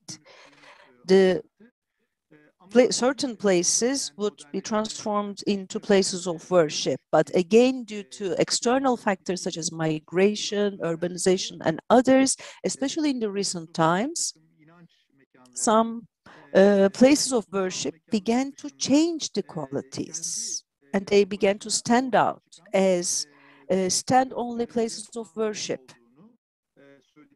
And they stop their multiple functions, and that also leads to certain changes in the Alevite faith. Of course, we're not considering this as neither positive nor negative, but at least we can, when we think about the European context, when we think about the Alevi diaspora in Europe, this could be considered as the transformation of Cemevis into church-like places. And for the Turkish case, we would use the term as mosque-like places, of course. Now, with your permission, I would like to ask a question without taking much of your time. Now, we talked about urbanization, modernization, and with these processes, obviously, the places of worship and the social spaces change, and we can easily make a reading of this change in the particular case of Alevis, and especially in the recent years. We know that jams are organized online, on TV, on radios. We know that in the jams, what really matters is to come face to face and to see each other's eyes without any intermediary. And that is the main element in the jam circles. However, with the modernization and with the globalization and with their implications, this begins to change. This is what we see. So how can we have a Sema ritual or jam through the radio? And when we do that, how does it translate into the convergence of the Cemevis or the social space of the Alevis? I'd like to learn your take on this question. And to Ms. Salazar, I have some questions. And Ms. Salazar gave us a glimpse of her own PhD dissertation, Bursa, Konya, Samsun provinces were some of the provinces that she visited as part of her research study. And she explained us about the convergence of space. And she made reference to Levinas and Zimmel, and these two scholars are also very dear to me in my own work. She also talked about the Mevlevihane in Konya and the Tekke in Samsun, and she explained us the changes since 1920s in these places specifically. And in the last part of her presentation, she emphasized an important thing, I guess. This is crucial. That is, the Tekkes, the spiritual places of Tekkes have now changed, and now we see museumification of these places, and these are no longer the places, in fact, where only Semazens dance. In fact, these were the places where they had mutfaks in the past. And what she emphasized there was very important, because the mutfaks, or the food that are cooked in those kitchens, in those soup kitchens, did not only have the intention of a charity donation. Rather, these places meant that those providing that service are trying to control their own ego or nefs. And that was also an instrument for self-discipline for these people who were serving the food. And she drew our attention to that, and we can really understand why Lucia is making reference to Levinas. This is something that I can really understand that reference now. And also to Ms. Salazar, I would like to ask a question as well, which is this. Now, we know that in 1925, for instance, many Bektaşis migrated to distant geographies, such as the United States. They had to do that. They went to, most of them went to Detroit, and there they have their own Jemaat, they have their own peers, and we know that Sufism had to go beyond these borders because of the developments taking place in Turkey or in Europe. And of course, she was not talking about this, but I would like to learn more about these processes. I wonder if similar things happened for Mexico, starting with 1920s. For example, I mean, there was communism, there was the introduction of communism in Albania, and before that, Bektaşis would almost become the official religion for Albania, but then they had to migrate to the US. So could you give us similar examples from Mexico with regard to Sufism? And also, I'm just checking the Q&A box. Everybody is, all are sending messages for congratulating the speakers. Thank you so much for the interest. Now we have 6 minutes left, so I would like to first of all hear Cemal and then Lucia. And of course, if we get an extra question, I will also pose those questions. Thank you. Thank you so much. I would like to apologize for taking too much of time, so I will be briefer this time in order not to steal away Ms. Salazar's time. And yes, there are radio broadcasts of GEM. On one hand, we can say that this is in fact catering for a need, because for many years there were many accusations, and GEM is now being opened up so that other people can also understand that this is not what they always accused of. But of course, no matter what kind of a reason is lying behind these radio broadcasts of GEM, like you have said, the essence of these rituals is, I mean, not to have any formal restrictions. And also, after you purify yourself, you attend a jam. For that reason, I mean, visualization of jams is creating a problem, and Alevis among themselves consider these as jam performances, and this is not something that needs to be appreciated. I'm not saying that I'm a traditionalist. However, in the Alevite tradition, the essence matters. So you have to live that in yourself, in your life. So you cannot only perform it. That needs to be clearly understood. Perform it in the sense of a performance. This is all I would like to say. Thank you. Thank you, Cemal. Lucia, would you like to take the floor, please?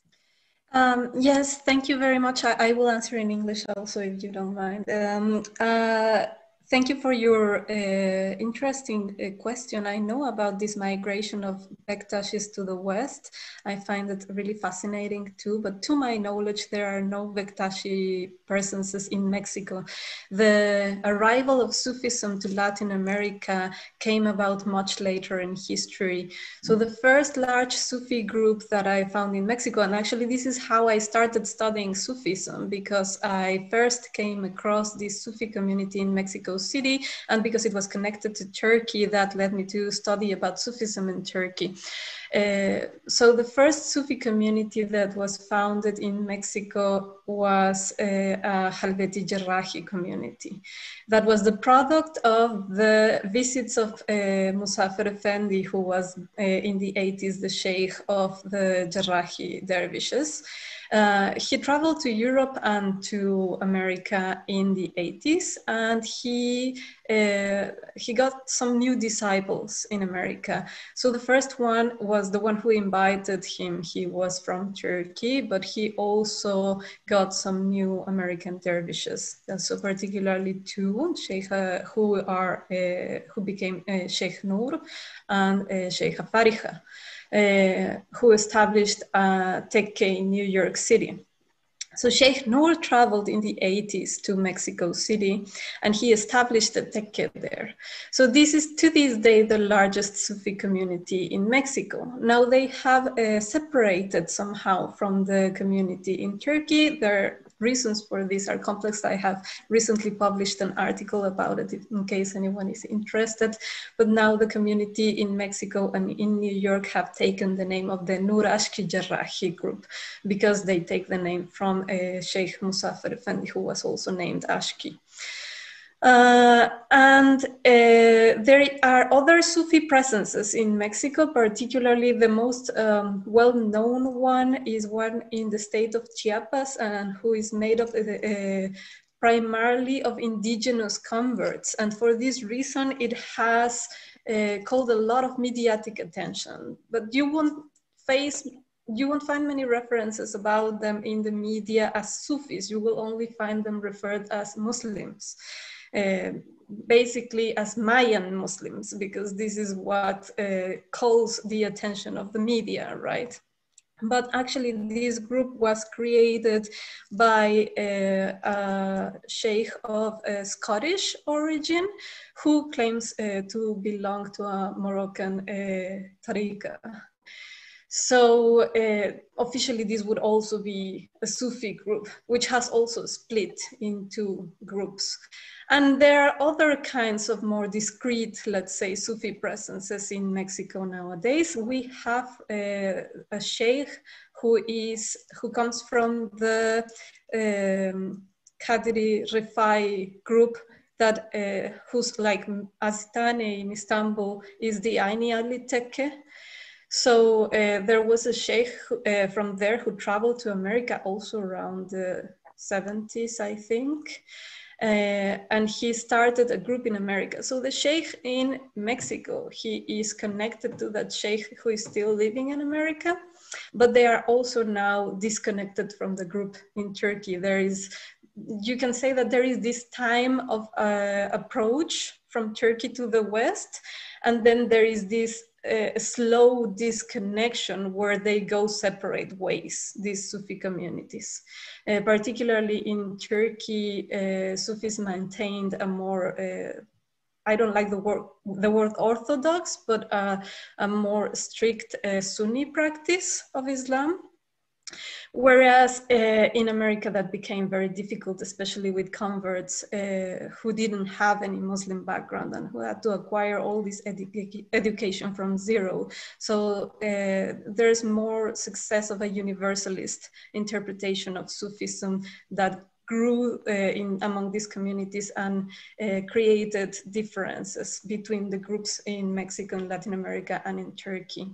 And there's also the case of an Naqshbandi group that is mostly strong in Argentina, but they travel to Mexico every now and then. So those are the Sufi presences that I can tell you I have found in Mexico. Unfortunately, no Bektashis to this day. Teşekkürler. Lucia çok teşekkürler. Thank you very much, Lucia. And what you have told us reminds us something else. Now, the media representations of these types of communities or groups and how they are defined by the majority. So usually they are stigmatized as Muslims and the nuances are lost, and that richness, that diversity is also lost. And of course, scientific research, scientific study will definitely contribute to bring about the truth about these groups. And thank you very much. We have come to the end of this session. I really enjoyed this, and I see the messages of our speakers, and I think they've also enjoyed. Once more, I would like to remind you that you can enroll in adipanadolu.org website, and you can continue the discussions on the forum there. And once again, I would like to thank the organizers, and now I would like to give the floor to our presenter. We have come to the end of the third panel. I would like to thank all the discussants and panelists for the contributions. Just like Professor Kaya reminded, you can reach www.adipanadolu.org website, and you can use the forum for further discussions. Now we will have a lunch break, and starting with 2:30, we will be reconvening, and see you after the break. Thank you.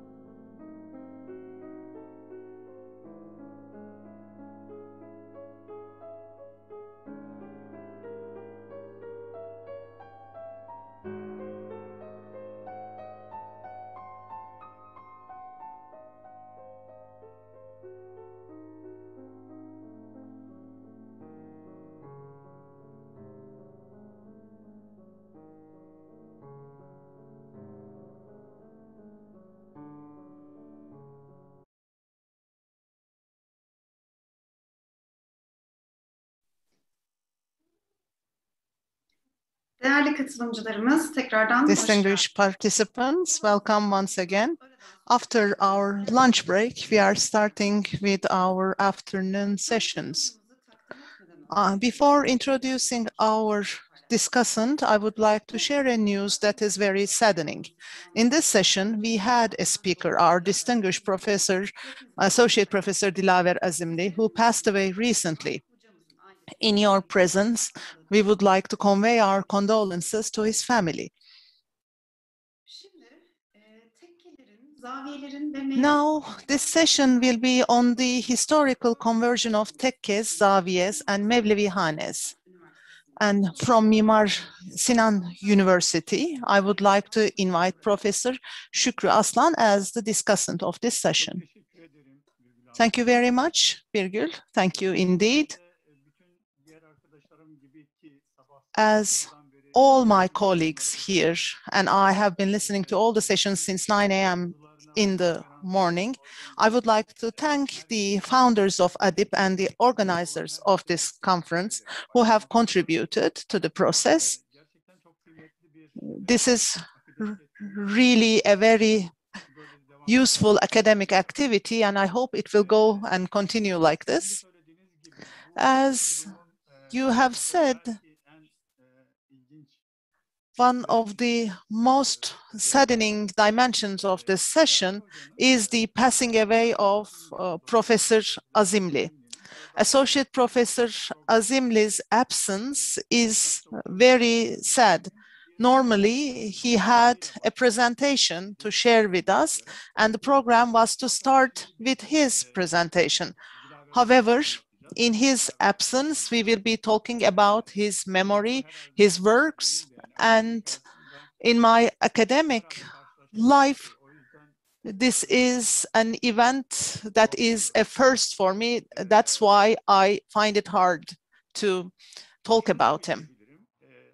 But I might say that when we talk about Azerbaijan and Alevism, as my colleague Doğan Bermek underlines from time to time, he is one of the first names that comes to our minds. And when I read about the name Dilaver Azimli together with the concept of Alevism, I was very surprised, in fact. And he also had studies about Kızılbaş, and he is a member of the Azerbaijan Academy of National Sciences, and he has worked in the Institute of History. Among his works, we see the role of Kızılbaş in the strengthening of the Safavi dynasty and the role of Kızılbaş in the Azerbaijan state tradition, and Kızılbaş in Azerbaijan and Turkish state tradition. And he was also working on İran Melikov as a researcher of Alevism and the Bektashi order. I believe many of us would be interested in reading his work. And we have lost him very recently on the 3rd of March this year. And regarding our colleague Dilaver, our presenter will share with us a short personal history, and afterwards we will hear his wife Arzu, who is with us today. His colleague Namık will also be sharing certain words, and those are people who know him and who respect him deeply, and Doğan Bermek will be taking the floor afterwards. First, let us hear the text about Associate Professor Azimli. Thank you very much, Şükrü Bey. Dilaver Azimli was born in the Adaş village of Azerbaijan's Jalilabad district on December 5, 1959. He completed his middle school education in Adaş village in 1977. Azimli carried out his military service between 1978 and 1980. He studied history at the Department of History at Bakü State University between 1987 and 1992. Upon graduation, he studied for a PhD degree at the same university.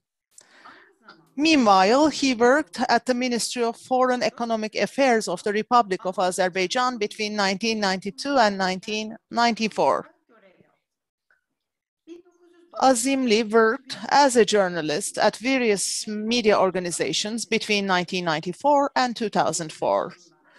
From 2003 until his death, he worked as a research assistant, then as an assistant professor, and finally as an associate professor at the branch of Azerbaijani history in the Middle Ages branch of the History Institute of Azerbaijan National Academy of Sciences.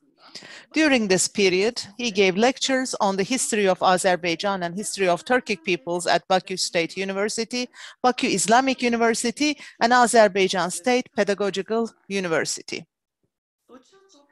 Associate Professor Azimli's main line of research focused on Azerbaijan's commercial relations with Western European countries between the 15th and 17th centuries, the economic competition between Safavid and Ottoman empires, faith and religion in Azerbaijan during the Middle and Modern Ages, and particularly traces of Alevism in country's history and analysis of cultural relations between Azerbaijani and North Caucasian peoples.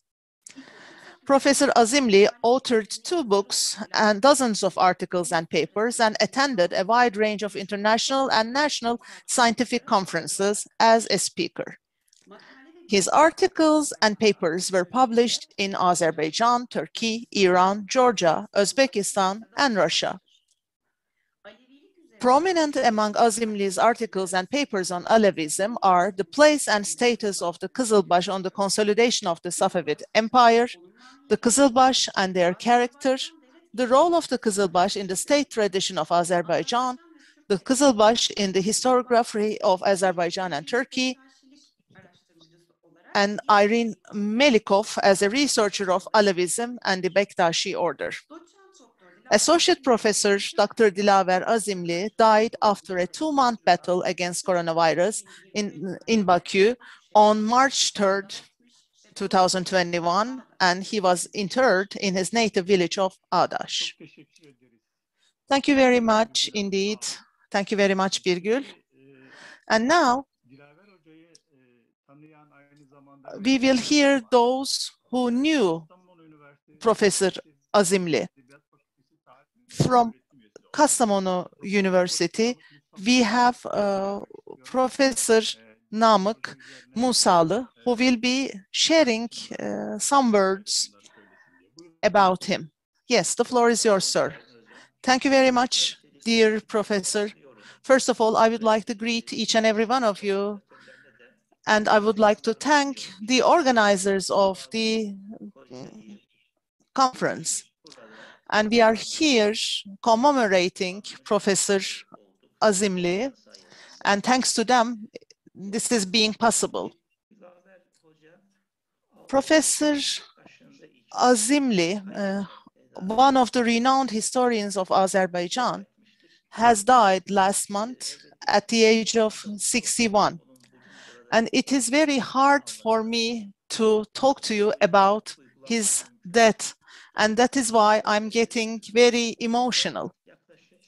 And nearly we knew each other for 20 years. We had collaborations together. We presented at symposia. From 2003 to 2010, we worked at the History Institute of Azerbaijan National Academy of Sciences in the same branch, and we carried out joint activities.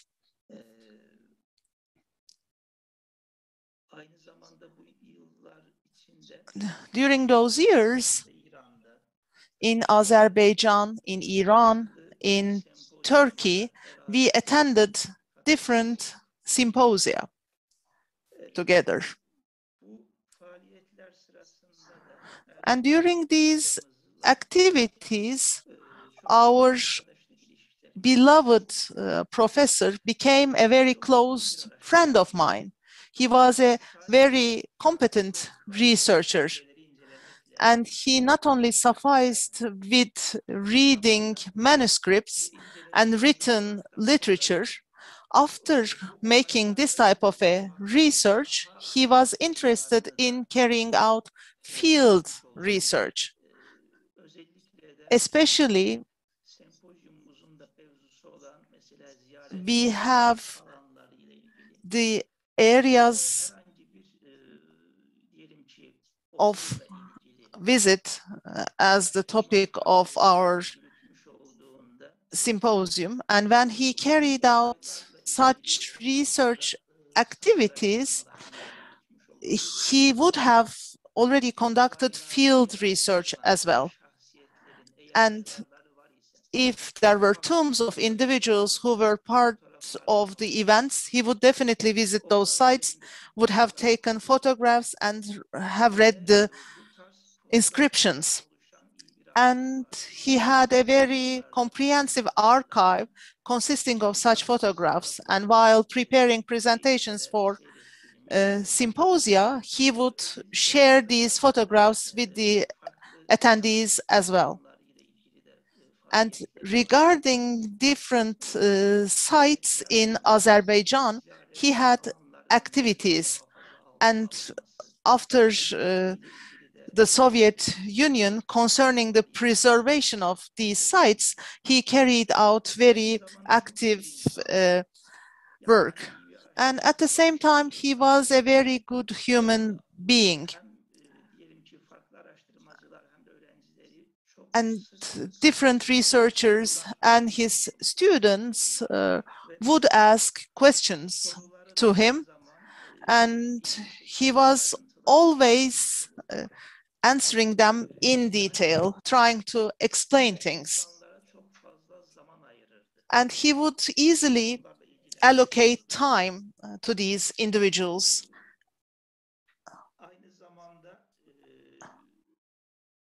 And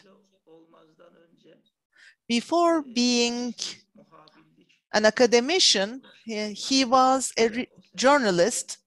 And because of this, he was very effective in communication. And he had many journalist colleagues. And he was present in many different media channels. And there were interviews of his being broadcasted on those channels. On important topics, he was able to talk about these in a very simple language, in a very plain language. That's why many individuals respected him very much.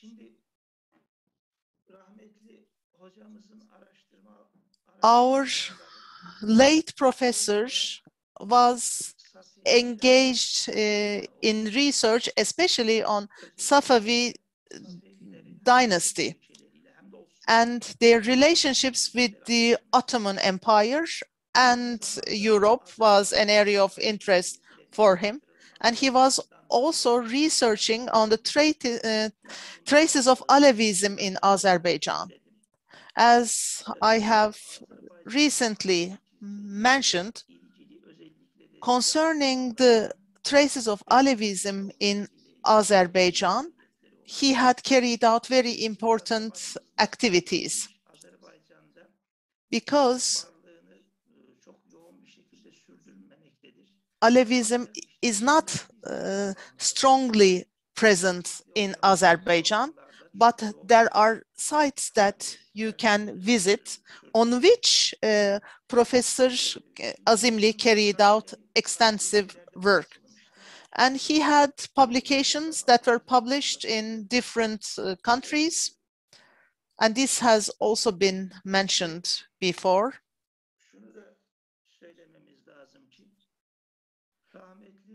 And we have to say that as a result of his activities and his work, we have many students of his working on the same topics in Azerbaijan. And hopefully, after his loss, his students will be continuing with these efforts, and we will see the results of such work in the coming years.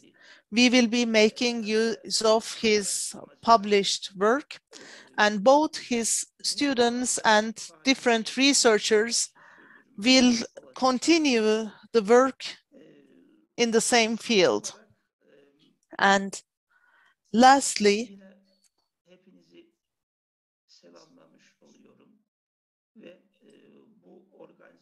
I would like to thank you once again for inviting me to this activity.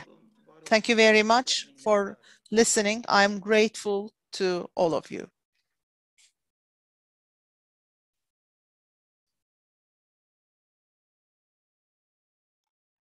Çok teşekkür ederiz. Sağ olun. Thank you very much, Professor, for sharing this with us. Associate Professor Azimli and his wife is with us today. Ms. Arzu Kazieva will now take the floor. Yes, the floor is yours, ma'am.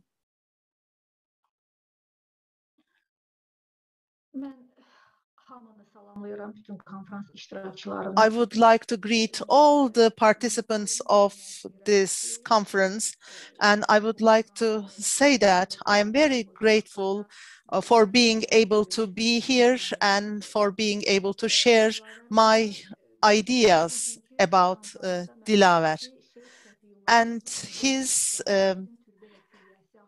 topic at this conference was about the Sheikh Safiullah's predecessor, Sheikh Cemalettin Shrine and complex. However, instead of this presentation, I will try to talk about Professor Azimli himself, and it's my luck to be able to do this.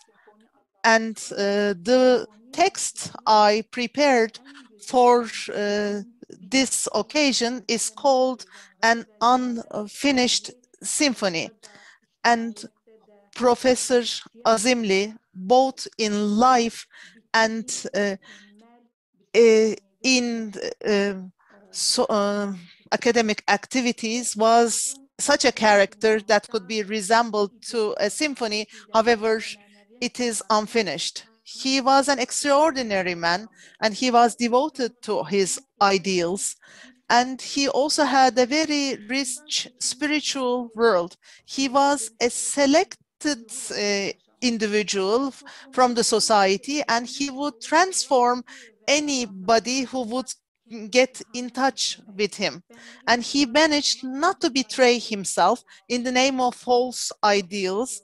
And during his school years, he was called the boy with the books because he loved reading and he was ambitious to get educated. He was very capable intellectually, and he did not choose the study of history by coincidence, because for him, history was very necessary and it was a very valuable field. And he would say history is like a deep ocean, and it is boundless, and it didn't have any boundaries. And he would say that it is any historian's debt and responsibility to share what this ocean can present us.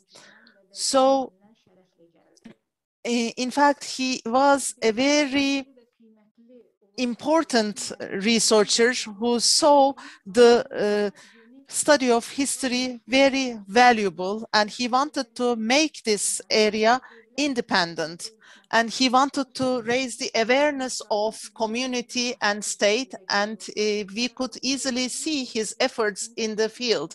And in the realization of this, he worked very selflessly. And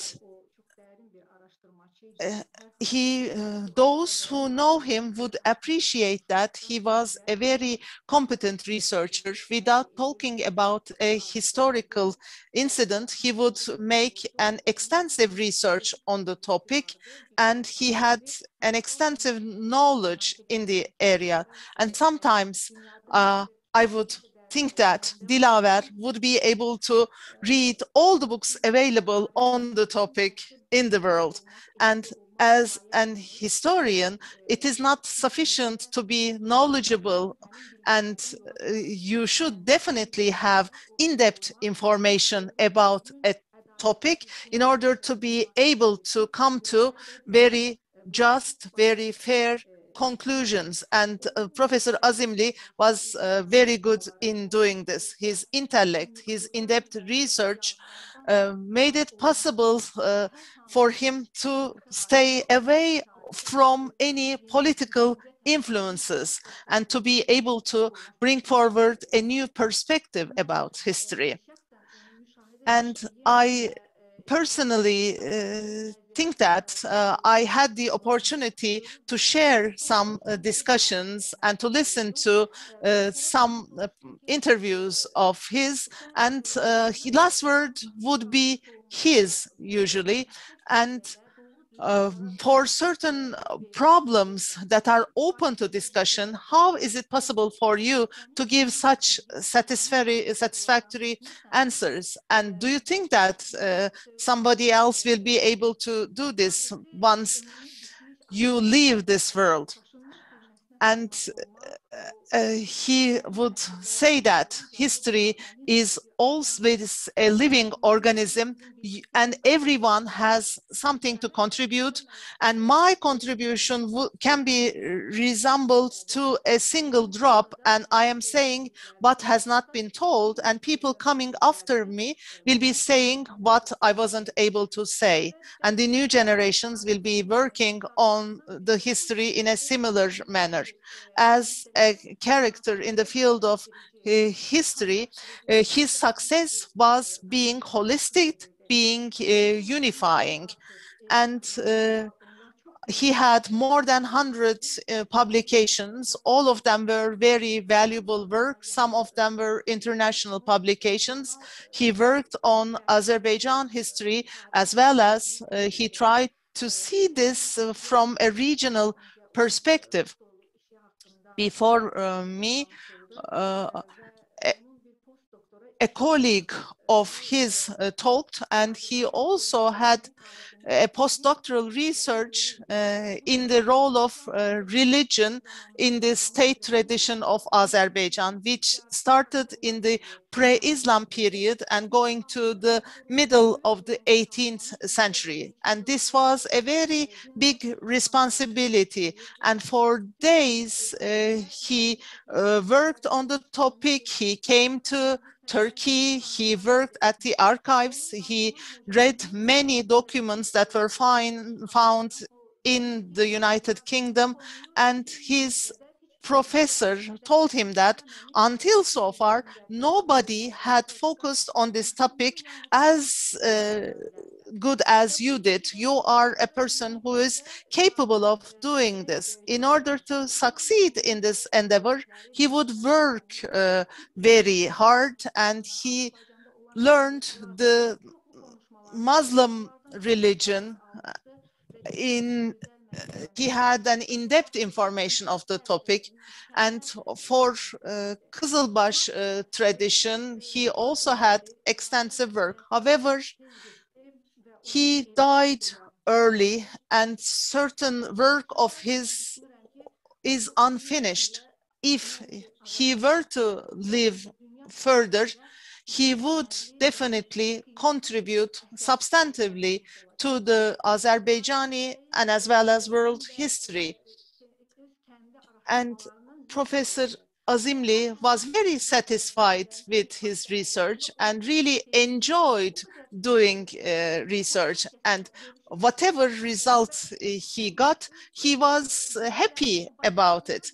And he never kept his knowledge to himself. He was very vocal, and even coming back from work, while coming home, his phone would ring and he would talk about the topics he was interested in with colleagues and students, and everybody was eager to learn from him. He was very sincere, very enthusiastic in sharing without accepting anything else from the other side, and he would get very happy, and he really did not want to keep any information to himself. He has endless energy. He was never tired. He would always find time to do things. And he was regarded as a very well-educated individual, both in state agencies and in private places. He would be invited to many meetings, and he was so efficient in his remarks and presentations that nobody wanted him to stop talking, and everybody was curious to listen to him. He was always invited to TV, radio channels to talk about Azerbaijani history and also about the political processes in Azerbaijan. And at one point, he said that I am very busy for this interview, and let's try talking with another historian, but the journalist told him that nobody would be as efficient in talking as himself. And he would allocate time to reading others' books and publications, and he would share his opinions with the authors of these books, making them very satisfied. And as Professor Musali said, he had many students with whom he was working.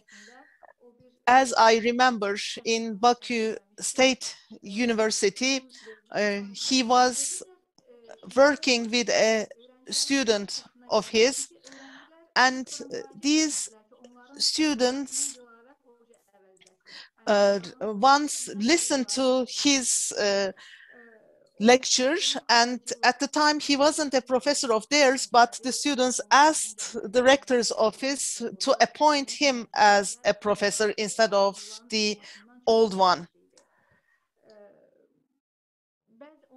And his students, I also shared this, and they wouldn't suffice with a single or national literature. They would definitely engage in reading other publications as well. And I asked, why don't you suffice with limited publications?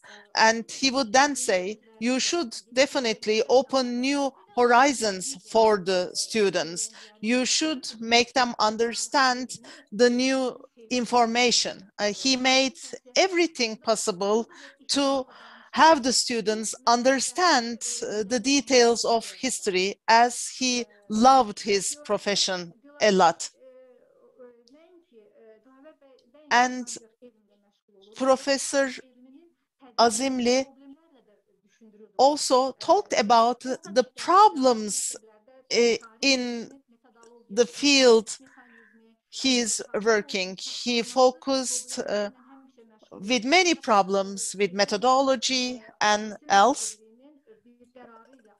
Last year, with a decision from the government,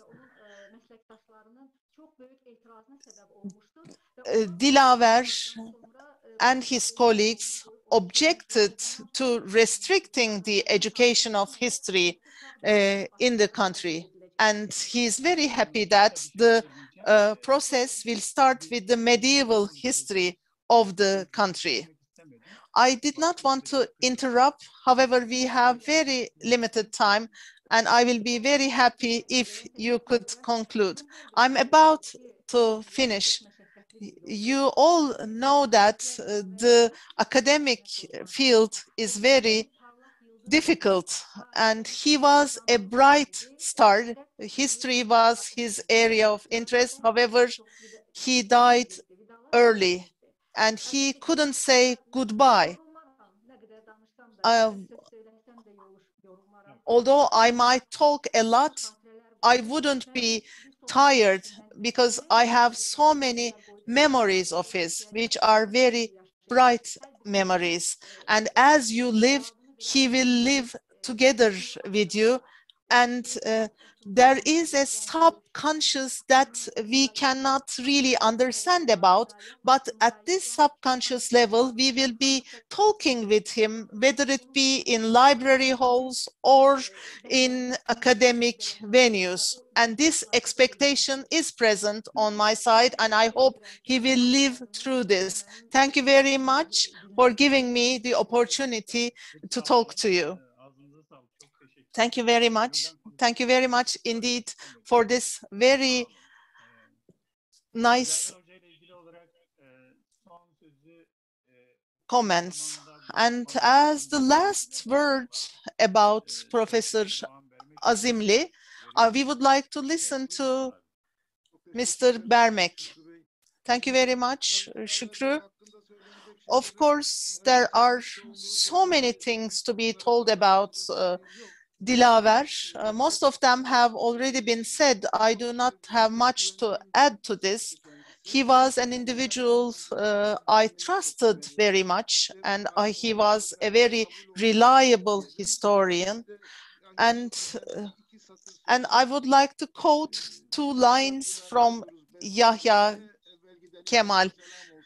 And let's say that those who leave early, we will have the opportunity to meet with them once again whenever the time comes. I hope he rests in peace. Thank you very much.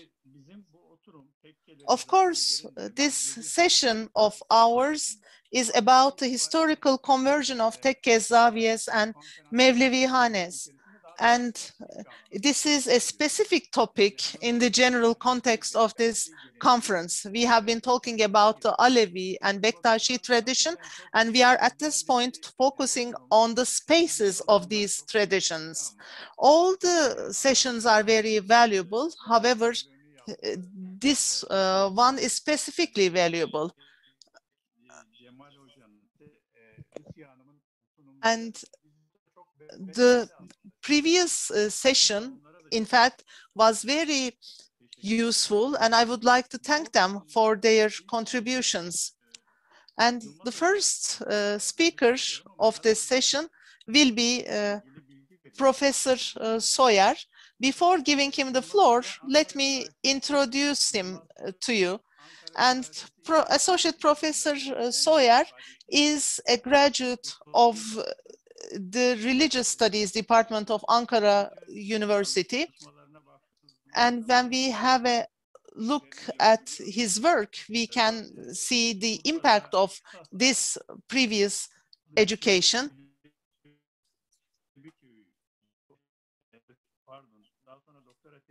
And his PhD thesis was on the Alevi and Bektashi tradition from a sociological perspective, and he also has further work in the field, and he also worked in the field of literature.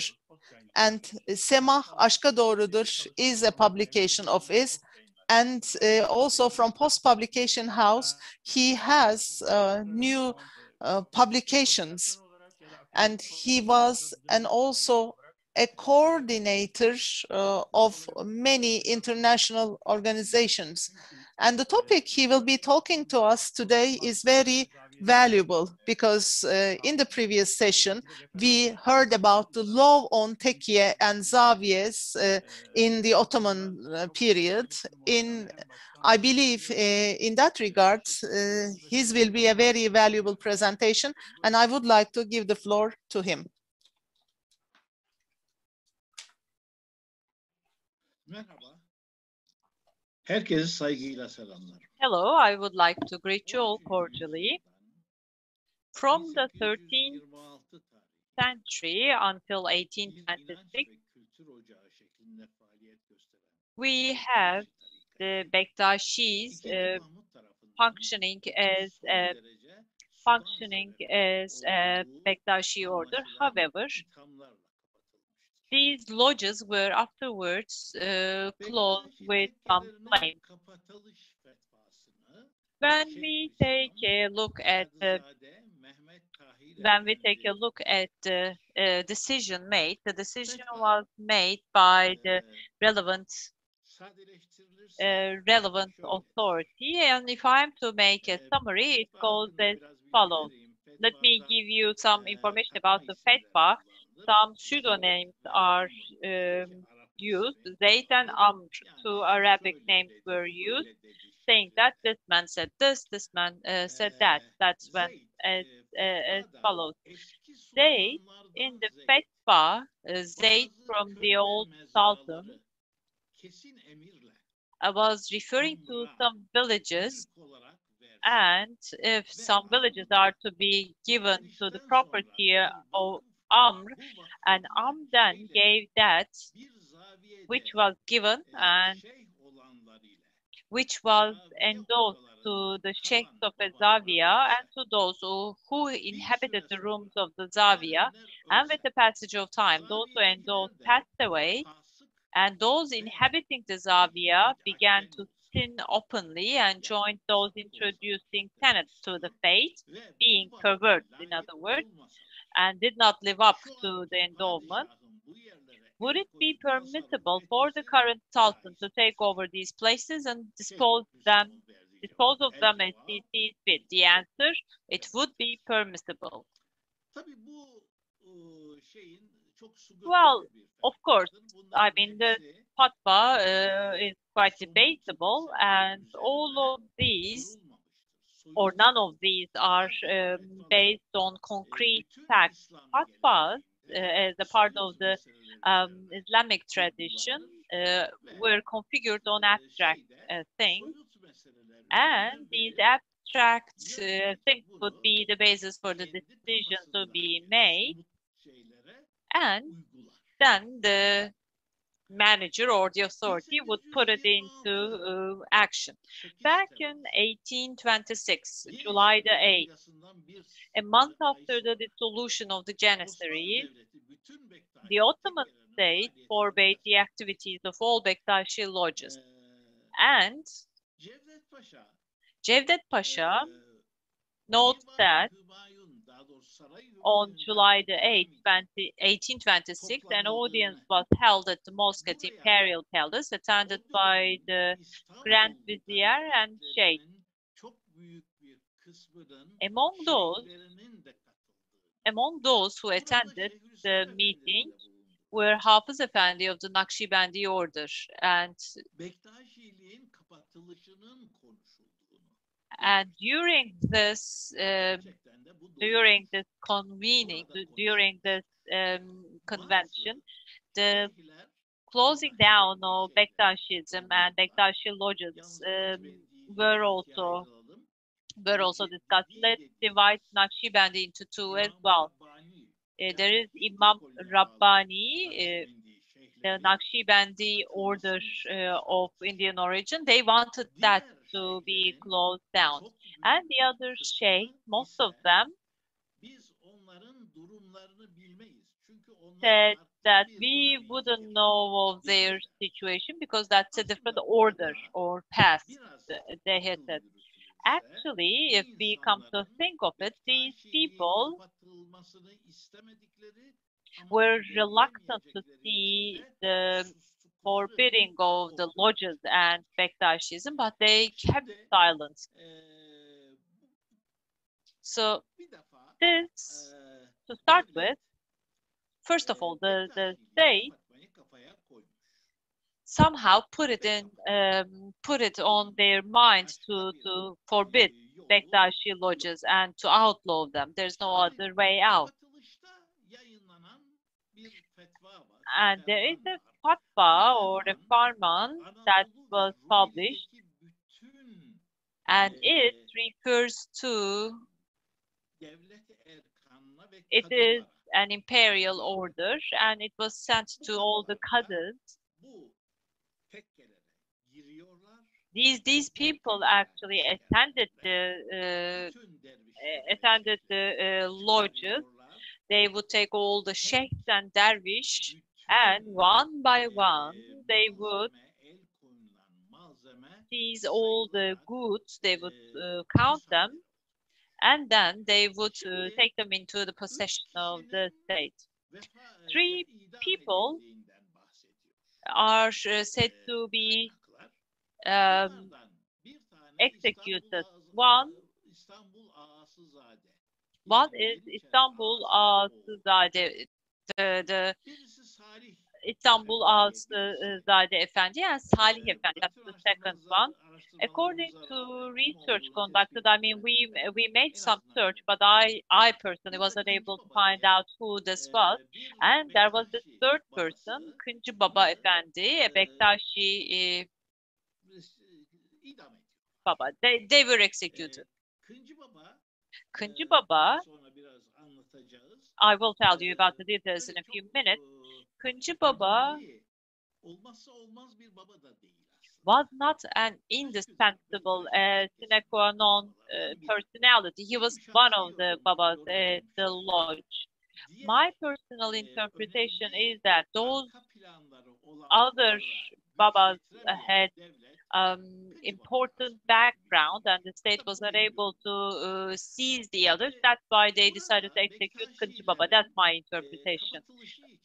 So, as for the outlawing of the lodges and closing of the lodges, the state says a couple of things. For instance, the grounds for the execution were as follows: blaspheming against the Rashidun Caliph. And ilhat was another ground. That's atheism. Back then, I don't think atheism was a concept. Not fasting, not observing the daily prayer, blaspheming against the Rashidun caliphs. Ali was one of the caliphates, and it wouldn't be thinkable that the Bektashi Baba would make any blasphemy. For the others they could, but not for Ali.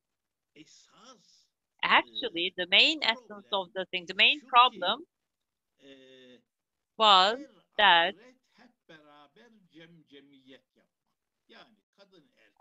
they were coming together as men and women, and they were sitting together at the tekka. I think this is the only it's the only claim. I mean, if it's a claim, is that a claim or not? That's something else. Other than that, using bottles of drink, that we can't prove, because that's not a part of the record kept by the state. The state itself does not keep such a record. So how are you going to prove that or disprove that? In the book 9771, I don't know whether it's visible. I'm unable to share it. 9771. This book is a historical one in the sense that in this book, the entries made in this book are all the belongings that have been seized. It's not that important, but then yes, no, this is not the one, says the professor. Okay, this is the fatwa. This is the imperial order. The one after this. And no, this is the order, the imperial order for the closing. This is again continuation of the imperial order. Okay, this is the order as well. Okay, this is the fatwa. No, not this one.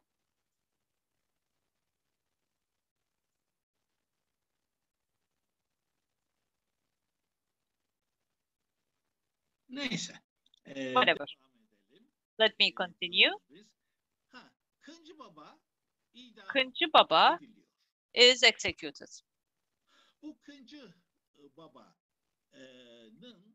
And the tekke of Kıncı Baba is demolished. And when you take a look at the Bektaşi tekke in Üsküdar, you wouldn't be able to find it. They are either given to Nakşibendi or they are converted into madrasas, into some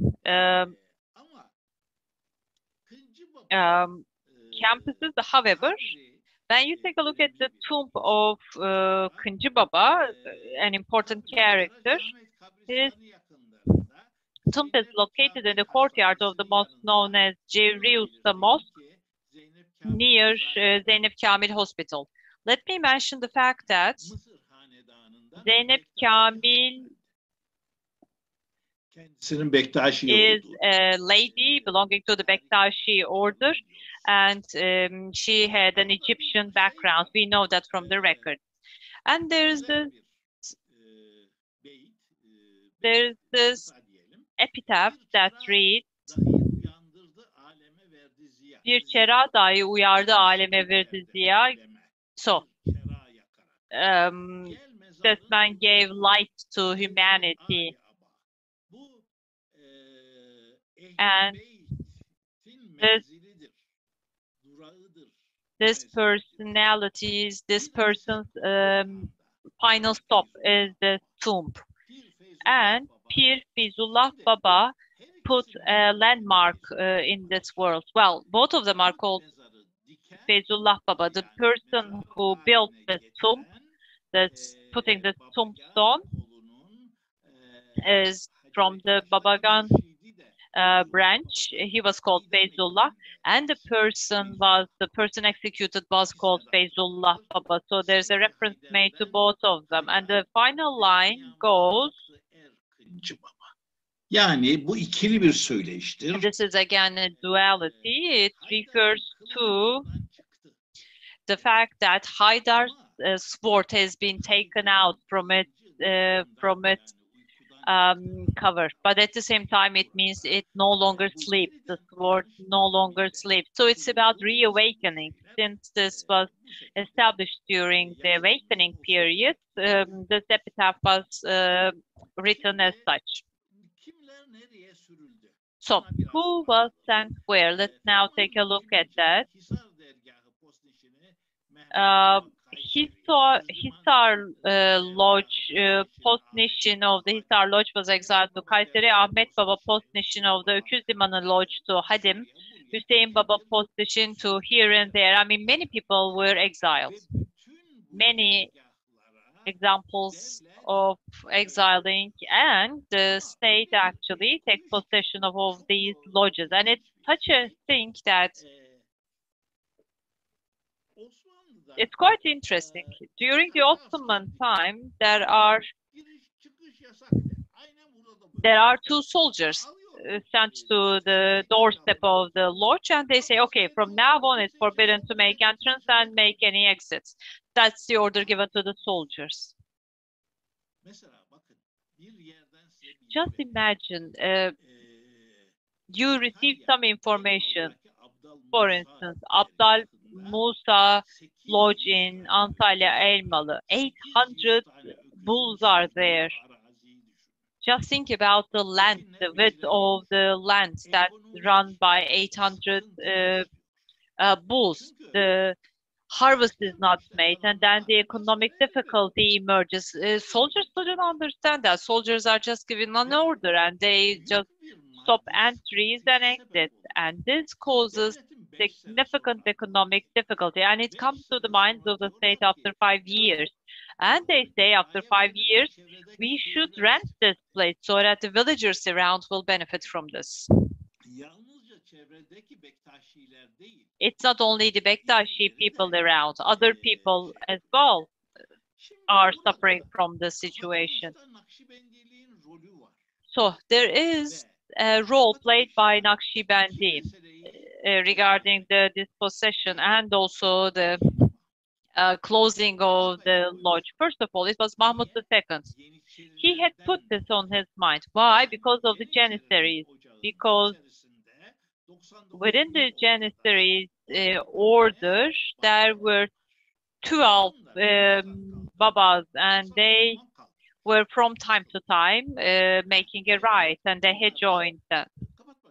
So the state is willing to close them down because the Janissary that was banned would somehow be underneath supported. The second issue is that Naqshbandi was somehow jealous of the situation. They had some priorities. They had some incentives, and they wanted to benefit from this. They wanted to enjoy the same benefits. This is the reason why, for instance, the daughters of the Sultan belong to the Naqshbandi order, etc. So they, as a result of the activities conducted with them, this closure, the foundation for this closure was made. What we call the Pir Evi, the large tekke in Hacı Bektaş, was given to the control of Naqshbandi, and there, until the time came that Mahmud II passed away, Naqshbandi ceremonies would be undertaken, and among the Naqshbandi, among the sheikh, there was a sharing made until when? Until Mahmud II lost his life. Once he lost his life, an interesting situation emerged. There is the Naqshbandi sheikh, but then again, no one could enter into the lodge. Bektashi's entrance was prevented. However, there was also a Dede Baba, and he was there as well. And there is also the Çelebi, meaning the grandchildren of Hacı Bektaş Veli. They were also there as well. So there were three authorities, so to say. The state calls that multiple authorities. So the Ottoman Empire there did not only put an end to Bektashi, actually Babagyan and Çelebi divisions of Bektashi separated for good, and it was the Ottoman Empire that caused that. Babagyan division and Çelebi division still continue as two separate divisions even today. It was the Ottoman state that saw the Bektashi as a problem and wanted to get rid of them all of them. You may say, you may ask whether they were Rafizi. If those people were Rafizi, meaning if those people were rejectors, then so were the Mevlevi people. So they were also coming together as men and women. The same rule applies to the Mevlevi. So, like it was the case in other sects, the same rule applied here. But then again, the state wanted to close them down, and it closed it down. Wanted to seize the belongings, and did so. These are still unsolved problems. These are still unsolved, even today. For instance, there is a picture here. This is Ergeh Baba Tekke. This was just in ruins 40 years ago, 50 years ago. However, it was after a while repaired, maintained, and Kızılbaş school, Alevite Bektashi school is active there. Quite close to Kızılbaş, close to Bektashi, they are active there, and the activity they have there is quite appropriate in accordance with the tradition. But contrary to that, there is something else we are all sorry about. The lodges are planned as classical townhouses. For instance, Emin Baba Tekke in Konak for the last 20-25 years, we see that my interpretation is that it's within the hands of a foundation that doesn't have a close and warm perspective about Bektashi, and this mansion should be taken from the foundation to be given to a Bektashi foundation or Kızılbaş foundation, so that it would again be a place for Ayni Cem, for the ceremonies of Cem. At least that would make me happy as a person that dedicates his life to this. Yılmaz Hocam, we have gone beyond our time, so would you please wrap up? Sure. I am about to finish. So, in a nutshell, this is all I'd like to share. I would like to greet you all cordially, and I would like to wish you a pleasant day. Thank you. Thank you. Oturumumuzun bu kısmında Seftap Demirtaş hanımdan Mevlevi kültürünün en önemli yapı taşlarından biri In olan this part of our session, we will be hearing about the Mevlevi Hanes and their conversions from Ms. Seftap Demirtaş. After listening to Tekkes, it will be very interesting to listen to Mevlevi Hanes. I would like to say a couple of words about Seftap, and she has graduated from the philosophy department of Istanbul University, and she has worked in several civil society organizations. I don't want to list all of them. However, the last among these is the Universal Mevlana Lovers Foundation, and she is working in the PR department of this foundation. Now the floor is hers. Yes. mikrofonunuzu açarsanız. If you could turn on your microphone, please.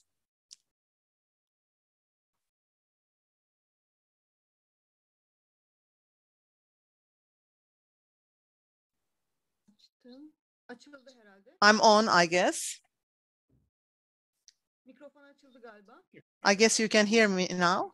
Yes, the floor is yours, ma'am.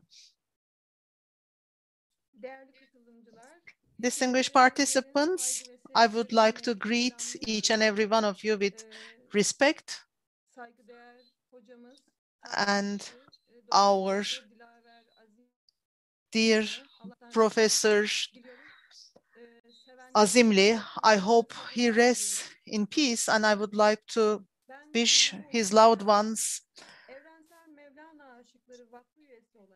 peace. As a member of the Universal Mevlana Lovers Foundation, I will be talking about one of the most important structures of the Mevlevi culture, which is the Mevlevi Hanes and Asitanes, which are full-fledged large Mevlevi Hanes. I will be talking about the change in these in the historical process. I would like to thank Mr. Bermek, Mr. Atolu, and Ms. Vanessa Obaldía for inviting me to this platform. And I would like to thank those who contributed to this activity. Before starting with my presentation, I would like to talk about the concept and the prophets and their road is enlightened by Muhammad. And he says, when Adam was between water and slime, I was Nebi. And in the religion of Islam, there is both faith and wisdom. And Sufism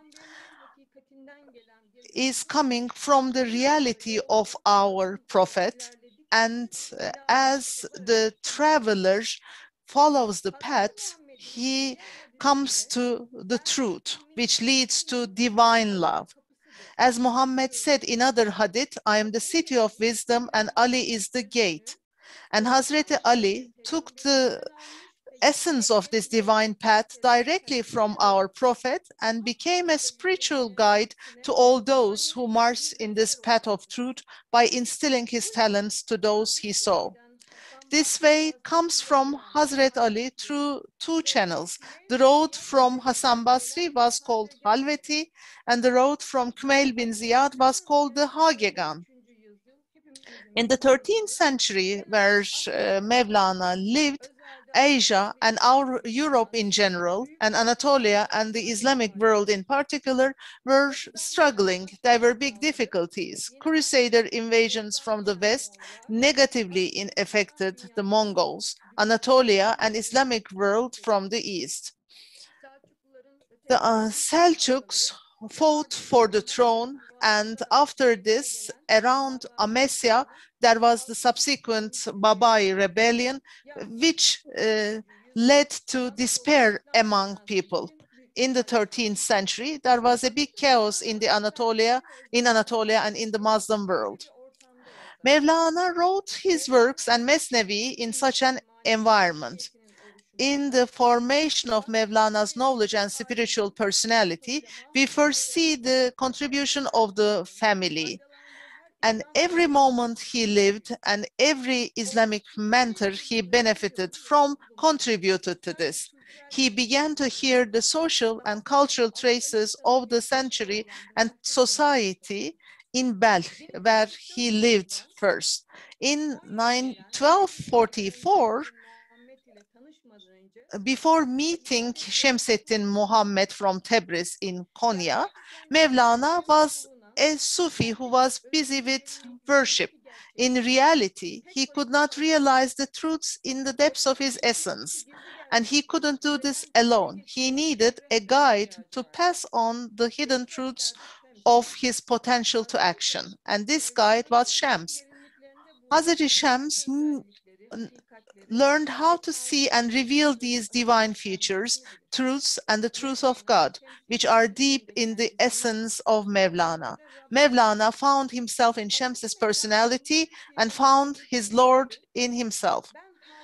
As stated in one of the poems, he says, I'm not a Friday mosque, I'm a mosque of humanity. I'm pure in heart. My dervish lodge is the whole world. My madrasa is the whole world. I'm not one of the Sufis with clothing. In fact, Hazreti Mevlana did not come up with a path, and founded on the teachings of Mevlana, the institutionalization was through his son Sultan Veled, and it is a path to beauty, goodness, righteousness, love, tolerance, and in short, good morality. And when we have a look at the Sema ceremonies that are performed, these are also attached to Sultan Veled. When we try to evaluate Mevlevilik, we see that there are 4 periods. The first period is after Mevlana, during which the institutional identity is determined, and it corresponds to 1273 to 1312. And in the second period, we see his grandson, Grand Arif Çelebi, and various travelers, during which his ideals are spread, which corresponds to 1320 to 1529. During this period, many Mevlevi Hanes were established in Anatolia, the Balkans, Cyprus, Crete, and North Africa. The third period is the circumcision period of Anatolia, and Mevlevi principles were structured on the original foundations once again, and the Aleppo Mevlevi Lodge was closed, and this goes until 1945. The fourth period is starting together with the law enacted on November 30th, 1925, which resulted with the closure of tekke and zaviyes, and which continued with the revival period held in Turkey as Şebi Aruz, reunion night ceremonies are held. In addition to disasters such as large fires, earthquakes, and wars, most of the Mevlevi lodges have been destroyed for legal, administrative, cultural, economic, and social reasons, as well as the weakening and retreat of the Ottoman Empire to Anatolia. Some Mevlevi hanes were repaired or rebuilt directly, partly for the above reasons, and converted into museums, mosques, educational institutions, orphanages, and art centers. In the Mevlevi order, we see that the spiritual guidance aims to educate the individual through a special process that includes training full of prayers. Hazreti Mevlana did not appoint his son Sultan Veled, who has deep knowledge and wisdom, as caliph. And he said, the most similar to me in terms of creation and temperament is you. But he believed that Veled was a strong wrestler. He would win with the right of his own wrist. And by saying this, the post showed that this path, which requires spiritual invention, is not a path to the house, but to the master, by choosing Hazreti Mevlana, by choosing Hüsamettin. At the same time, we see that this order is not passed from father to son with ancestry, but by perfection of the heart. And he shows us that this is possible. And Sultan Veled, afterwards, serving Hüsamettin Çelebi for 11 years, he had the post. Then he was followed by his son Ulu Arif Çelebi, afterwards with Divane Mehmet Çelebi, and most recently Veled İzbudak Çelebi during the Republican period. And they took the highest position, and this heritage was brought to this day. In the 21st century, freedom of belief and worship is still severely hampered. The Presidency of Religious Affairs has its own views and thinking structures and provides groups with a lot of material and spiritual opportunities. They do not provide any support to non-Islamic minority groups such as Nusayri, Syriac, Yazidi, and similar minority groups such as Alevis and Mevlevis.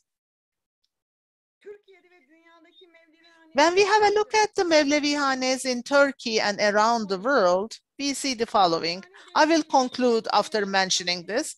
The so-called asitanes were full-fledged structures, and their number was around 15. One of them was Mevlevi Hane in Konya, which is called Asitane Aliye. This was an administrative center and the place of Çelebis, the poshnist of Hazreti Mevlana, and the entire order of Mevlevi. And they were all buried here. The number of small-scale court buildings were called, and the number of zaviyes, which are small court buildings, were around 100. These sites, which are usually planned in the form of complexes, are generally installed in a large garden. Mevlevihanes consist of private sections divided into semahane, square, tomb, ordeal, cells, mutripane, salutation, occupation, haram apartment, kitchen, pantry, small rooms for dervishes. A person who wants to step into the position spends 1,001 days in ordeal to become a dervish, and then he becomes a dervish by the decision of the mentor. Mevlevi hanes made great efforts to instill universal friendship, brotherhood, morality, and good manners to people. For centuries, the effects of music and science on Turkish culture have been great. And many people gathered around the Mevlevi Hanes, studied in many branches of fine arts, and accomplished great success in the scientific field.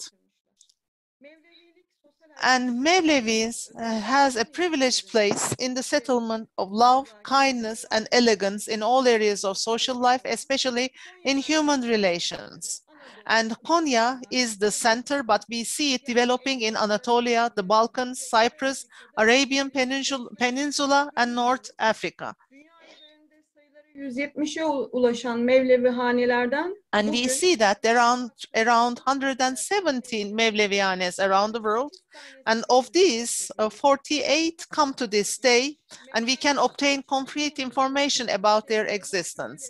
Mevlana had tolerance to the society he lived in. He taught that social statuses could change, and he reminded people of their potential. Different individuals from different professions and different beliefs, he was at an equal distance. And today we have Mevlevi Hanes that are being used for different purposes, and you can see a more detailed presentation about this from the website of the conference. I would like to thank you once again for inviting me to this conference. Thank you very much, Sevtap. Thank you from our side, and thanks again for finishing on time. You contributed to us significantly.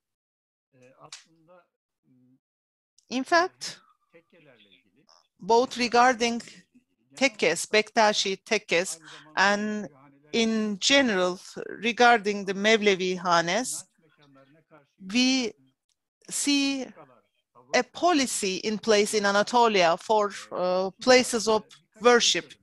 And I would like to say a couple of things about this. If we talk about Alevism, I would like to say a couple of things in this context as well.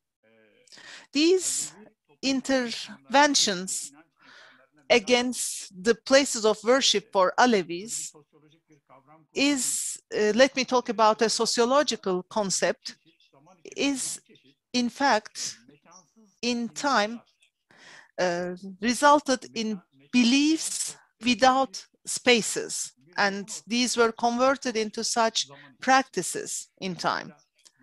For example, in 1826, we heard about the interventions told by Yilmaz, and we see that, let's talk about Bektashi places of worship. These are closed, and these are transferred to Naqshbandis or used by other functions. And sometimes the community leaves this space, and sometimes these spaces are even demolished.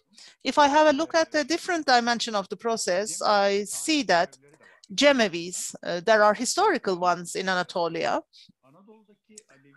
yet in the Alevi tradition, the Cem tradition in Anatolia is performed in a hidden manner. This is true both during the Republican era and in the Ottoman Empire. In each Cem ceremony, there definitely is a person who is in charge of controlling the arrival of the soldiers. And this worship and faith practices without spaces is there. And you intervene with all spaces of worship culturally.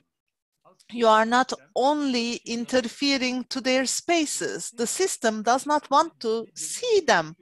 They don't want to know about Cem or the ceremony, and they don't want to respect the tradition itself. If this is the case, this becomes a cultural intervention, and when the spaces are lost, the links between the generations is lost, because these spaces are where the cultural transference takes place. And when we have a look at Cemevis, they have many functions, and one of such functions is to have this cultural transference take place. And when you have these spaces demolished, and when you ban the faith itself, and when you tell that the faith is no longer allowed, and we had references to law number 677 several times today, then the link between the generations is lost. And what we have to see is that how the spaces are transformed is one dimension, and the sociological dimension brings together the cultural reflection of it. And in time, we see how things are lost, and this the things that are lost between different generations of Alevis. This session, together with the previous session, specifically deals with places of worship, and I thought about this dimension, and there have been important contributions, I think. I would like to make a correction, if you allow me. While correcting the text, you know that Nusayri is also an Islamic path, and I would like to correct that while I have the opportunity. Thank you, Ms. Demirtaş. So I have a question to Professor Soyer, and this is my personal curiosity. We sociologists, while carrying out sociological analysis, focus on data significantly. I wonder if in 1826, how many tekkes were there? How many of them were distracted?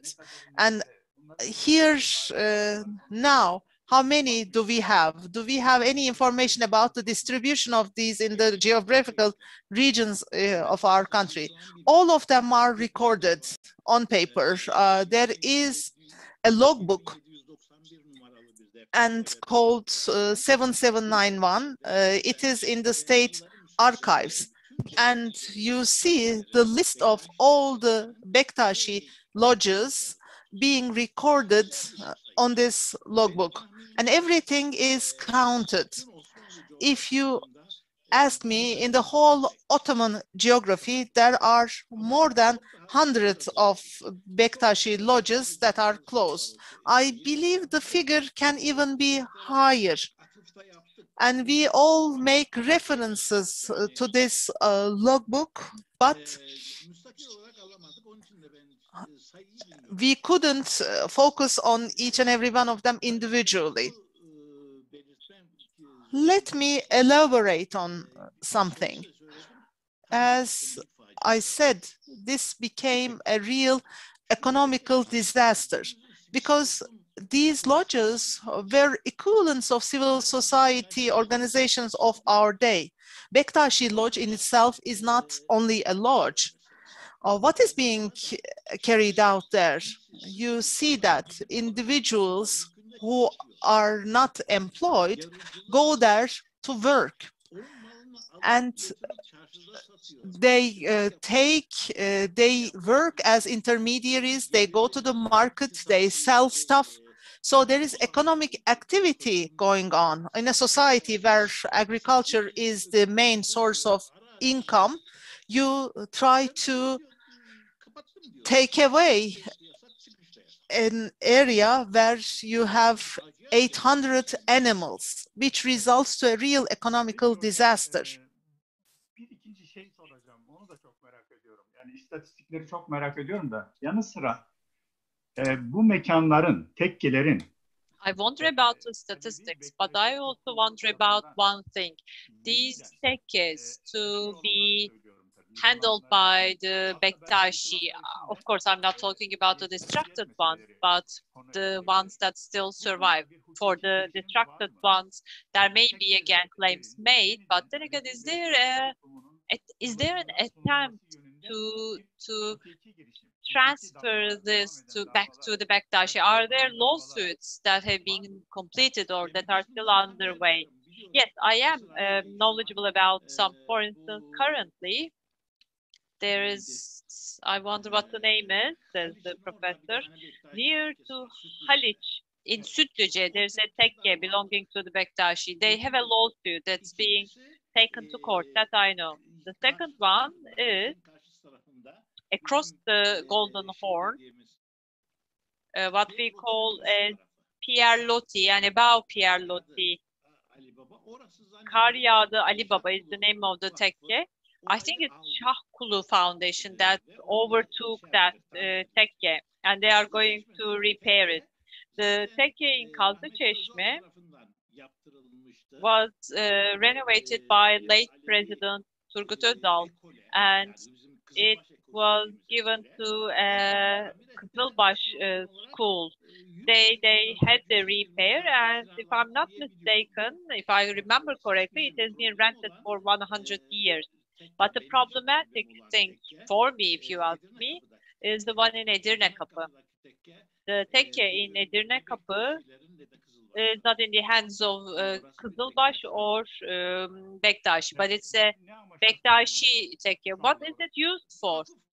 It is now used by a foundation. I don't know what foundation it is. It's just a foundation. Previously, the previous mayor gave it to this foundation. I don't know about the current situation, but because of this pandemic, we are unable to go there for the last 2 years. I'm going to close this one, but before I do that, I'd like to make an additional comment regarding the cultural gap, or when we talk about Nakşibendi, one thing that came to my mind is something is related to the documents in the Ottoman archives. The closing of Alevi tekke, there's always a Nakşibendi practice and doctrine. An example I had seen during the time of Abdülhamid, Kızılbaş Alevites, in order to bring some restriction to their communication and in order to prevent them, they would assign Nakşibendi Hojas to their dergah, and they would be given salaries, and that would be done in disguise. I mean, that's what I read in the document.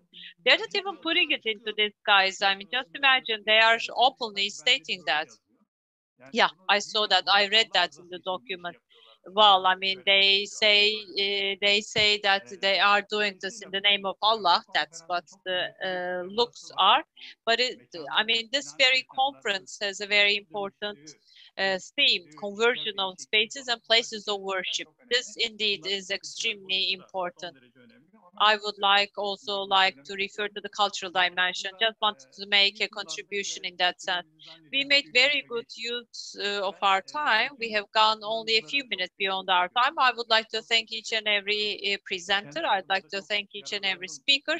Personally, I benefited a lot from these presentations. Thus, we come to the end of our session. Now, let me leave the floor to our presenter. Thank you very much, distinguished professor. Once again, we'd like to thank you as our esteemed discussant, and we'd like to thank all our presenters. Our next session will be in 10 minutes. We are now breaking for coffee for 10 minutes.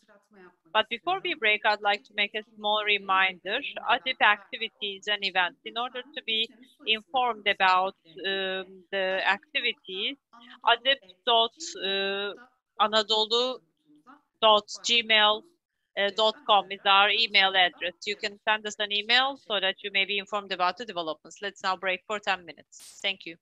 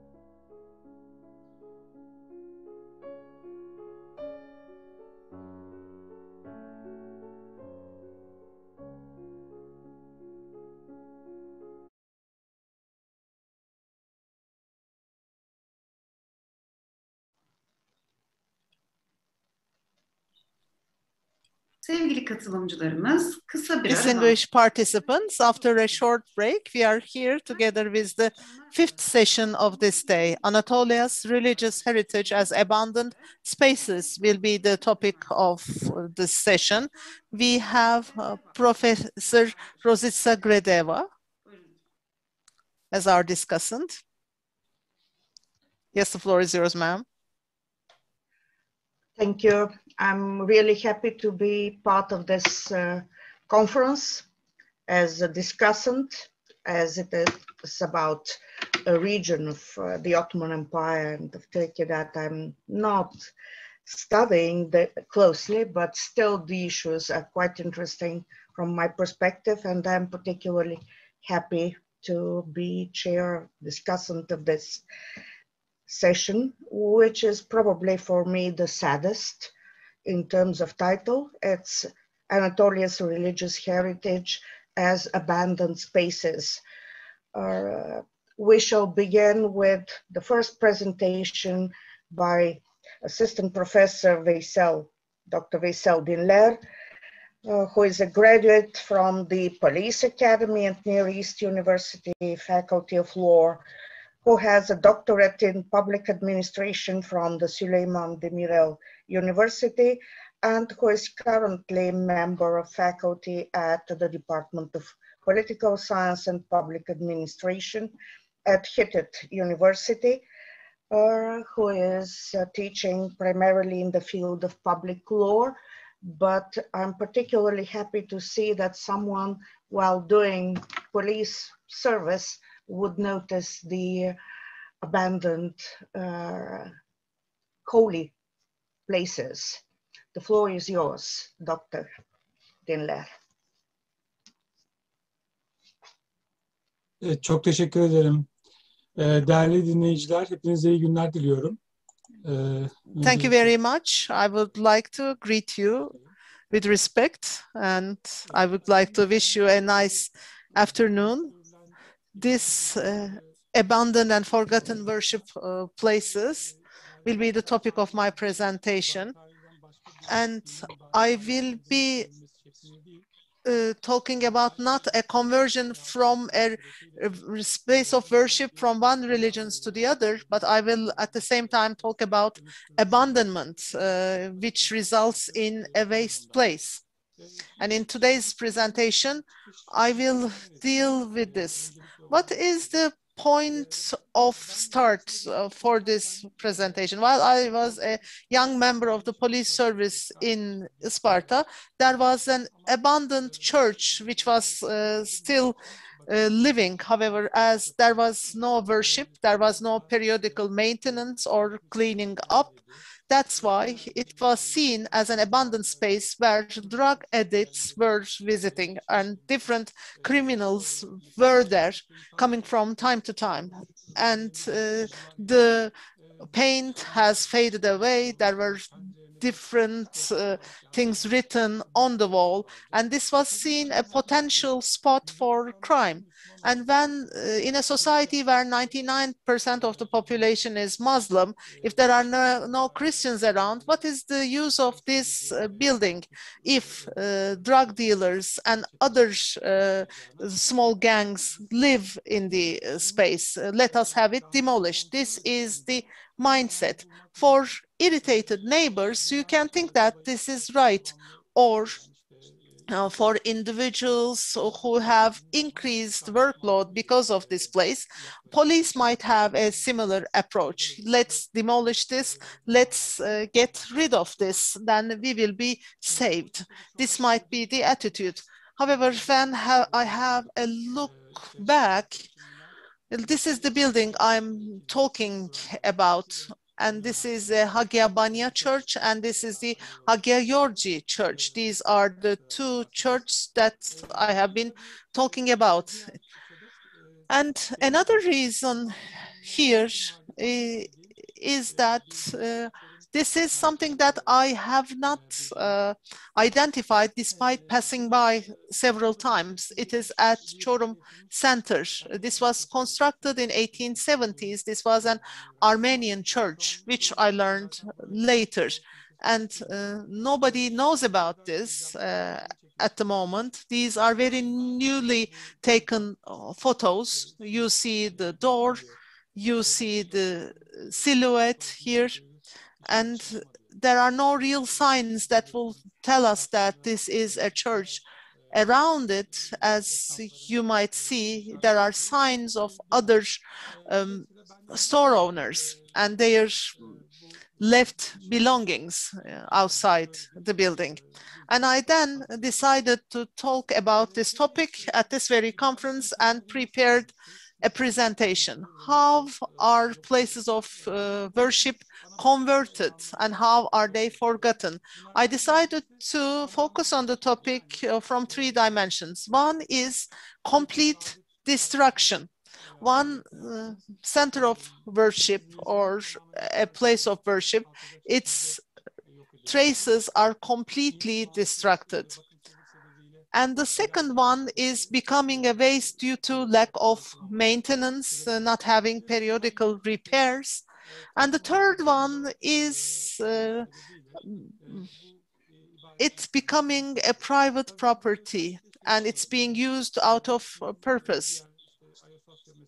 So it might have been covered in Hagia Sophia or in other mosques, or the conversion of churches and synagogues to mosques.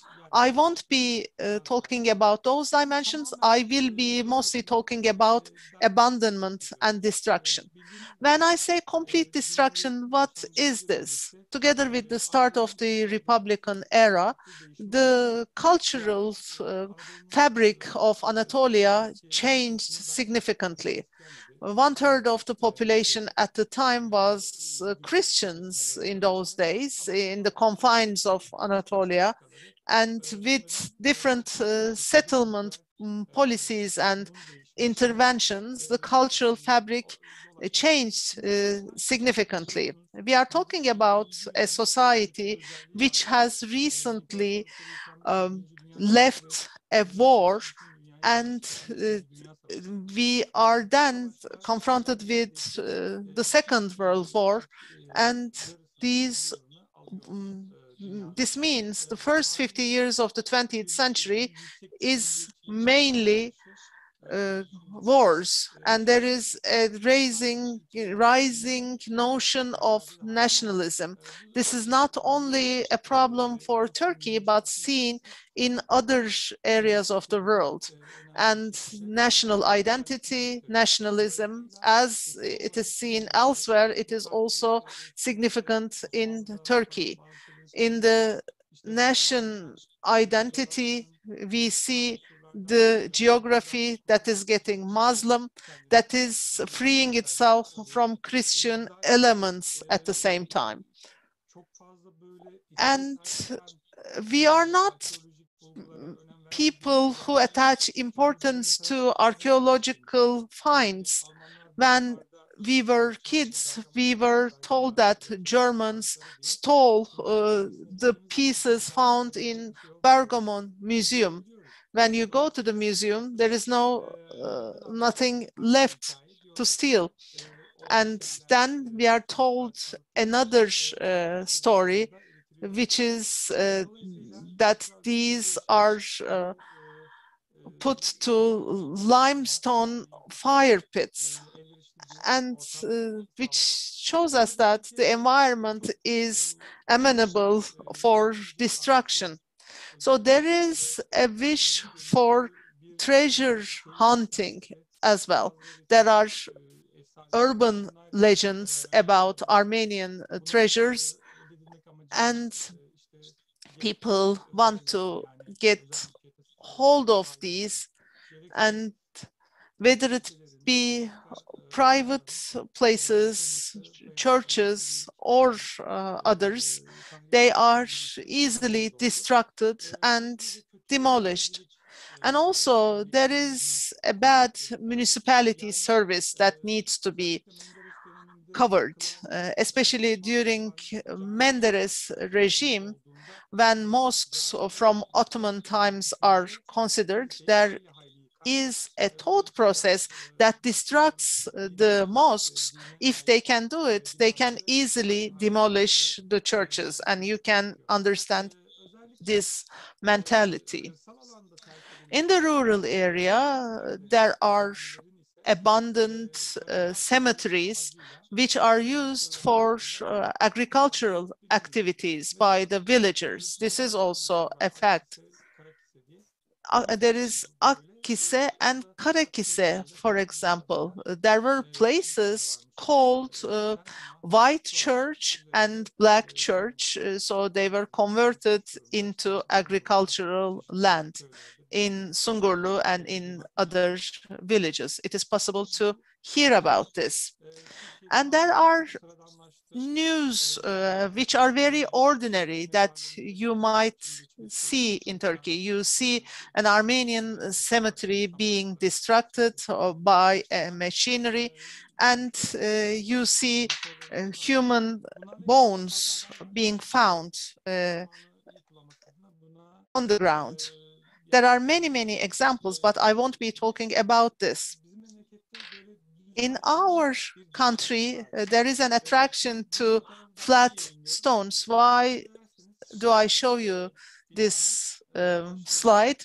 If you pay attention, the stones and the foundation stones are taken from the Çorum Castle, maybe from the destructed portions. Whether it be synagogues, churches, or other places of worship. Once these are abundant, these become construction material for certain villagers. You sometimes go to a village, you might see some foundational elements which used to belong to a church in a house. And it is possible to see this easily. That's why I have this photo here. So we are told that there are more than 500,000 treasure hunters. And on one TV show, on one of the national channels, there was an individual who talked about Armenian and Greek remnants. And it is as if this individual was promoting theft and praising it. And it happened during a live performance. Maybe some of the participants might remember. And because of not having any maintenance, turning into a waste is also a problem. Why isn't there any maintenance here? This might be linked to three elements. One is lack of will. So what I mean is there are reasons completely unrelated to religion. It doesn't reflect anything related to religion. And we know the situation for İshak Pasha Palace, for example. And there are things contrary to the spirit of restoration, whether it be synagogues, churches. These are not properly maintained and periodical repairs do not take place. And it is not easy to perform this in Turkey. And I'm not saying this for the sake of hamaset, and there are tax laws, capital tax law, you know, and the pogrom of 1955 on the 6th and 7th of September. These are the concrete indicators of unwillingness. And talking about these even shows us the unwillingness to repair these places. I will relate this to shattered glass theory, and I will tell you why this happens, and the chaotic authority situation in Turkey and bureaucracy is also the culprit, and we have to talk about these as well. So let's talk about the broken windows theory. This depends on an experiment, social experiment by Philip Zimbardo. If you do not repair the broken glass, it is inevitable that the other windows of the building will be broken. He leaves a car in front of a building, and after a while, the glasses are gone, then there is nothing left from the car. If there is no owner, then you cannot claim any responsibility for the building. You see that the glasses are broken in a short while and the space becomes a waste. And after Zimbardo, Wilson and Kelling developed the broken windows theory in an attempt to explain vandalism in criminology. Yet, as we talk about abandoned places of worship, this will be a very valid argument. So these are, as I said, very recent photos of the churches in Isparta. You cannot identify if a stone is taken out or not, because most of the building itself is in very bad shape. You see the paint not being properly there. So this broken glass theory is damaging and distracting these buildings. And these are very striking findings. And let's now talk about conflict of authority. The preservation of old buildings in Turkey is based on law number 2863. Under this, we have numerous regulations. There is the Ministry of Culture and Tourism, Ministry of Environment and Urbanization, Ministry of Interior Affairs, governorships, provincial administrations, municipalities, foundations, and private property owners in the process taking a role. And among all of these, there is a conflict of authority. And of course, there is a stagnant bureaucracy. These repairs are being conducted by conservation, implementation, and inspection offices. Among the individuals who are engaged in the effort, we have art historians, architects, city planning experts, civil engineers, archaeologists. This is a long and expensive method linked to detailed regulations. And as I said, the bureaucracy in Turkey makes the process slow down further. As I said, there is unwillingness, which is part of the process, but in such a bureaucratic structure, whether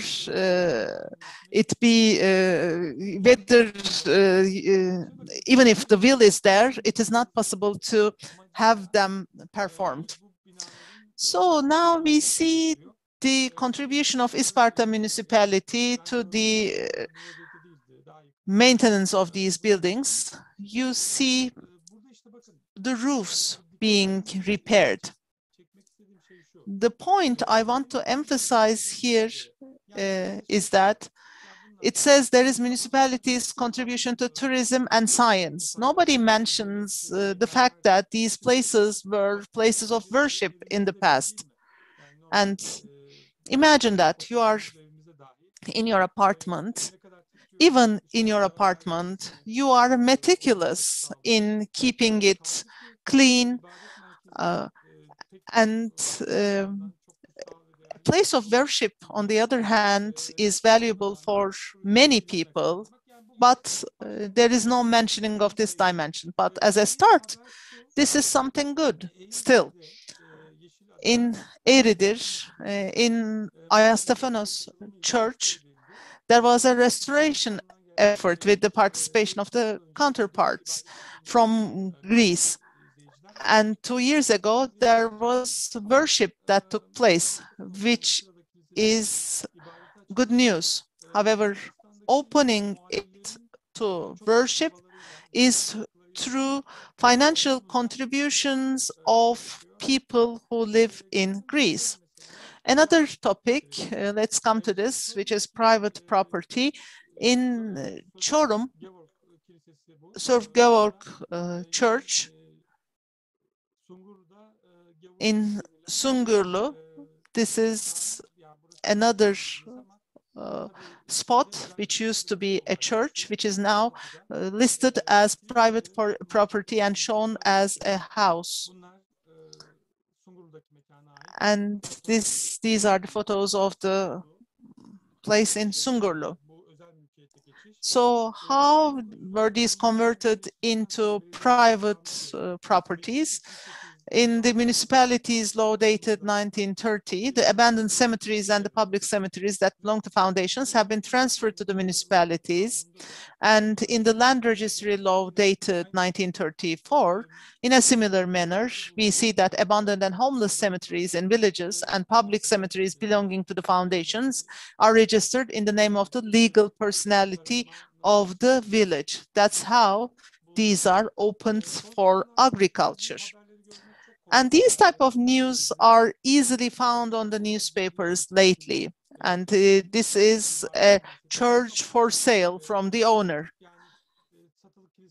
So it is possible to see these as ads on newspapers. There was a famous journalist in Turkey and talking about the villages and churches owned by his grandfather. And he said if he's paid enough, he would transfer these because the deeds are on the grandfather and he inherited these, he said.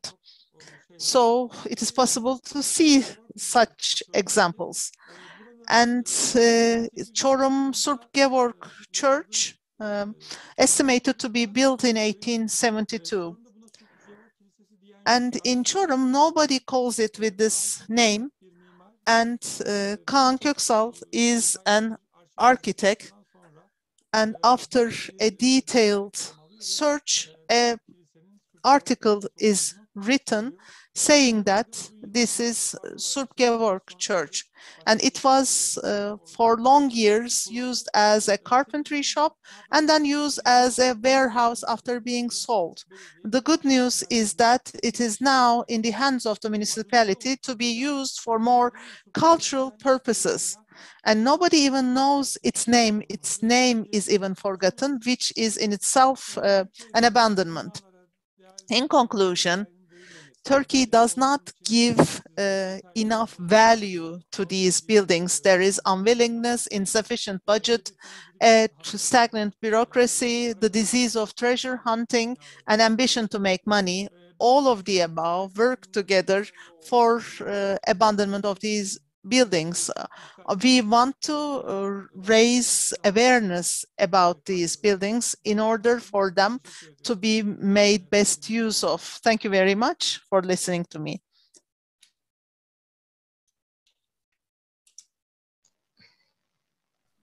Thank you so much, Dr. Dinler. Now we move eastward and from people which touched upon Greek and Armenian churches, we are now focusing on the area of Van and the Armenian heritage. Our next speaker is Mr. Mehmet Fatih Güden from the Van Yüzüncü Yıl University, who has also an interesting career from the Electrical and Electronics department at the vocational school of the university, moving to its Department of Art History and focusing now on, in his master thesis on the Christian religious architecture in the Gürpınar district of Van, who has already produced also a 60-minute documentary called Silent Bells, which is quite a telling title for the topic that we will be listening about. The floor is yours, Mr. Güden. Thank you. Merhabalar. Öncelikle Hello, good afternoon. I would first of all like to welcome you all to my presentation. It is indeed my pleasure to be involved in such an important event. I would like to express my gratitude to the organizer, ADİP, Anatolian Religions and Beliefs Platform. I completed my undergraduate education at the Department of Artistry at Van YÜCEL University. I'm currently doing my master's thesis on the subject of Christian religious architecture in Gürpınar district of Van. For nearly 10 years, I've been conducting field studies on a voluntary basis to create archives and inventory in Lake Van Basin, which is in danger. Actually, there are security problems. It is giving me great pleasure. I feel myself quite fortunate because the geography I live in is indeed one of the most special parts of the country. Since my time is limited today, I will be focusing on a specific part of one, because most of the information you would have access to in the documents, but instead I will be focusing on a certain part. Most of these places have been transformed as places of worship. Hopefully, I will have a fruitful 20-minute session. Welcome once again. Once upon a time, used to be the informal capital of Armenians. Before 1915, in a book called Armenians During the Ottoman Empire, 1878 statistical information, the Patriarchy records would show 57 monasteries.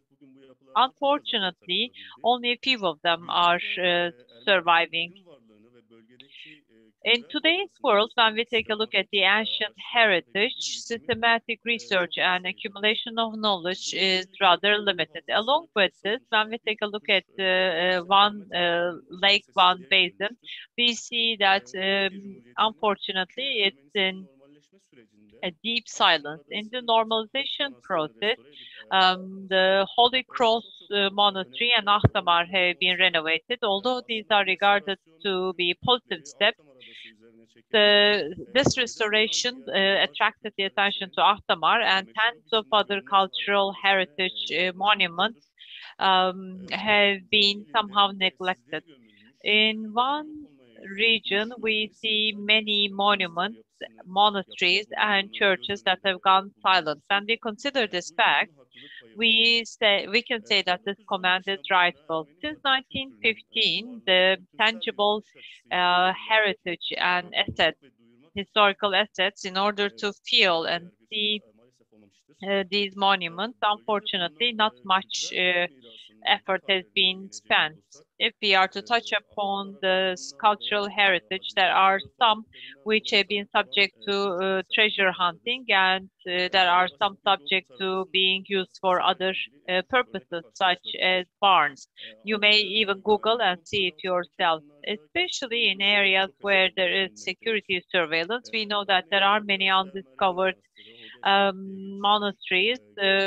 There are some monasteries, historical monuments and monasteries that are included in the special security zones, and unfortunately it is not known what the conditions are. Regarding the relationship, although the issue is known on a global scale, the social framework is always handled within the context of genocide.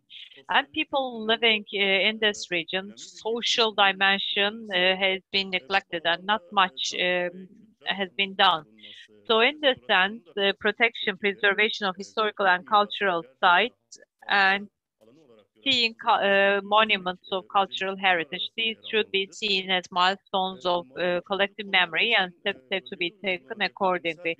In order to preserve and conserve these monuments, there should be a macro level step, and it requires political will. But then again, instead of waiting for such a political will, there are some steps that may be taken at the grassroots level. Under current conditions, the values and assets and risks that these monuments are confronted with, there should be an awareness. Before I proceed with the visuals of my presentation, I would like to share with you a couple of things based on my experience.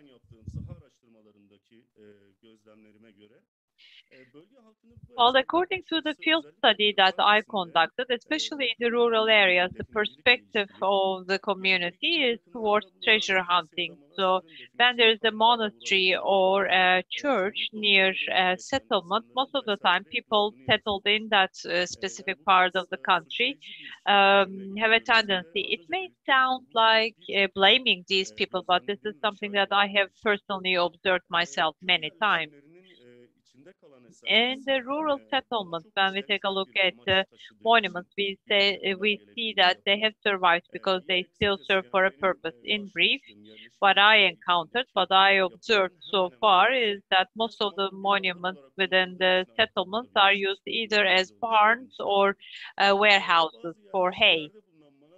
In some settlements, we see monasteries and churches which are sometimes consciously or unconsciously used. Materials, construction materials are taken away by the settlers and used for other purposes. So in some faraway, remote areas, some of the buildings, churches and monuments are left to the mercy of the nature, and some are, as I've said, within the security zone, so their conditions, current conditions, are not known. In addition to this, in some churches and some monasteries, there are some attempts to make some restoration. For instance, 7 churches, the monastery, for many years, the guard is doing his best to protect this, preserve this monument along with his family. And there's another monastery, again, taken under protection by the village headman. In order to enable that, the local people have to be given an awareness, and such projects would carry a significant importance. I would now like to share with you some visuals. This is Hagia der Meryem Monastery. This is in Van, Gürpınar district.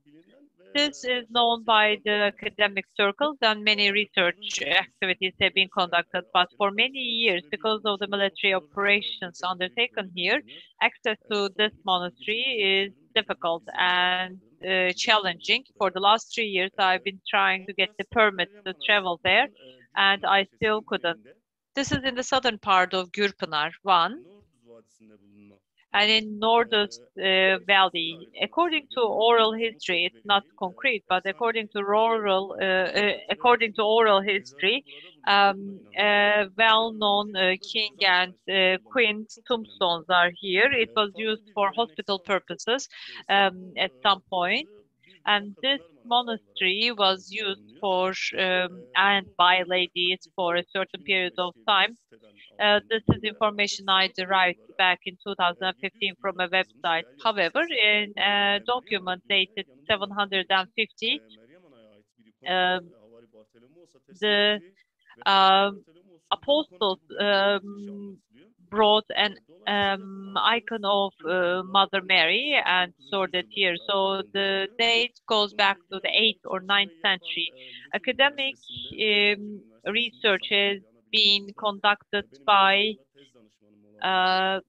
my professor Yalçın Karaca, who is at the same time my advisor for my dissertation thesis. This is a monastery composed of 22 chambers, and it was quite glorious. This was before it was demolished. Let me share with you an anecdote. In the surrounding villages, Muslim couples, after getting married, would visit this monastery on Sundays and would sacrifice hand, and once they get a baby, especially if it's a girl, they name the girl after Mary. This is a bit of information I learned quite recently from the old man. For a very long time, this monastery survived. However, as the Armenians left the monastery, two Kurdish families settled in here, led their lives here, and then because of a dispute related to land, they had a conflict between the two families, and then someone lost his life, and then the monastery was abandoned. And then after 1960s, it became subject to the Lloyd of treasure hunters. I had paid a visit back a few years ago when there was the peace process, and those were the visuals I had taken. An interior, a photograph focusing on the interior. This is again the church, the main hall. This is from the front facade. And let me continue with the next structure. And this structure is from Van Bahçesaray Çatbayır village. Çatbayır is also known as Çat village in Bahçesaray, Van. And this is a part of a private, this is on a private land. Since there is no academic work conducted on this church, we are unable to date it.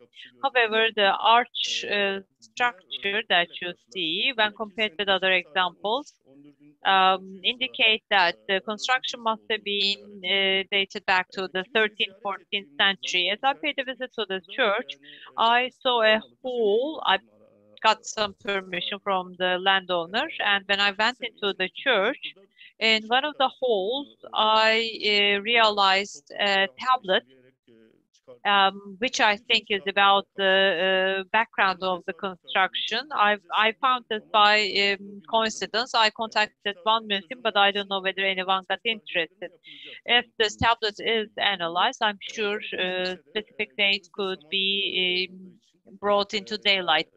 This building is used for used as a warehouse. That's why it survived to this day.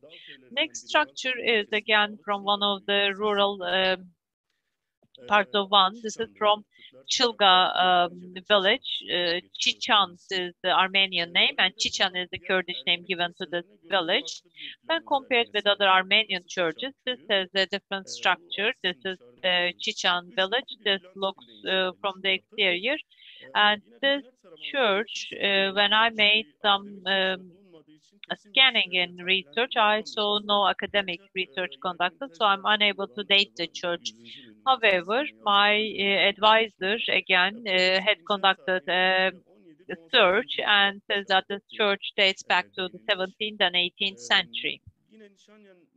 Again, according to Sevan Nishanyan Maps, it's a website prepared by Sevan Nishanyan. According to a different resource on that website, it dates back to the 7th century sources saying that part of the authentic cross was stolen and brought here, and in one of the deep valleys this was found, and it is at a very difficult point to reach, and along the valley in the rural area 2 more monasteries were erected, and again this Chilga village church was used as a barn by the villagers for a very long period of time. When I went there to take a picture, this was actually what I saw. It had been demolished, the entrance.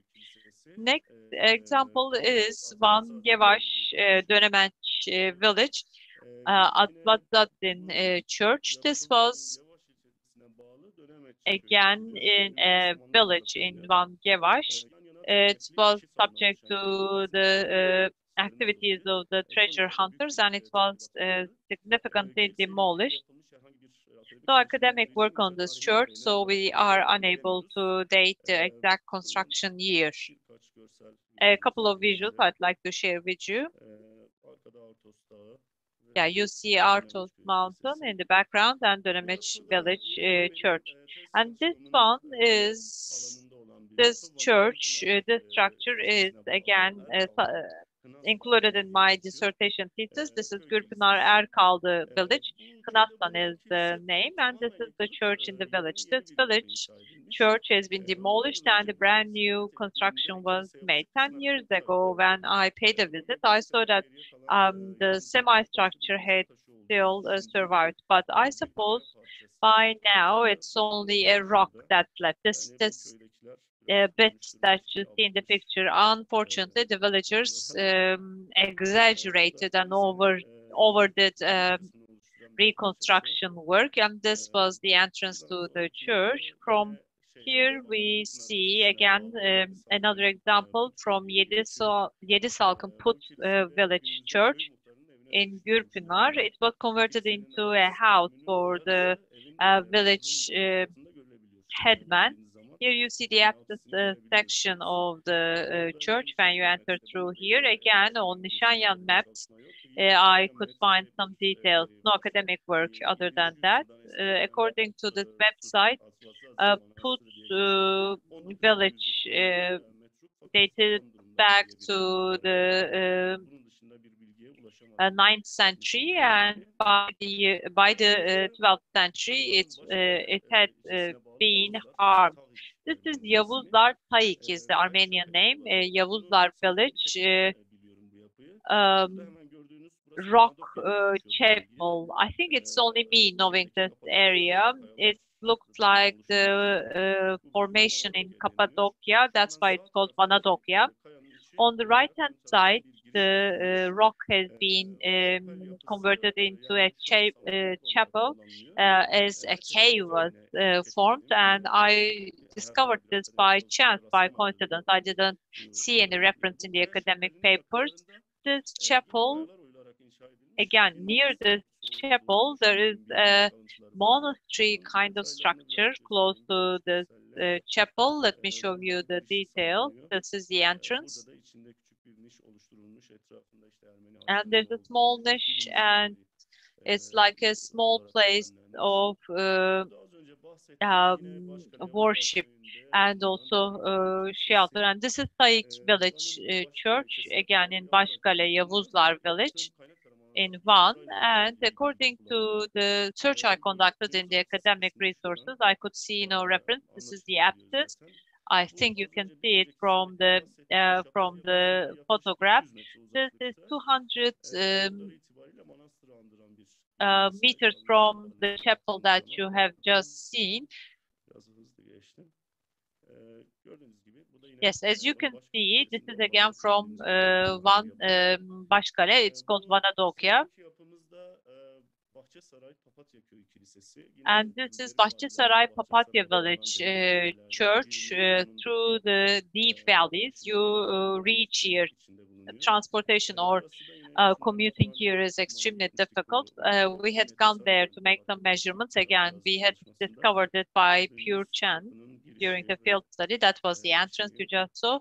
And this is an Armenian cross. So this structure again is used as a warehouse for hay by the villagers. Again, one of the forgotten place of worship. From here, most of the structures that I will be talking about are structures that are already available in the academic resources. I would like to share some visuals before I conclude. This is on Çarpanak Island, Gudut Anabat Monastery. From the value and significance perspective, this is nothing inferior than Akdamar Church, and this is Muradiye Surpi Stepanos Monastery. It is at an elevation of 2,000 meters, looking over Muradiye. Because of treasure hunting, it used to be a monastery, and only the main hall of the church had survived. This is Başkale Albayrak village, Surp Bartolomeos Monastery, quite glorious, and both from the architectural perspective and from the plan features perspective, it's quite precious, but it is about to be in ruins. This is the southern shores of one lake. The reason why I show this picture is that all Van, Tatvan, Reşadiye, all that region, there are 16, 17 monasteries that are partly surviving. And from here, I'd like to show a couple of more examples. For instance, this is Surp Harutyun Monastery. It is on the tip of a peninsula. It's at a very good point. You can only have access here with a boat. This is Gevaş Garmir Ağa'nın Garmravang Monastery. It's called the Red Church. Again, on the southern shores of one lake, and it is at the tip of at the bottom of a deep valley. Again, another example from Gevaş, southern shores of one lake. Gevaş Surp Thomas Monastery, built on plateau of 2,000 meters, and it dates back to the 15th century, most probably. Finally, regarding these structures, I can talk about the documentary we prepared. Silent Bells is the name of the documentary. It has been shared at various festivals. Thank you very much for your attention. Thank you.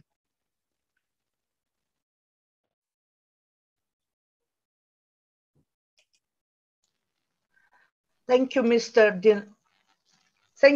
Günden, for taking me back to Van, where I was 10 years ago, and I loved the monuments, some of the monuments you showed.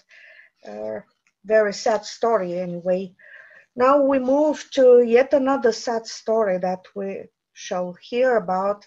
That is the presentation of Dr. Nicholas Alculu from Kadir Has University, who is specialist with the doctoral dissertation at the University of Sydney on the socio-cultural history and heritage of Assyrians in Iran, but who has worked also on the larger area on Assyrians and with the inscriptions in Syriac and Neo-Aramaic, who is currently working as an English language instructor at Kadir Has, but continues his research on Syriac and Assyrians. The floor is yours, Dr. Arif. Thank you. Thank you very much for the introduction. Now, for nearly 15 centuries, the rugged highlands of Hakkari have served as a cradle of Syriac Christianity and a refuge for adherents of the Church of the East, from where they could protect themselves from persecution. The mountain stronghold, for example, of Johannes, served as the patriarchate of this church, and from there, its Catholicos patriarchs served as both the spiritual and temporal leaders of the region's semi-independent Assyrian tribes. This situation, however, was ended entirely with their expulsion, first to Iran by the Ottoman Empire in 1915, and finally to Iraq by the Turkish Republic in 1924. With this, some 264 churches, monasteries, chapels, and shrines within the current boundaries of Hakkari province alone were left behind to their fate. After providing a background, this paper will go through the current state of affairs, attempts at finding solutions, and possible options available to all stakeholders involved. So the Assyrians have a history in Hakkari going back to the pre-Christian era, when their ancestors' once powerful empire used the area as a buffer zone between it and the kingdom of Urartu. Indeed, the very name of the region is believed to derive from the Akkadian Ikkari, or Aramaic Akkare, meaning farmers. Much of the current Hakkari province appears to have been governed by the late antique Assyrian kingdom of Adiabene, based at Erbil in current-day Iraq, and it was during this period in which we observed the beginnings of Christianity's spread there. While Syriac literary traditions relate to the apostolic evangelization of Hakkari, the oldest known churches in the province are believed to have been established between the 4th and 6th centuries. The majority of the Assyrians or the Christians that lived in Hakkari adhered to the Church of the East, also known as the Nestorian Church, with a minority that belonged to the Chaldean Catholic and Protestant splinter groups formed as a result of Western missionary activities beginning in the 19th century. And the Catholics had about 14 churches in Hakkari, the Protestants about 5 respectively. In general, the churches of Hakkari are mostly built using uncut stones, very similar to some of the mountain Armenian churches shown by the previous speaker. And they bear little in the way of ornamentation or external architectural features, such as belfries. With their flat roofs and straight walls, they are usually plain cubes of masonry from the exterior, while the dark vaulted interiors were often plastered. The functional simplicity of these buildings, however, highlights the poverty and piety of those who built them, as well as the ruggedness of their geographical setting, with thick walls and loophole windows to keep out the bitter winter cold. These are not vain monuments of grandeur or greatness, and nothing about them was meant to distract worshippers from the focus for which they were to be used, namely, prayer and contemplation of the divine. All attention was directed to the sanctuary area, where the sacred liturgy was conducted, and the vaulted ceilings provided natural acoustics which amplified the sounds of the chants.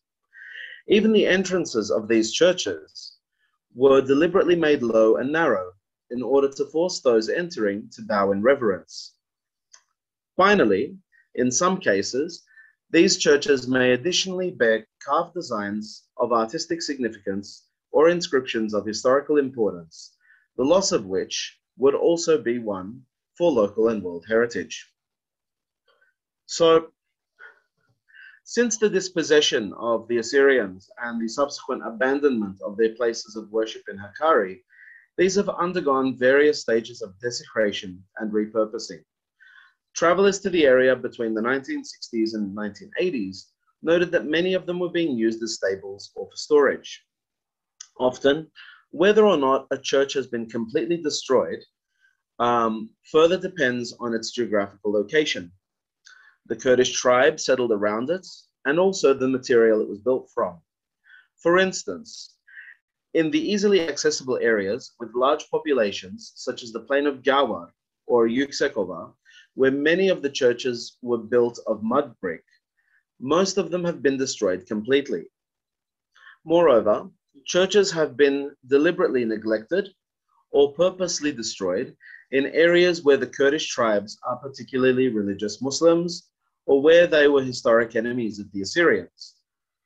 In places inhabited by tribes which were settled in Hakkari from other areas during the 1940s, many of the churches have been reused for storage, as stables, or simply abandoned. In most of these cases, the repurposing of these churches has ironically resulted in their preservation from destruction. On the other hand, the least amount of damage to churches is found in villages inhabited by Kurds who either belonged to Assyrian tribes, had friendly relations with Assyrians, or have distant kinship relations with them. In some cases, churches were destroyed to build infrastructure such as roads or dams, or replaced with military bases, since they were often built in prominent and easily defensible locations. This is because the Assyrians often used churches as places of refuge during times of persecution or when they were under attack from the surrounding tribes. In other cases, villagers consulted indicated outside influences as the reason for which the churches were destroyed, whether this was encouraged by commanders from adjacent military bases or ordered by imams sent by the State Directorate of Religious Affairs. Since the eruption of hostilities between Kurdish rebels and the Turkish government in 1984, many areas in the Hakkari province have become war zones. Evacuated villages have served as camps and hideouts for anti-government guerrillas, which has resulted in them being bombed by the military. In at least one case, according to my interlocutors in Iran, an important Assyrian monastic church on the border, which you see in this picture, was ruined in this manner. It is not known how many other religious structures have shared the same fate.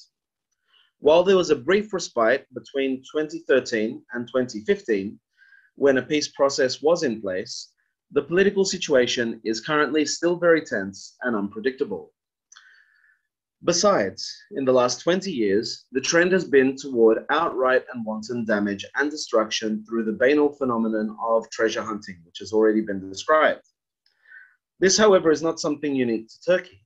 I first witnessed its effects in the Urmia region of Iran in 2002, where churches and graves were regularly excavated and gravestones smashed in a vain quest to find gold or valuable artifacts. According to local legends, Christian Armenians and Assyrians were more hardworking and wealthier than their Muslim neighbors, who for the most part were Kurds, and that they buried their wealth in their churches and cemeteries before fleeing their homes during the First World War, rather than taking it with them to support themselves, which would be more logical. This racist narrative ignores the fact that in many areas, the Christians were indigenous, long-settled peoples descended from ancient civilizations, unlike the Kurds who began to immigrate to their areas during the Middle Ages, first as nomadic tribes, surviving on animal herding and brigandage. Nevertheless, it also disregards the fact that most rural Christians lived in extreme poverty and were often prey to the deprivations of neighboring Kurdish tribal landlords who routinely overtaxed or plundered them. Furthermore, there is an entire support network of web pages and forums for aspiring treasure hunters, where photos of supposed finds and potential sites are posted, as well as tips on how to conduct this illegal activity. Particularly disturbing are guides which detail different types of crosses or isharets, signs or designs as indicators of what kind of treasure must be buried under them or hidden in the walls behind them. Inscriptions and graffiti are particularly viewed as indicators of some type of treasure, making them first pickings for destruction. This has also given rise to the proliferation of fake manuscripts and artifacts, as well as treasure maps, complete with writing in bogus languages. Unfortunately, the above-mentioned websites are not policed or taken offline, and many of the criminals continue their vandalism unobstructed and without any fear of being punished. Thus, we observe that this hunt in vain for fabled treasure is not solely limited to extreme cases of excavation, which compromise the foundations of such vulnerable and abandoned buildings, but they also extend to the removal of stones from the structures themselves, which can result in their collapse. Moreover, and what is often found includes liturgical objects and manuscripts which were hidden for safety, and these lose their value since they are removed from their archaeological and historical contexts. And this has rendered the Christian Assyrian heritage of Hakkari particularly vulnerable to being lost forever. So a little bit about the current situation and the importance of action. Out of the 64 potential Assyrian religious structures or sacred sites abandoned within the Hakkari province alone, roughly 105 have been securely located, photographed, or studied, so less than half, whether by myself, notwithstanding my own limitations, other scholars, or local informants. Of these, 53 lie empty and abandoned in various stages of structural decline, as you can see with these before and after pictures, with 21 significantly ruined or collapsed. A further 14 have been ruined to their foundations. So this is one that's been abandoned that's in good shape. So these are in various stages of collapse and destruction. A further 14 have been ruined to their foundations or require archaeological excavation. A total of 5 churches are now being used as storage, one of which is within a military base. And in one of these cases, a former patriarchal residence on top of it has become a private dwelling. Moreover, 30 churches no longer exist, and their foundations can no longer be seen.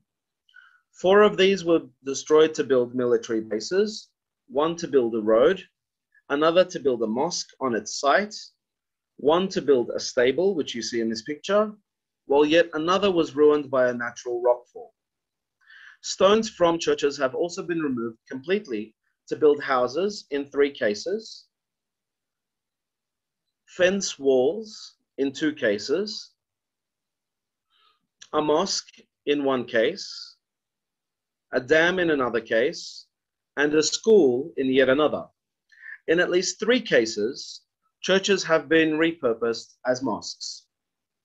A comprehensive scholarly survey and search for what remains of the Assyrian or Christian heritage of Hakkari is yet to be undertaken. Unfortunately, many of the sites in question are difficult to access. I mean, one of them, you might be able to see it just here up in the cave. So it needs to be climbed to, right? So they're difficult to access due to lack of roads, the sheer distances involved in many cases, as well as them being located in places requiring some amount of trekking or climbing. Another factor is hostility or lack of cooperation by some local Kurds who, for many reasons, may not want the history of their villages as previous inhabitants to be brought to light. In addition, they may not want to be exposed for destroying national heritage monuments, or they might be wary of treasure hunters. Finally, many of them may be located within restricted military areas, which are no-go zones due to the security situation in the region. Therefore, the cooperation of a number of stakeholders, including local, administrative, and military authorities, scholars from Hakkari's university, as well as villagers, must be secured in order for such a survey to be successful. Now, a little bit about stakeholders. Without a valid official presence in Turkey since 1924, the Church of the East, the major stakeholder, is currently unable to do much in the way of legally contesting the current state of its former properties and historical cultural patrimony, or working on an international agreement for their preservation. While a handful of Turkish citizens still identify as adherents of this church, there aren't enough for a viable congregation because they are scattered, and many of them live between Turkey and the diaspora. In light of this, more established sister churches, such as the Syriac Orthodox and Chaldean Catholics, have offered to step in on their behalf to act as guarantors of these properties or manage them under their own religious community foundations, Cemaat Vakıfları. Such options, however, have not been seriously explored.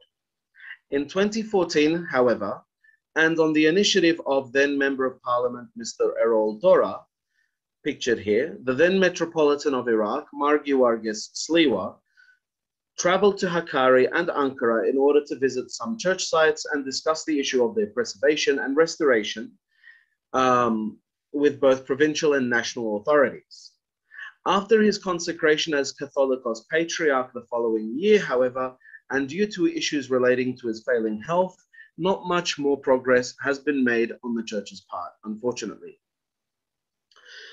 At any rate, due to the unresolved conflict between the government and Kurdish rebels, the country's Cultural and Tourism Ministry has heretofore been reluctant to authorize or significantly contribute to any restoration campaigns for threatened Christian places of worship in Hakkari, citing that they are in war zones and such efforts would be wasted in the end.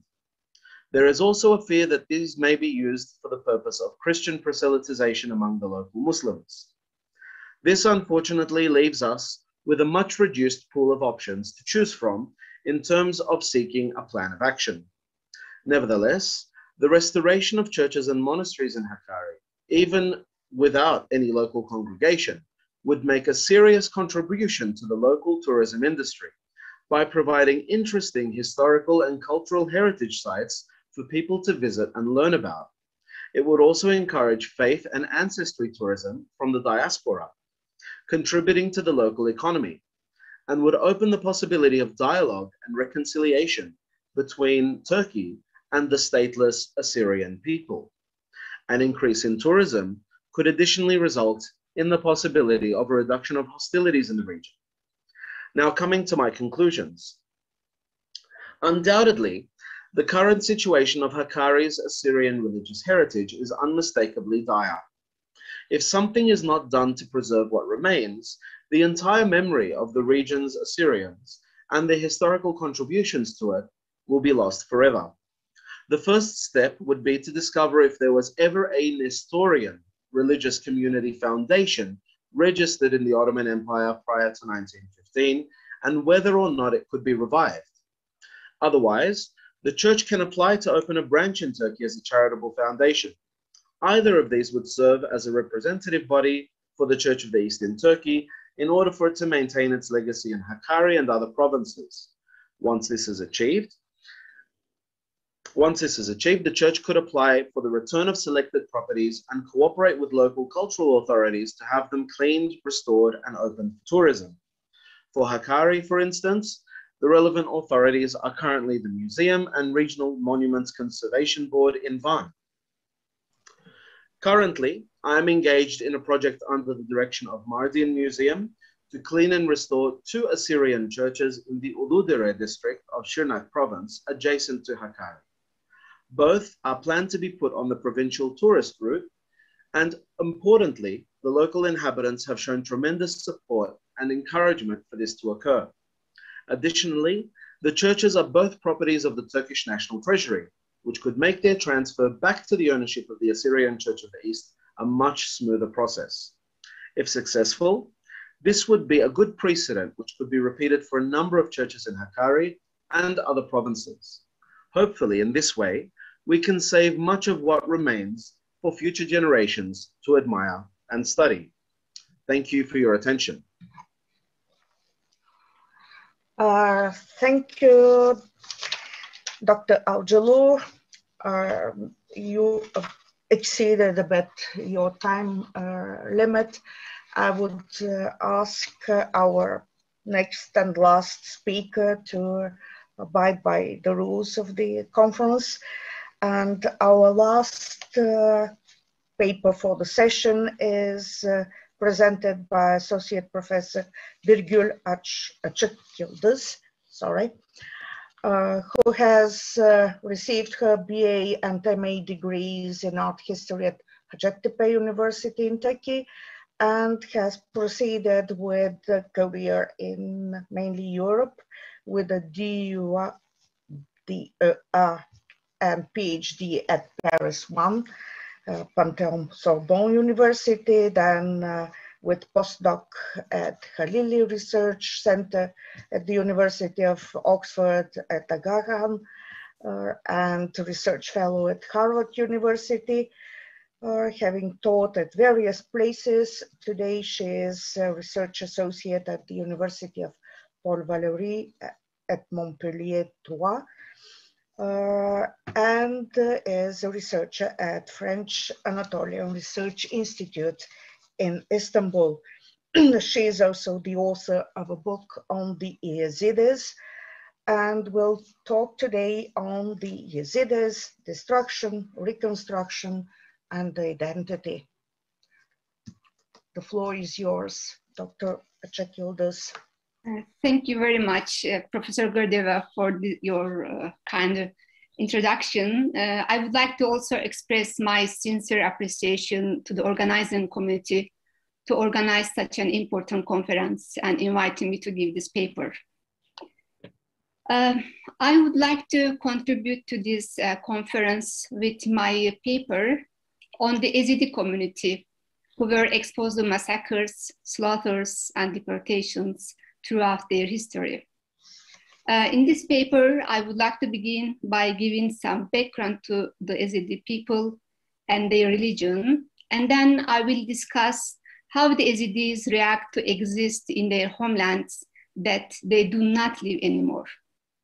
I will focus on the Hasan Bey Cemetery, which is located in Nusaybin, southeastern Turkey, where Yazidis of Germany continue to bury their departed. In this presentation, I will also examine the relationship between the cemetery and Yazidi identity. I will question how the Yazidi identity reconstructs and transforms itself into monumental funerary architecture. The Yazidis are a Kurdish ethno-religious community of the Middle East and Southern Transcaucasia, who are monotheist and have a unique religious belief system. The Yazidis inherited various cultural and religious beliefs, and the form of each influence remained visible. Thus, a syncretic belief system and a new religion with its dogmas and rules were established. There is no liturgical or historical writing before the 12th century that could facilitate the examination of the periods of influence and the formation of Yazidism. However, contemporary religious practices and hymns that were transmitted orally over generations hint at various layers of development. Yazidism is mainly an ancient Iranian religion, which was mixed with the Sufi Islamic teaching of Sheikh Hadi in the 12th century.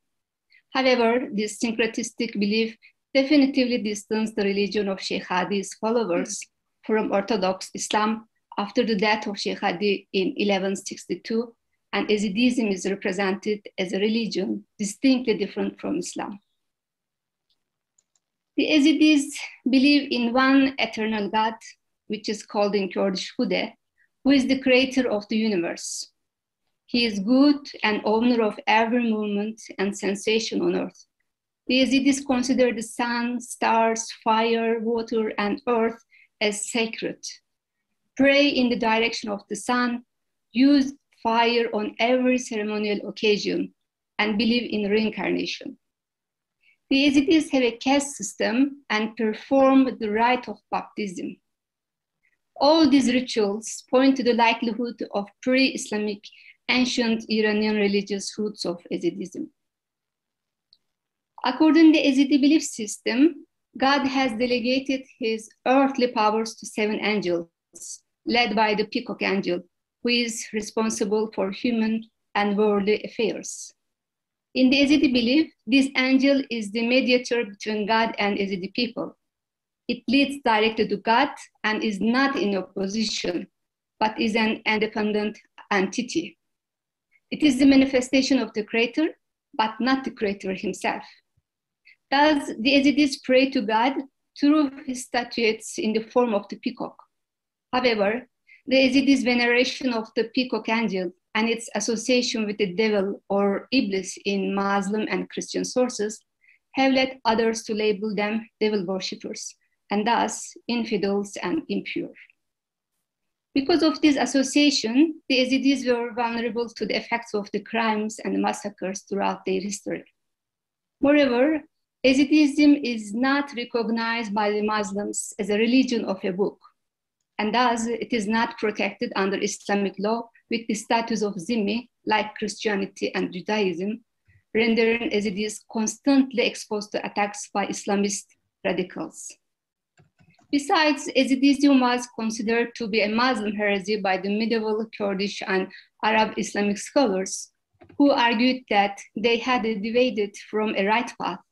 Therefore, Yazidis are considered to be apostates and renegades who must be eliminated or converted to Islam under threat of persecution or massacre. Yazidi ethnic belonging also contributes to their vulnerability. Therefore, radical movements have targeted Yazidis as Kurds. Yazidism was embraced by the Kurdish tribes and dynasties. It spread to wherever the Kurds were living in the Middle East. However, their power declined from the 15th century onwards because of the oppression and massacres committed by their Muslim neighbors. Some Yazidi dynasties, such as Mahmudis of Khoshab and Bohtis of Jazirat ibn Umar, converted to Islam between the 14th and 16th centuries for political reasons. Paradoxically, the Yazidis suffered principally at the hands of the Muslim Kurds. However, they continued to survive as small groups dispersed amongst the Kurds in a large area. Lalish in northern Iraq continued to be the center of Yazidism until today. At the beginning of the 20th century, Yazidis' territory remained within the frontiers of countries, namely Turkey, Iraq, Syria, Iran, Armenia, and Georgia. Thereby, They continue to live within the frame that each country established with its minorities. In the limited scope of this paper, I shall only deal with the Yazidis of Turkey. However, I shall also give some additional information to explain the Yazidis and their situation in other parts of the Middle East. Because of the country's severe attitude to its minorities, the Yazidis have faced pressure due to their ethnic and religious identity in Turkish Republic era. From the 1960s, the Yazidi community, whose population, although highly reduced, began to immigrate as immigrant labor to European countries, especially to Germany, that was provoked by political and religious oppression and economic difficulties. Then the Yazidis continued to immigrate to Germany as asylum seekers. Another massive influx of Yazidis from Turkey to Germany was caused by the military coup in Turkey in 1980. Germany recognized the Yazidis of Turkey as a persecuted minority and welcomed them in numbers. Today, estimated Yazidi numbers in Germany vary from 60,000 to 120,000 people. Most Yazidi villages were destroyed in eastern and southeastern Turkey. Today, there are only a few Yazidi villages and few Yazidi remained in Turkey. Most standing Yazidi villages are located around the towns of Beşiri, Kurtalan, İdil, Nusaybin, and Viranşehir. Most Yazidi villages were occupied by the Muslims. The Yazidis who stayed in their villages lived together with their new Muslim neighbors. Some villages were forcefully evacuated in the 1990s, and deported population moved to the big towns and cities, and some of them joined their relatives in Germany.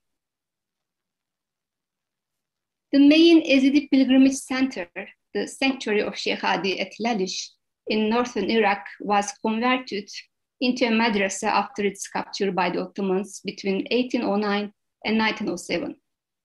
Apart from this exception, it is rare that Yazidi sacred spaces are converted to the need of the newcomers in any country that they reside. Instead, Yazidi sacred places were targeted to destroy. The last worst destruction was realized by ISIL militants on the 3rd of August 2014. ISIL militants invaded Sinjar and northern Mosul, where most Yazidi population of Iraq lived and most Yazidi shrines were located. All the Yazidi shrines, mausoleums, tombstones, and houses were either razed or severely damaged. If we return to the cemetery of Hasanbeg in Nusaybin, where the Yazidis exhort to continue to exist and bond up their personal and cultural identity with their homelands, I believe it is noteworthy to draw attention to the meaning of the death and cemeteries for people in general. Death from a mythological and ritualistic perspective is not a static moment concerning the end of life, but rather as a dynamic momentum of creation and consumption of life by the community of the living. The death remains a fundamental source of inspiration and power for the living. Therefore, the moment of death is related not only to the process of the afterlife, but also to the process of living, aging, and producing progeny. Thus, the funeral rituals should be interpreted as a formal representation of an ideological performance that is practiced by the community of living beings. Funeral rituals materialize the memory of the deceased person, and the tomb stands as a focal point in the social and mnemonic landscape of the society. Cemeteries continue to tie the emotions of the living to the recently dead and thereby connect the living in a chain of generations to an early ancestry. The construction of the funerary ritual itself is based on the creation of a symbolic language that is built upon different forms of communication by the group to which the individual dead belongs. Therefore, the elements of the material culture, such as the objects composing the funerary set, the dead body, the mythological stories, the religious beliefs, the songs, and the lamentations of the living can express the need to transform a negative event such as death into a positive one. If we again return to the cemetery of Hasanbek, it is located in the mountain at a remote spot from the villages surrounding it. According to Ezidis, Hasanbek is believed to live between 1670 and 1736. His tomb is also believed to lie in the cemetery. People of Geliye Sora, Mezre, and Hanık in the Saybin are buried in the cemetery. Moreover, inhabitants of the villages that were forcefully evacuated by the state in the 1990s, such as Evşe, also bury their departed in the cemetery. The cemetery of Hasanbek is composed of two parts, ancient and new ones. Mausoleums and tombstones display features that represent the characteristic of the periods that they were built. It defines a range of stylistic attributes, provides styles of architecture and decorative arts. Ezidis' economic resources and stability in their new life in Germany also reflect in their graveyards. Ezidis built monumental tomb structures for their dead with the main signs and symbols of their religion in the new cemetery. The peacock is depicted as relief on the cut stones and metal sculptures. Heavenly and terrestrial depictions and Kurdish poems are also frequently used. Geometrical, floral, and stylized vegetal motifs were also used to decorate and symbolize the tombs. In the cemetery, even the most ordinary Ezidis tombstone is constructed elegantly and represent high artisanal skills. This can be considered as efforts to reconstruct and reclaim their heritage to sustain their practices and rituals in their lost homelands. The Ezidis consider their homeland sacred as it belongs to their mother, father, and ancestors, whose graves also lie there. According to them, every Ezidi should return to their lands one day. Therefore, they do not want to leave their dead in Europe. Moreover, for the Ezidis, constructing burial places, burying their dead to their lands, and performing religious practices there mean also an act of resistance and resilience against the forces that uprooted them from their lands, and they had to become immigrants in foreign countries. In other words, the creation of memory places supports their society to continue and a symbol of resistance in their homelands. Today, no Ezidi cultural and religious heritage sites remain in Eastern and Southeastern Turkey. All Ezidi sacred spaces were destroyed. So there are no heritage sites in their lands that the Ezidis of Turkey could worship, perform their religious rituals, practices, and ceremonies, which means the loss of their culture, identity, and even extinction of the Ezidi community. Ezidism is a religion of orthopraxy. Thus, participation in religious rituals and adherence to specific behaviors are more important than the role of scriptural texts and dogma. Therefore, the practice of various religious festivals and pilgrimages are important for Ezidi identity. The religion cannot survive without these rituals, and the rituals cannot exist without the sites in which they are practiced. Thus, the sites of memory are the most powerful visible emblems, which unify all the activities of the separate groups of the Ezidi community and reconstruction of heritage and identity. This cemetery functions for the Ezidi community as both a worship place and motherland, where they believe to connect the divine, their ancestors, and each other. They pray there, visit their relatives and ancestors' tombstones, make commemorative wishes, perform religious ceremonies, recite hymns and lamentations, sacrifice animals, eat commemorative meals, and meet each other. Thus, cemeteries are considered to bind the past and the future, where Ezidi tradition and culture are transmitted to the new generation. It is also the place of memory which plays a significant role in the production of power, domination, resistance, and existence. To conclude, Yazidis who left their homelands from the 1960s buried their dead in Germany, but with the little stabilization of the region, they began to bring their departed to their homeland and buried them in their ancestor cemeteries. The cemetery of Hasan Bey is one of these cemeteries. For many Yazidis, the memories of homeland continue to carry personal meanings. And as they cannot still return to their homelands because of the political instability of the region and hostility, they continue to manifest their existence in their lands by burying their deceased and carrying out their commemorative rituals there. Inhumation is not an individual act, but a social phenomenon. When a departed is buried in a grave, it becomes a sign of existence of the dead community on the land of the grave. Therefore, graves and cemeteries constructed for the dead people also symbolize and point out the life and existence of their community on the land.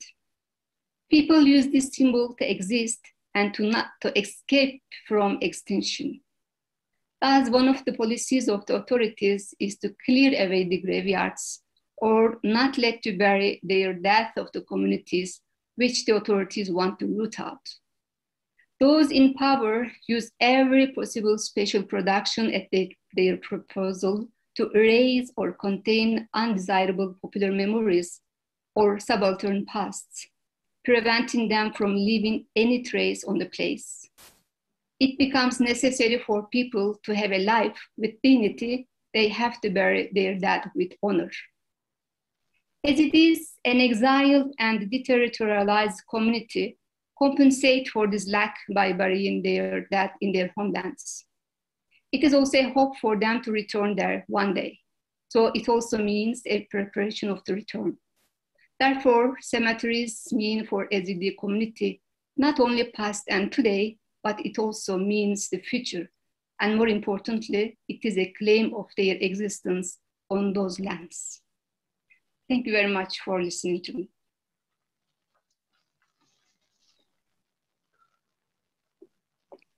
Thank you, Professor Açık Yıldız. This was, as I said, a sad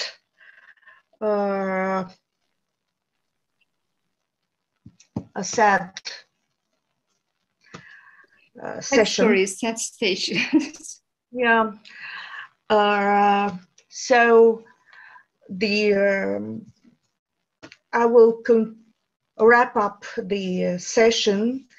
We will have some time to discuss the issues that were touched upon in all 4 papers.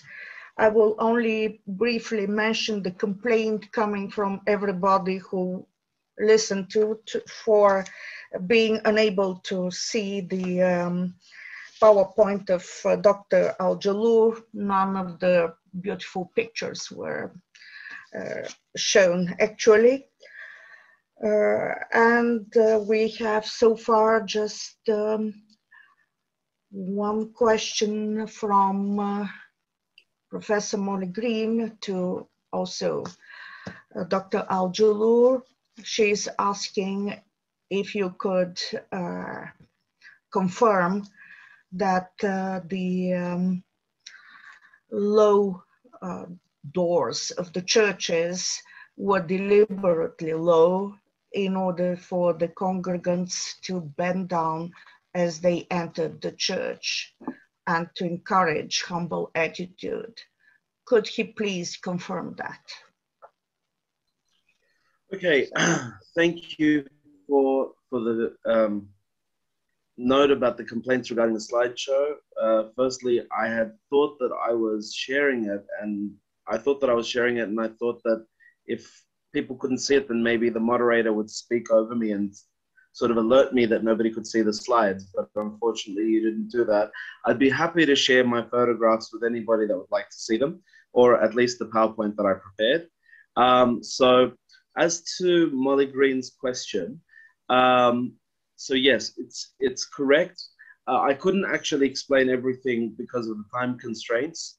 In general, yes, doors were built very low and narrow so that people would bend so that they could enter the church and pay reverence to the divine presence inside. But also, they were built deliberately low as a deterrent to vandals. So as a deterrent to people who would want to put animals in the church or ride into the church with their horses and thereby desecrate it. So that was also a double meaning for the low doors. Thank you for the question. Thank you, Dr. Jalou. No, oops, sorry. No, just thanks both from Professor Molly Green, and there is also a big thanks for the presentation of Dr. Achakildes. So, no, since there are no other questions, I tried to give precedence to our audience. I will give a few thoughts that all four presentations triggered with me. I must say that I was seeing quite a few parallels with the Balkans, although the Balkans have their specifics. But since all four papers actually touched upon violence, in a way, political violence, because in this case, the abandoned spaces, the abandoned religious places and heritage was triggered, the abandoning was triggered not just by the usual migration and leaving behind places, not just by the modernization of the habitat structure, which also in many places led to destruction of important monuments, but was to a great extent triggered by political moves, dramatic events at the beginning of the 20th century, primarily, both for the Orthodox Christians, for Armenians, and for the Assyrians. As for the Yazidis, they seem to have been the usual prey to political persecution and religious persecution. So a very long process of pressure. I will not continue with the summarizing, but I have a few questions which are more to satisfy my, let's say, curiosity. And triggered by the Balkan experience. First of all, the questions, three of the speakers spoke about the treasure hunting. As far as I can see, although the first two mentioned particularly the Armenian churches or the Armenian treasure hunting, it looks like that the Assyrians were also the prey for that interest, unhealthy interest, and all three seem to be in the opinion that there was no great success in finding treasures.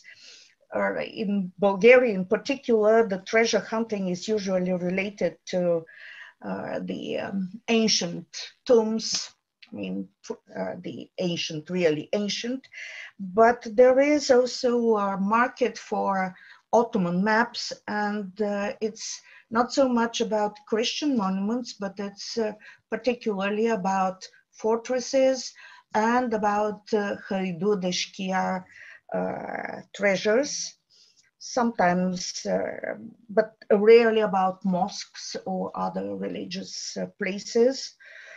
Muslim religious places. So I'm not asking question, it's apparently a common feature of our region, but it's interesting to see how the different situation produces different focuses of interest for treasure hunting. One remark for Dr. Dinler, my feeling is that Banya or Payana church might very well translate as Panagia, that is Our Lady or the Mother God church. Banya doesn't look very plausible name for a church, but I mean, you may know better than me. Panagia is a traditional name for a Greek church. And I have a question for Dr. Algulu. I mean, you expressed interest that some collaboration with the better established churches of Syriac Orthodox and the Chaldean Catholics may help the Assyrians, but in the light of the Mor Gabriel case and of other monasteries related to these churches, do you think that there is any hope? Okay, should I start first or should Professor Dinler start? Well, okay, well, I'm happy to go ahead. In the light of what's happening with Mor Gabriel, apparently a lot of the lands that had been confiscated have been returned, and there are still a few outstanding cases that they're working on. I've recently been in contact with one of the lawyers for the Mor Gabriel Foundation, and he told me that they're very active in trying to, repossess these lands. But I mean, in general, actual church buildings are less of an issue than agricultural lands. So I think no one was actually trying to confiscate Mor Gabriel Monastery's buildings per se, because they're quite well known as being the property of the monastery. However, the agricultural lands, which had been passively owned by the monastery over centuries, became fair game because of the whole cadastral work that's been happening in the area for the last 20 years. And I think even some of it was incorrectly registered as forest land. So that's a little bit different. A lot of the churches in Hakkari, for instance, are visibly there. The structures are there, or the foundations are there. And the actual parcel is registered as belonging to Maliyet Hazinesi, so as belonging to the actual Treasury Republic of Turkey. So the situation is a little bit different. And if they were to want to act as guarantors for these structures, it could possibly work. Inshallah, as they say. And I mean, I think all three of the first speakers spoke about possible motivation with tourism for the preservation of the monuments. Do you think that the municipalities are actually interested in developing this type of tourism? I mean, I remember seeing in Kayseri, in the middle of Kayseri, a huge Armenian church, which was actually guarded by an Armenian who resettled back in Turkey. That was, well, 10 years ago that I saw it, but he was very careful not to let random visitors, because he was afraid of these random visitors. So I had to identify myself as someone coming from a Christian background to be let in. So, I mean, I have very limited experience with such monuments, have visited quite a few, but not very much in this. But do you think that there is such an interest in developing this type of tourism? I'm not sure if the question was for me or for everybody. For all three first speakers, and I have one for Professor Çakıldız as well. Okay, I'll just quickly say that, for instance, right now, and for the past nearly 1 year, about 11 months, I've been a guest of the Mar Hırmızı Chaldean Catholic Church in Mardin. So I've been staying in a guest house at the church, which is actually located on the main street of Mardin. And you would be surprised at the people that come in and visit just straight off the main street. And, you know, there are days where you have somebody actually sitting outside the church and allowing people to come in. Obviously, there isn't much of a Chaldean congregation left in Mardin. There's only about 8 individuals, or 8 to 10 individuals. And this sort of supplements the support and the upkeep of the church building. So they're quite respectful. I've sort of watched them as they come in off the main street, and they're very respectful. And, you know, they don't say anything mean, and they're mostly Muslims. Barely any of them are Christians, and there's no problem. But I think that's also part of the tourist image of Mardin as well. So when people think of Mardin, they think of, you know, different cultures and religions living side by side, and, you know, this sort of respect towards each other. So there isn't really a problem there. I was once visiting Konya, and I was visiting a Catholic church in Konya, and my experience was a little bit different. You had young Islamic fanatics basically attacking the poor nun that was guiding them around, telling them their gospel was not the true gospel, and saying really nasty things like that. So I guess it's different wherever in Turkey you are. It's not the same. You couldn't really put Mardin and Kayseri sort of on the same level when it comes to the kind of people that will be visiting these structures. But when it comes to Hakkari and Şırnak and Van and these sort of areas, I think many people actually accept the past and are welcoming to people who belong to groups that used to live in that area. So I think helping to reconstruct these churches or restore them or preserve them would go a long way in creating more dialogue and reconciliation between, you know, Turks, Kurds, Assyrians, Armenians, different groups that lived in that area. And I think it would be something very beautiful, and it would be accepted by the locals. I don't think there'd be a problem. In Turkey, the first motivation for municipalities to restore churches and synagogues are tourism coming first. They want to wait for tourists to visit them. So the first motivation is not these places are holy places or worship places, because we noticed that they never converted to in their real function as a worship place. But they are sometimes it's culturally converted into museums. This is a lucky way, but mostly it is used in order out of its function, like restaurants or another places like this. Thank you. And I have Mr. Güden, do you have anything to add on? No?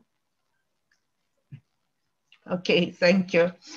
And that now we turn to Ezidis. I first have to apologize. Apparently during the translation process, the Ezidi were mispronounced as Yezidi, which doesn't matter. Yeah, and we have one remark also on our chat line that this is very much loaded with negative connotations. So I apologize on behalf of the translators. So I think we can skip that. And then my question that arose from your presentation, by the way, several congrats on our line for the presentation on AZIDs. You spoke about one particular cemetery. Are there others? Yeah, because obviously, since there are no other places of worship, obviously the cemeteries have turned into holy places of all features, I mean, combining all features. How do the Turkish authorities view this return to, and you also mentioned something about purchasing or returning to the old houses. How is this viewed by the authorities, which I gathered from your presentations were not terribly happy with this community? Actually, maybe they weren't happy in the past, but today, because there is no problem and no risk coming from this community, so there is no problem. Actually, now because of this political situation, that AZIDs can't return because they are scared. Simply, they are scared to come to be massacred again or have problems with their neighbors. Otherwise, in this peace process in the 20s, people came and they constructed houses, and they were coming and spending their summer holidays in their villages without any problem. But now they are not coming because they are scared. Otherwise, there is no problem. There's the authority doesn't show any hostility towards them.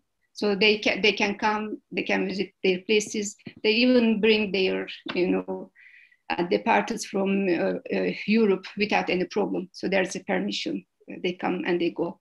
But to leave, they don't. Actually, most of the old generation who moved to Germany or other countries in Europe, they regret to go there. They want to come back, but now it is too late for them and for their children as well, because there's a new generation who were born there and grew up with new culture, and it's difficult for them to come. But still, for the old generation, this is a hope that they will come back one day and they will continue their culture in their homelands. Well, thank you. That's always the sad story of diaspora and coming and going between two worlds, actually different worlds. So, and anyway, that region that was covered by 3 of the papers is one of the most difficult ones. Very difficult to access, very difficult for different reasons, but I can understand the reluctance of returning home on security reasons in particular. Well, since I don't see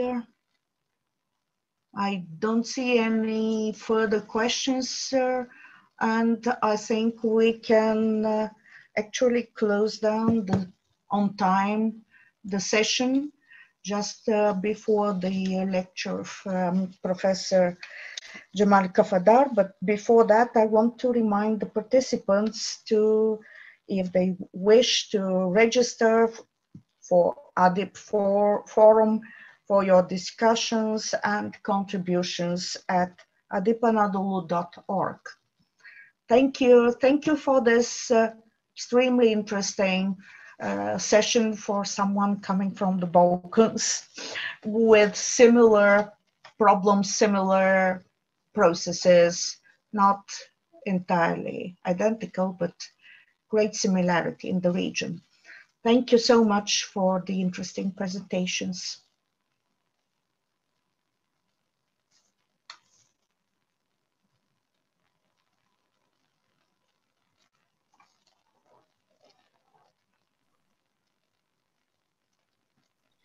Oturumumuzun tartışmacı ve konuşmacılarına çok teşekkür ediyoruz.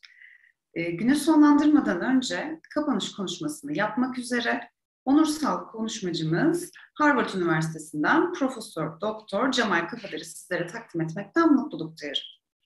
Ancak sözü kendisine bırakmadan introduce Cemal Kafadar, who is the keynote speaker. But before I give him the floor, I would like to share with you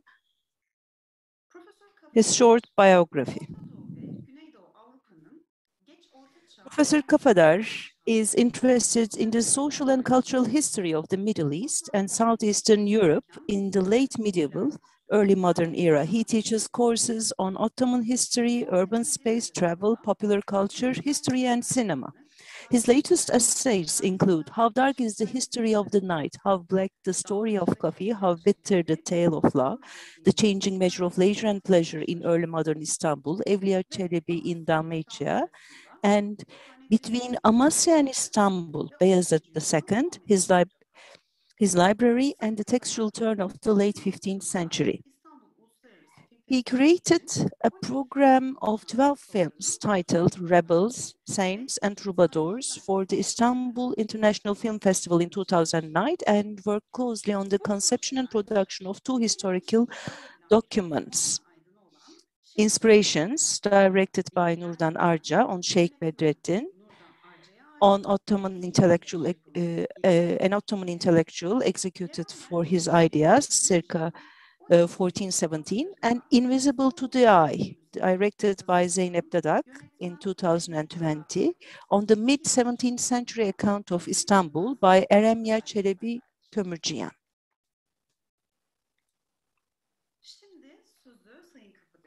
And now I would like to give the floor to Professor Kafadar.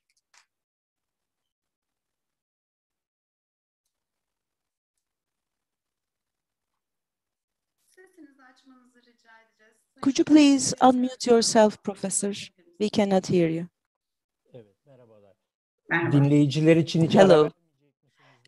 I was wondering if you would give any breaks, but I'm fine. If you like, I can immediately begin.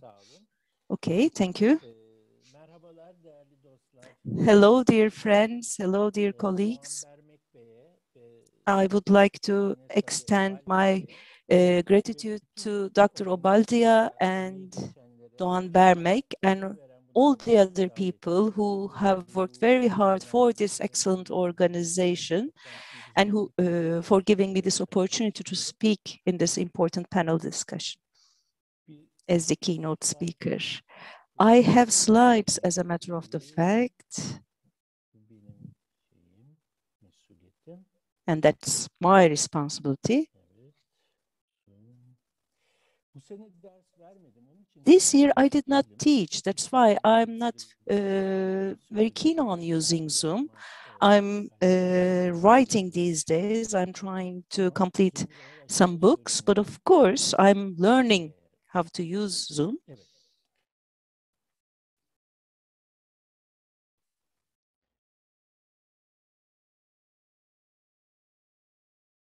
I wanted to start with Kutluk Bolsun. As far as I know, ADİP was established in 2020, and when I received the kind invitation from Mr. Bermek, you were established in 2020, am I right? In any case, I mean, it's a new platform for me. I just heard about ADİP, and I'd like to really congratulate ADİP. That's why I want to use the old Turkish, Kutluk Bolsun. And the second part, the Dutluk part, will be evident when I begin to speak.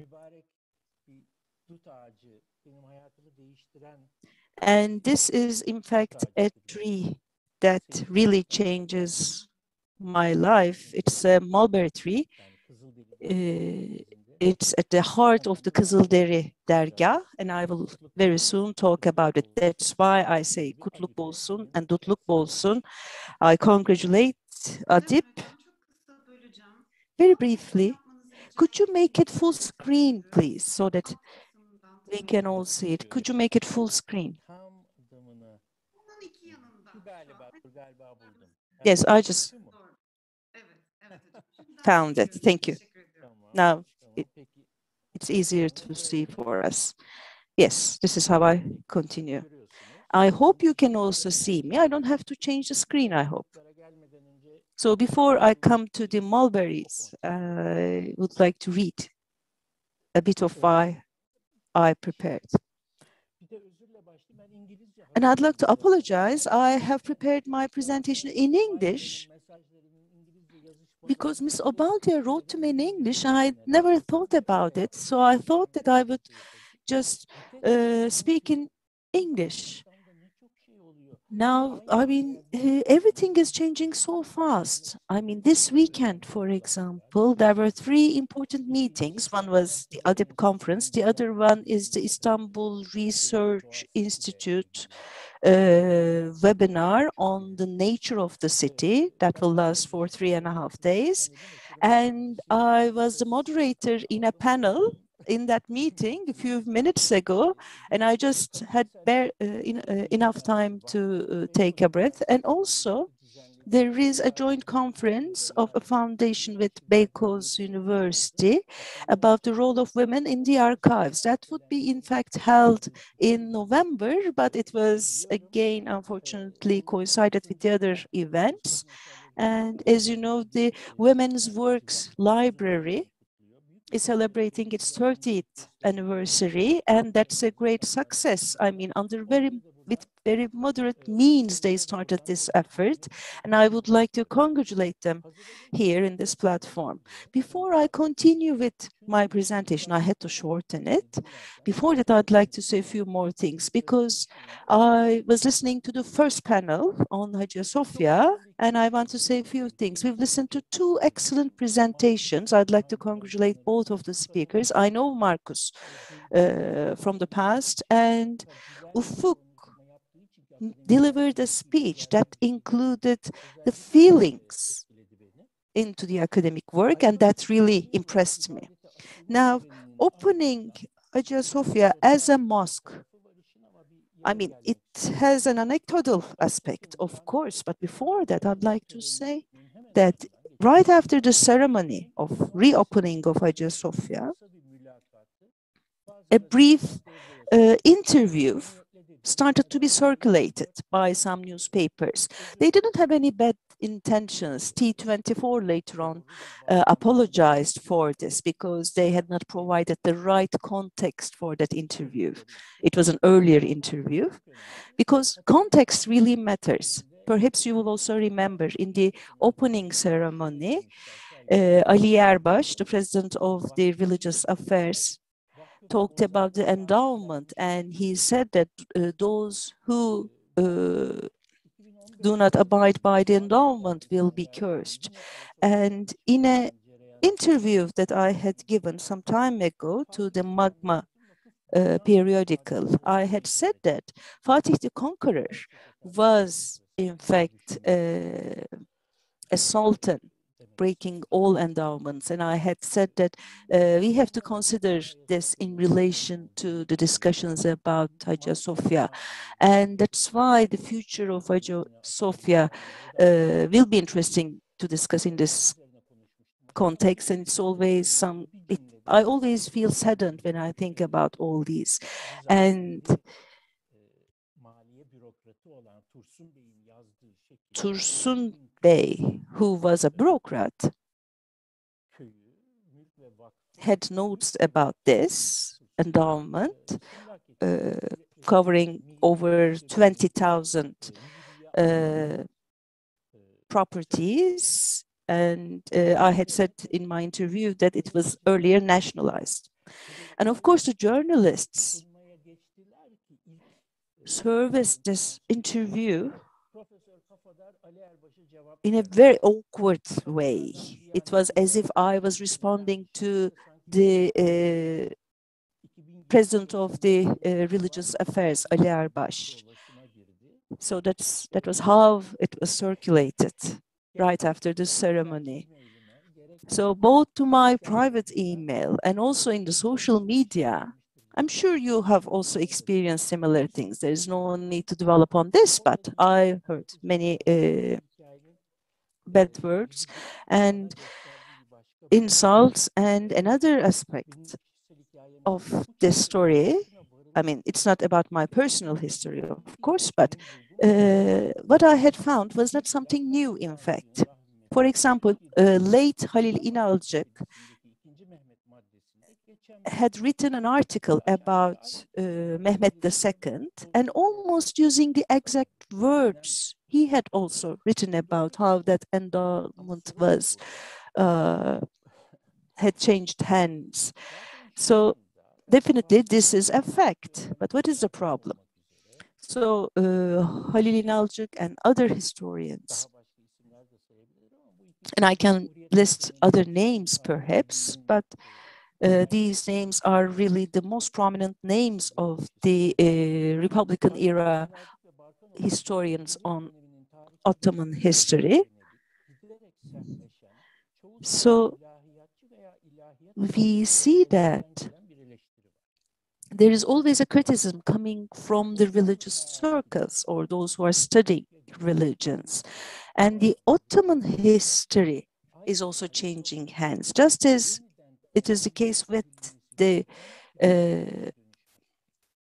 Hagia Sophia. The Ottoman theory, Ottoman history is also changing its nature. I mean, it's been manipulated, it is discussed, it is in a different way, it is adjusted. So we see that the Ottoman history has become an arena of, or a space of ideological battles.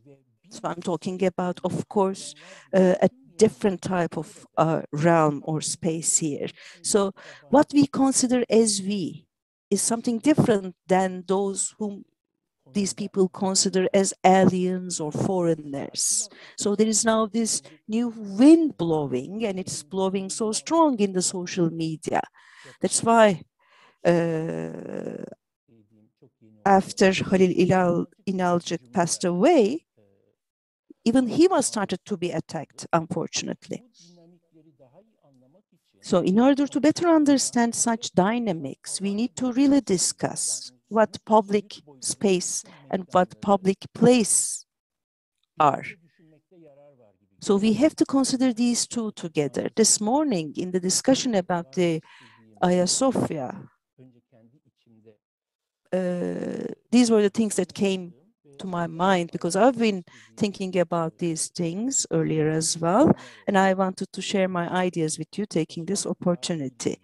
So about the Ottoman history, especially in the last 2 to 3 years, perhaps,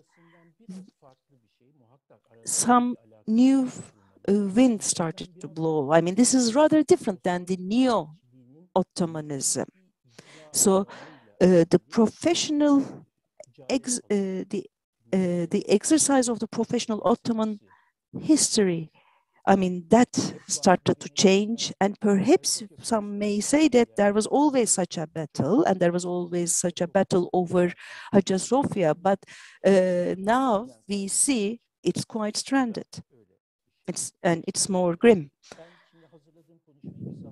And I will now go back to the presentation. And I do not wish to contribute to your exhaustion. I would like to briefly make 3 points that I hope will contribute to our conversations and reflections on this important theme tomorrow or in the coming weeks, if you care to, if you find these reflections worthy. The theme, converting places of worship, is important no matter what or when, but especially now, due to heightened sensitivities in the wake of a series of decisions in the last few years to remake places of worship or former places of worship. But the organizers of the conference have wisely chosen to bring together experts, and among them many dear colleagues, and many whom I would so much enjoy to have met in person if it were possible, who can address and who have all day today been addressing, I could listen to some of the proceedings, a variety of complex issues involved in converting places of worship through the perspectives of different disciplines and in different times and places relevant for this geography. I have 3 points to make, I said, and we'll move from the more specific to the more general. The specific one is the specific geographic unit of study, that in this case, Anatolia. 2, the concept of conversion in converted worship places or places of worship. And 3, the uses and potential abuses of historical perspective on a topic like this. I'll be very brief on the last one. Let me start with Anatolia. Obviously, we must always be vigilant about our analytical units of place, space, time, above all, as well as social categories, but above all, space and time. So, why Anatolia? I don't mean the organization of ADİP. There it's very clear, but for this conference. The word, let us know, did not have currency in its present sense until the 20th century. Having just studied the scientific scholarly usage of the words Asia Minor and Anatolia in bibliographies of historical, archaeological, and natural science publications related to the former Ottoman geography, I have seen that until the 19-teens, Anatolia hardly ever appears. That decade, the 19-teens, witnessed the Balkan Wars, the First World War, and the Turkish War of Independence, which obviously redesigned demographic realities, as well as geographies of belonging and affective bonds, with many attendant tragedies. Even then, Anatolia, the word, the notion, emerged rather slowly into its current iconic position. The first journal with that name was published in 1924, right after the Republic, and it was a venture by Mükremin Halil Yinanç and his friends. Mükremin Halil Bey was an esteemed scholar of Seljuk history mostly, and medieval Turkish history generally. And the following decades, after the 1920s namely, witnessed several different kinds of Anadoluculuk. Throughout, it has taken on new overtones and witnessed new uses. I have no issue specifically with the use of Anatolia as such. Moreover, I too have deep affective bonds to it, to the place and to the notion. But we need to be aware of its historicity and to its limits and limitations as a geographic unit of study. It is big enough, important enough, complex enough, deep enough to be worthy of not one, but many conferences. But one also needs to be mindful of its emerging, this is relatively more recent, emerging exclusionary uses, as well as its limits as a category of analysis when we are engaged in academic or intellectual labor, in my opinion. Even taking its most capacious and expansive use into consideration, everything in today's Turkey, this is the most expansive use. Everything in today's Turkey to the east of Istanbul, that is to the east and south of the Marmara Sea, Anatolia. It does not come close to including all of the places that we as scholars, some of whom I know well from their writings, some of whom I have known for years, and myself, it does not come close to including all of the places that we are dealing with in this conference, in two respects. One is geographical. Thrace, including Istanbul, the Hagia Sophia, I would argue, is not in Anatolia in that sense. Of course, I see very good reasons for including it there, but just bear with me to make my point. And one is more conceptual. This is the one that really matters for me. The geographic one can be taken as a pedantic issue about borders of regions and this and that. Anatolia can be and has been instrumentalized to construct a binary around the opposition between it and Istanbul and maybe Izmir, between us and those who are not exactly us, between the essence of our people, folk, and cosmopolitanism, which is, as Markus DRESSLER pointed out earlier today, identified by certain strands in the Turkish political ideological spectrum as the force behind Republican era decisions like the conversion of Hagia Sophia into a museum. In any case, I have been working with İnanç Kıran, a young colleague, to collect data on the relatively recent conversions of certain sites in Thrace, where the dynamics are somewhat different in Turkish Thrace and Greek Thrace. I will not present any of that data today because it is still raw for me. I have not had an opportunity to reflect on them, especially the Turkish Thrace part. I am mentioning them here now simply as an instance, as an example of the fact that sometimes the word, the unit Anatolia, is not sufficiently inclusive of the kinds of realities and dynamics that we wish to study. In those instances, I, for one, say, why not use phrases like Anatolia and Rumelia, Anatolia and the Balkans, lands of Rome, or some such thing. Technical vocabulary or longer phrasing is a worthy price to pay for precision and clarity. At any rate, the one site that I will say a few words on also happens to be in Thrace, that one in Greek Thrace, with a mulberry tree in the middle of it. This is the shrine of Seyyid Ali, shrine complex of Seyyid Ali Sultan, also known as Kızıldeli, in what is now Greek Thrace, to the east of Didimotikon and Edirne, closer to Didimotikon, of course, Dimetoka.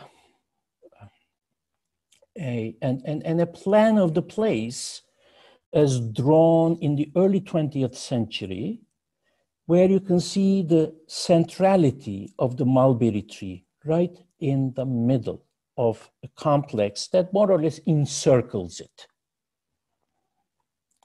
I will come back to this. My second concern or point is related to the notion of conversion. What exactly are the processes that we call conversion of a place of worship? From one religion to another, maybe it's obvious, but can we extend the term to include other types of transformation? Indeed, all day I know colleagues have been doing that.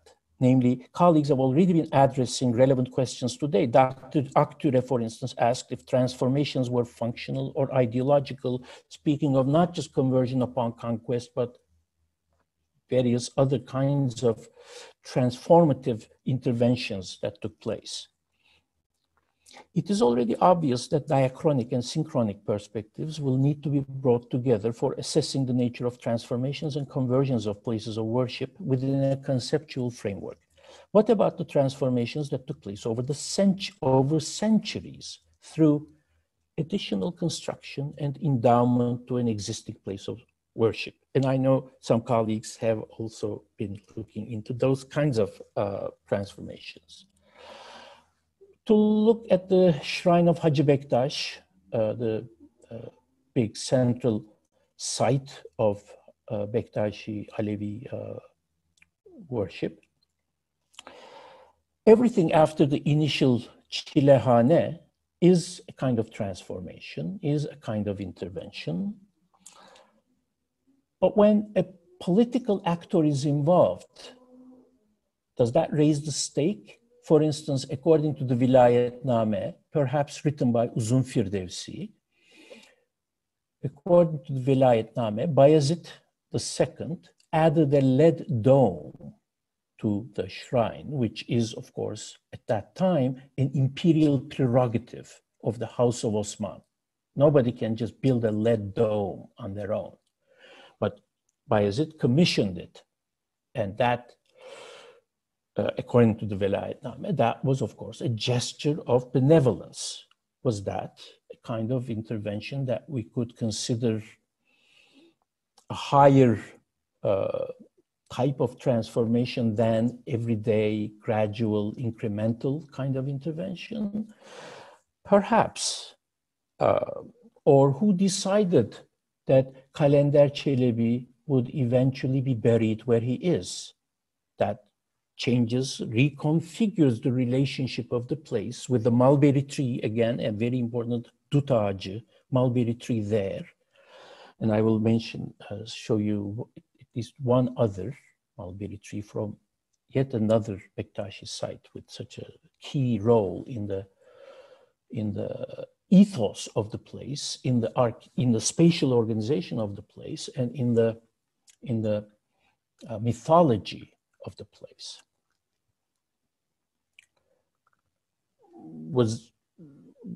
Did that convert be the nature of the configuration in the shrine complex of Hacı Bektaş to such a degree, the burial of Kalender Çelebi right beside the mulberry tree, which plays such a key role, of course, in the arrival of Hacı Bektaş from Inner Asia, from Central Asia.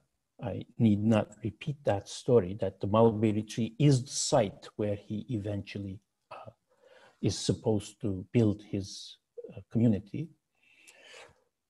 So Kalender Çelebi being buried there, what kind of a transformation is this? To put them on a range, on a scale of transformative acts. Some of those interventions too were fraught with meaning and transformative impact in terms of communal life and power relations, be they at the local level or between the locality and the authorities of the state. They could also imply severe intrusions by the state into local sites and practices of worship. Take the repeated hüküms, edicts coming out of the Topkapı Palace regarding the behavior of certain believers around the Seyyid Gazi shrine in the early 16th century. Repeatedly, during the early phase of the Ottoman-Safavid conflicts, the Ottoman authorities were sending edicts to Seyyid Gazi and some other shrine complexes in the area to change, to reorder the practices of worship taking place in those sites. So some of those interventions could imply severe intrusions by the state into local sites and practices of worship, as I said. Or they could be collaborative ventures between the state and the worshippers, as in the case, perhaps, and this is a big perhaps, of Bayezid II and Balım Sultan circa 1500. I say a big perhaps because we know so little, at least I know so little about that affair, even after having paid serious attention to the literature and the sources. Presumably, Balım Sultan was commissioned to go there by Bayezid II, or the two of them collaborated for that, which then led to the so-called second foundation, as it were, of the Bektashi order of dervishes, or at least a reorganization of a serious sort.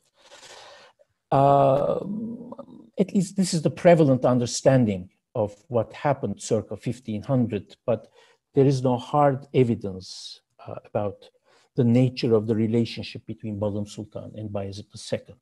In any case, when they were made with noble, even if when they were made with noble intentions, such interventions could lead over time to changing balances, to appropriation, to tension, to resentment, to new sets of inclusions and exclusions that we associate with the conversions of places of worship in a more obvious sense. Perhaps we should consider two categories, hard conversions and soft conversions, as we have actually been doing mostly, with different vocabularies, and consider the relationship between a whole range of transformative processes, from gradual, incremental change, all the way to conquest and conversion by way of confessional identity, as it took place with Hagia Sophia in 1453. But as Dr. Akture argued earlier today, even that one was not a one-shot case. It took some gradual changes of various sorts for it to be a site with a fully Islamic nature as conceived by some authors. In any case, even when they were made, oops, yes, I did read that. There is also the question of agency, in other words. If we look at conversion as a bundle of processes, rather than one top-down decision, as in those immediate post-conquest instances. But even in those instances, decisions were not always and not necessarily made by one person, a conquering figure, and in one irrevocable decision.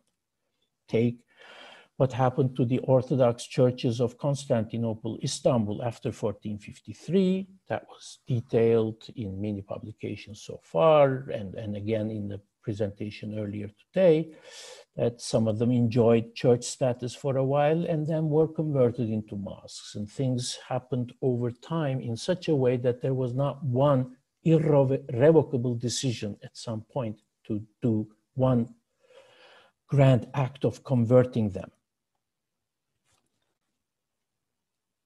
The matter looks more complex when we look at instances of those, what I call soft conversions, which may even be so gradual as to be considered incremental. Who does the transforming and converting places of worship? States, institutions like endowments, communities, individuals who are somehow in a position to do so, such as at this very site of Kızılderili, there is a fountain right beside the mulberry tree that you do not see from this angle. And when I first went there, during my first few visits there, I thought the fountain was a part of that original, because it clearly is an Ottoman era fountain, and it fits very well into that era. But eventually my host, Müslüm Çolak, a wonderful person, the custodian of the place, Müslüm explained to me that he and his friends had found that Ottoman fountain in some locality nearby, half broken, and brought it there to this site to give it a better, better host. And it does look good where it is, but what kind of an intervention is this? If one looks at the larger, longer term adventures of the place and considers transformations of different kinds. I also want to ask, I'll just ask the question and not elaborate, to what extent does our notion of transformation of a place of worship include praxis there? Say, Sayyid Ghazi Shrine again, it continued to be, in terms of its general identity, a shrine for Muslims, for believers, also I'm sure some non-Muslims visiting it for all sorts of reasons, but associated with the cult of a warrior. But the practices there, after the intervention of the Ottoman authorities in the early 16th century, seem to have changed dramatically. How should we consider that within the typology of transformations and conversions of places of worship? Now, let me turn to my own example from the Kızılderili, from my own experience with a historic site that is most precious, yes, most unusual from the point of view of its modern history in terms of its relationship to a state and other types of formal institutions. It was a life-transforming experience for me to be blessed with the hospitality of the beautiful people of Seyyid Ali Sultan Dergahı in Thrace, in Greek Thrace. When I first visited it in 2001, it was a deeply isolated place, isolated from the rest of the world, that is, not absolutely, certainly not. They had already started receiving TV and they already had been able to travel to other parts of Greece and to Turkey with some difficulties at times, but yes, that had started, but still quite distinctly isolated. Anyway, it is now, by now, more widely recognized and visited by a growing circle of scholars, intellectuals, fans, and others. In other words, it too went through a kind of conversion, even during my own experience of the place in the last 2 decades.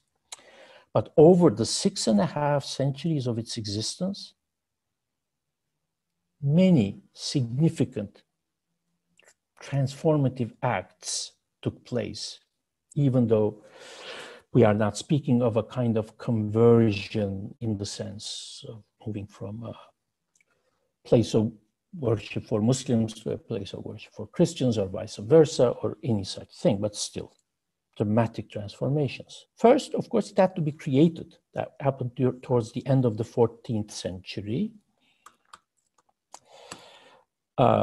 This map is not exactly from that moment, but it shows you the place of Dimetoka Didimotikon, now right across the Turkish-Greek border on the Greek side, And the site I'm talking about is about 30, 40 kilometers to the east, to the west of it, of Dimetoka, the city, right before the Bulgarian border, which is identified here. And it shows you, the map shows you the connection to Anatolia before the conquest by the Ottomans of Gallipoli, which changed the dynamics here. And Seyyid Ali Sultan is supposed to have played a role in the transfer of forces across the channel to Gallipoli, sometime in the second half of the 14th century. Anyway, first, the place had to be created.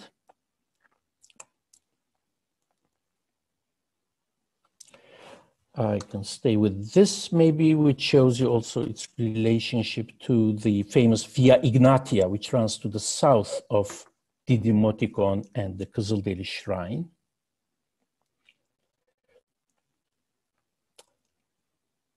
Okay, let's keep it with that. First, that to be created towards the end of the 14th century, which was an act of conversion of a site, the Turks recently migrating to that area called Tanrı Dağı, the heavenly mountain, let's call it, or God's mountain, the holy mountain. It had already been called that, and there Kızıldeli decided to build his shrine, thanks to a miraculous story that had to do with the mulberry, where you see the tree still playing a role in encircling the shrine complex, as well as in being an icon of the collective memory of the community.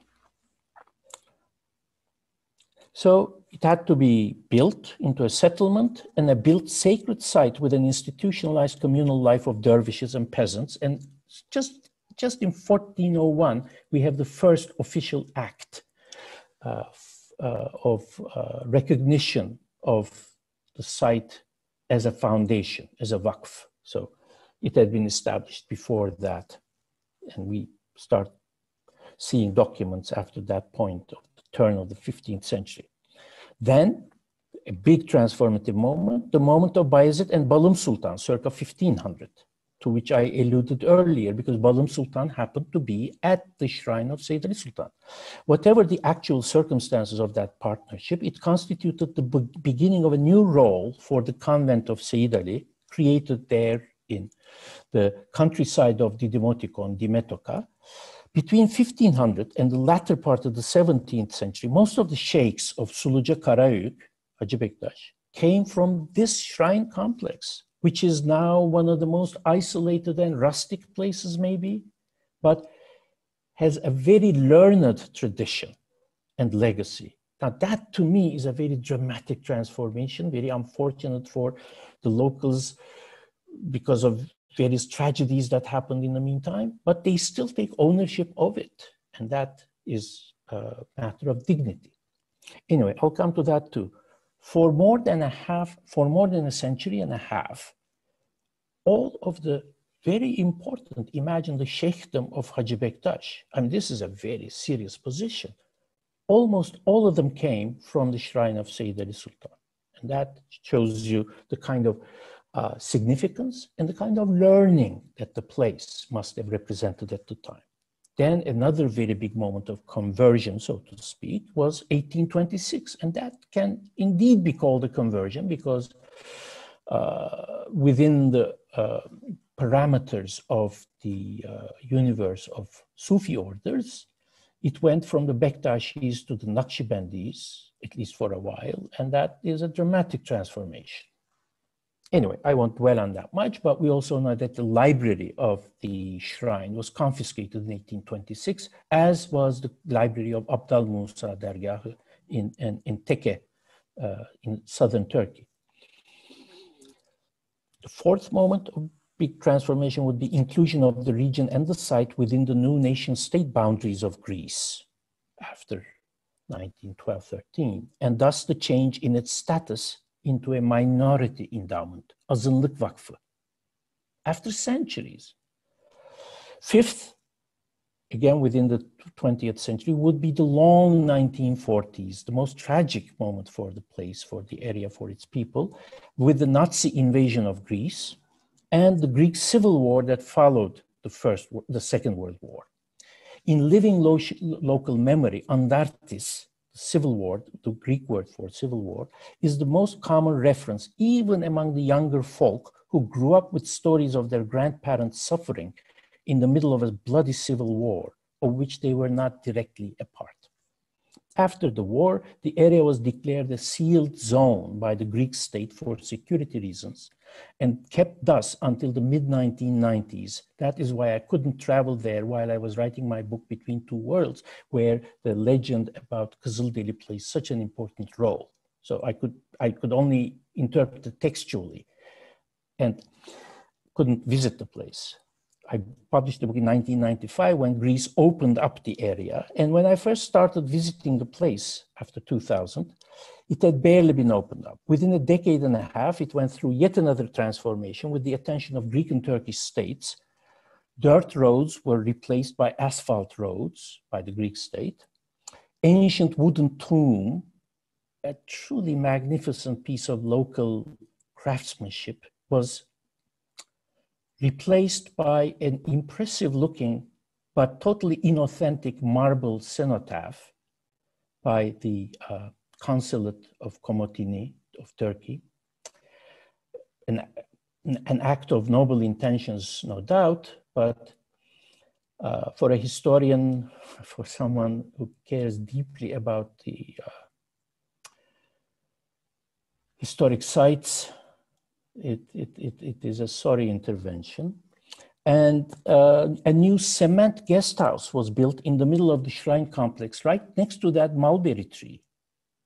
This by the local community. So you have the Greek state, the Turkish state, the local community, all of them engaged within a decade and a half in all kinds of interventive acts, interventionist acts, that changed the place very much, in my opinion, from what it had been. It's not a conversion, but that is very much what I'm hoping to reflect on in the coming years, and hope you find also worth reflection, the nature of these different scales of transformation and intervention, where conversion outright is only one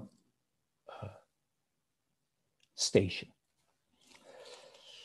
So it's a story of many transformations, ruptures, interventions, conversions by a plethora of agents, including states, local authorities, representing the state or the community itself.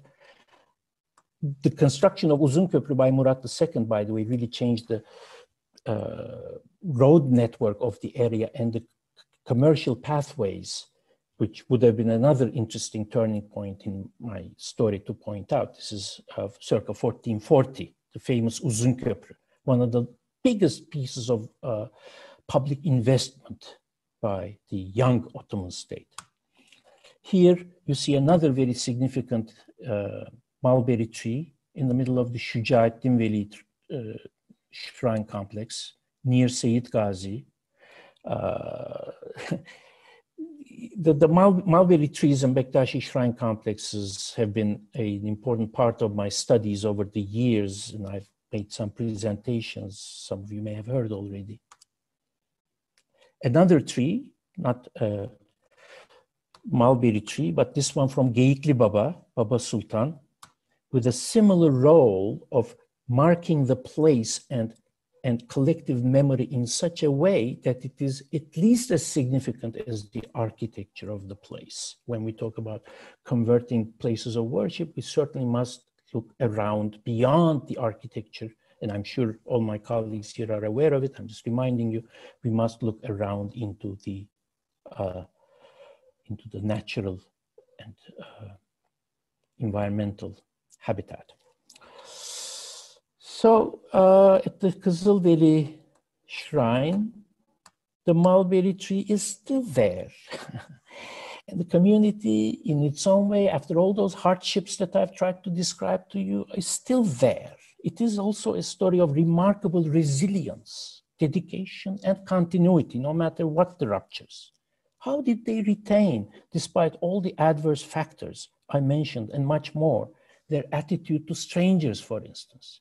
I mean, the word garib dost, which I see in my late medieval and early modern sources as characterizing some rural communities, as characterizing ahis, for instance, the members of the Futuvet associations, Garib Dost, friend of the stranger, friend of the traveler, friend of the forlorn kind of idea. The word Garib Dost resonates with me with unprecedented profundity ever since I met the people of Kızılderili. So despite all of the types of conversions happening, there's a good deal of resilience, dedication, and continuity, and maintenance of values and attitudes that I find remarkable. The mulberry tree in the middle constitutes the pivot of the continuous and living memory of this community as a community of a certain past that they share, a certain legacy, a certain set of values and practices.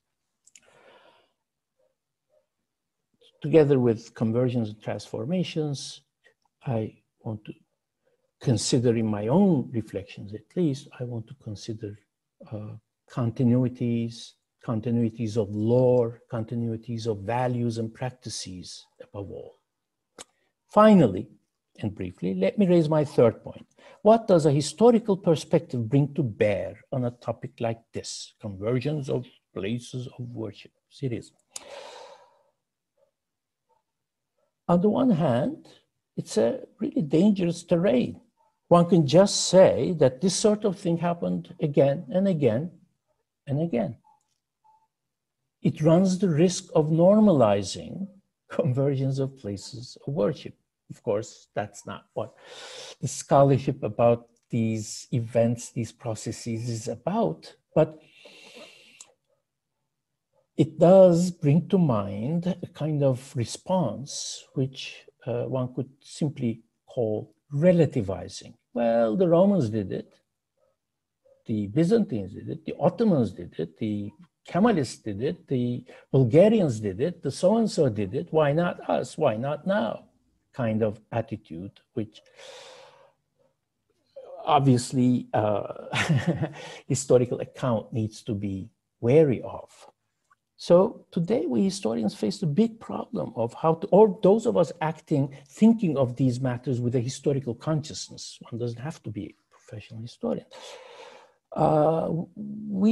Those of us acting and reflecting on these matters with the historical consciousness, face the big problem of how to deal with empires and states, how to normalize the historical study of the region, for instance, with its long experience with empire and conquest, without normalizing empire as a category, or even better, while developing the means to better understand the means of oppression and coercion, so that one can also better understand the means of how people resisted it and maintained their values and practices and identities and dignities.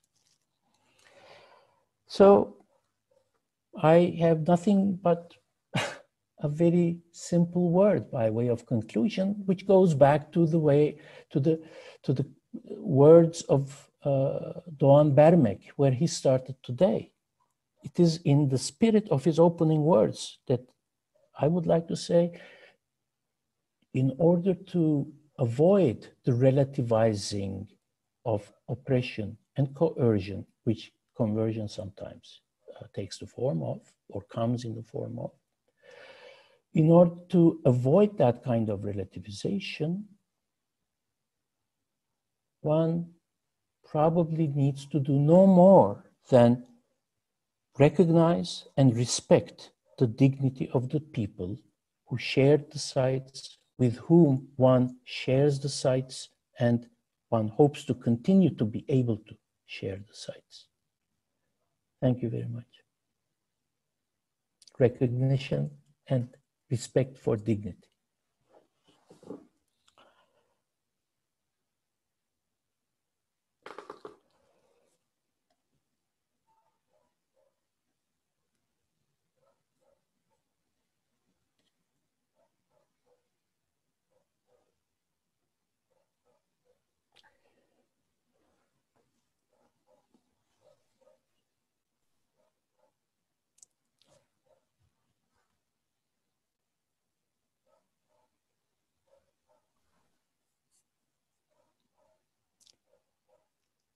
I don't hear you. Merhabalar tekrardan hocam. Merhabalar, teşekkür ederim. Duyamıyordum sizi. Çok teşekkür I could not hear you. Thank you very much for your presentation and for your valuable words. And now we have Vanessa R Obaldía, and she would like to say a couple of things, and I would like to give the floor to her. Thank you very much, Professor Kafadar. We are honored by your valuable participation in ADİP's conference, and we wish to thank you for your very enriching keynote speech. We would likewise wish to express our sincere gratitude to the panelists for their varied, rich and thought-provoking interventions, and also to the discussants for their valuable contributions. I would also like to remind everyone that the discussions do not stop here. Rather, ADİP has created an online forum where you are able to share your comments and your reflections, and you can access this at aforum.adipanadolu.org, and there will be more information about this on ADİP's website. So we hope to, we are looking forward to welcoming you at the second day of our conference, which will start tomorrow at 9:15 Istanbul time. That's Greenwich Mean Time plus 3 hours. Thank you very much for your attendance.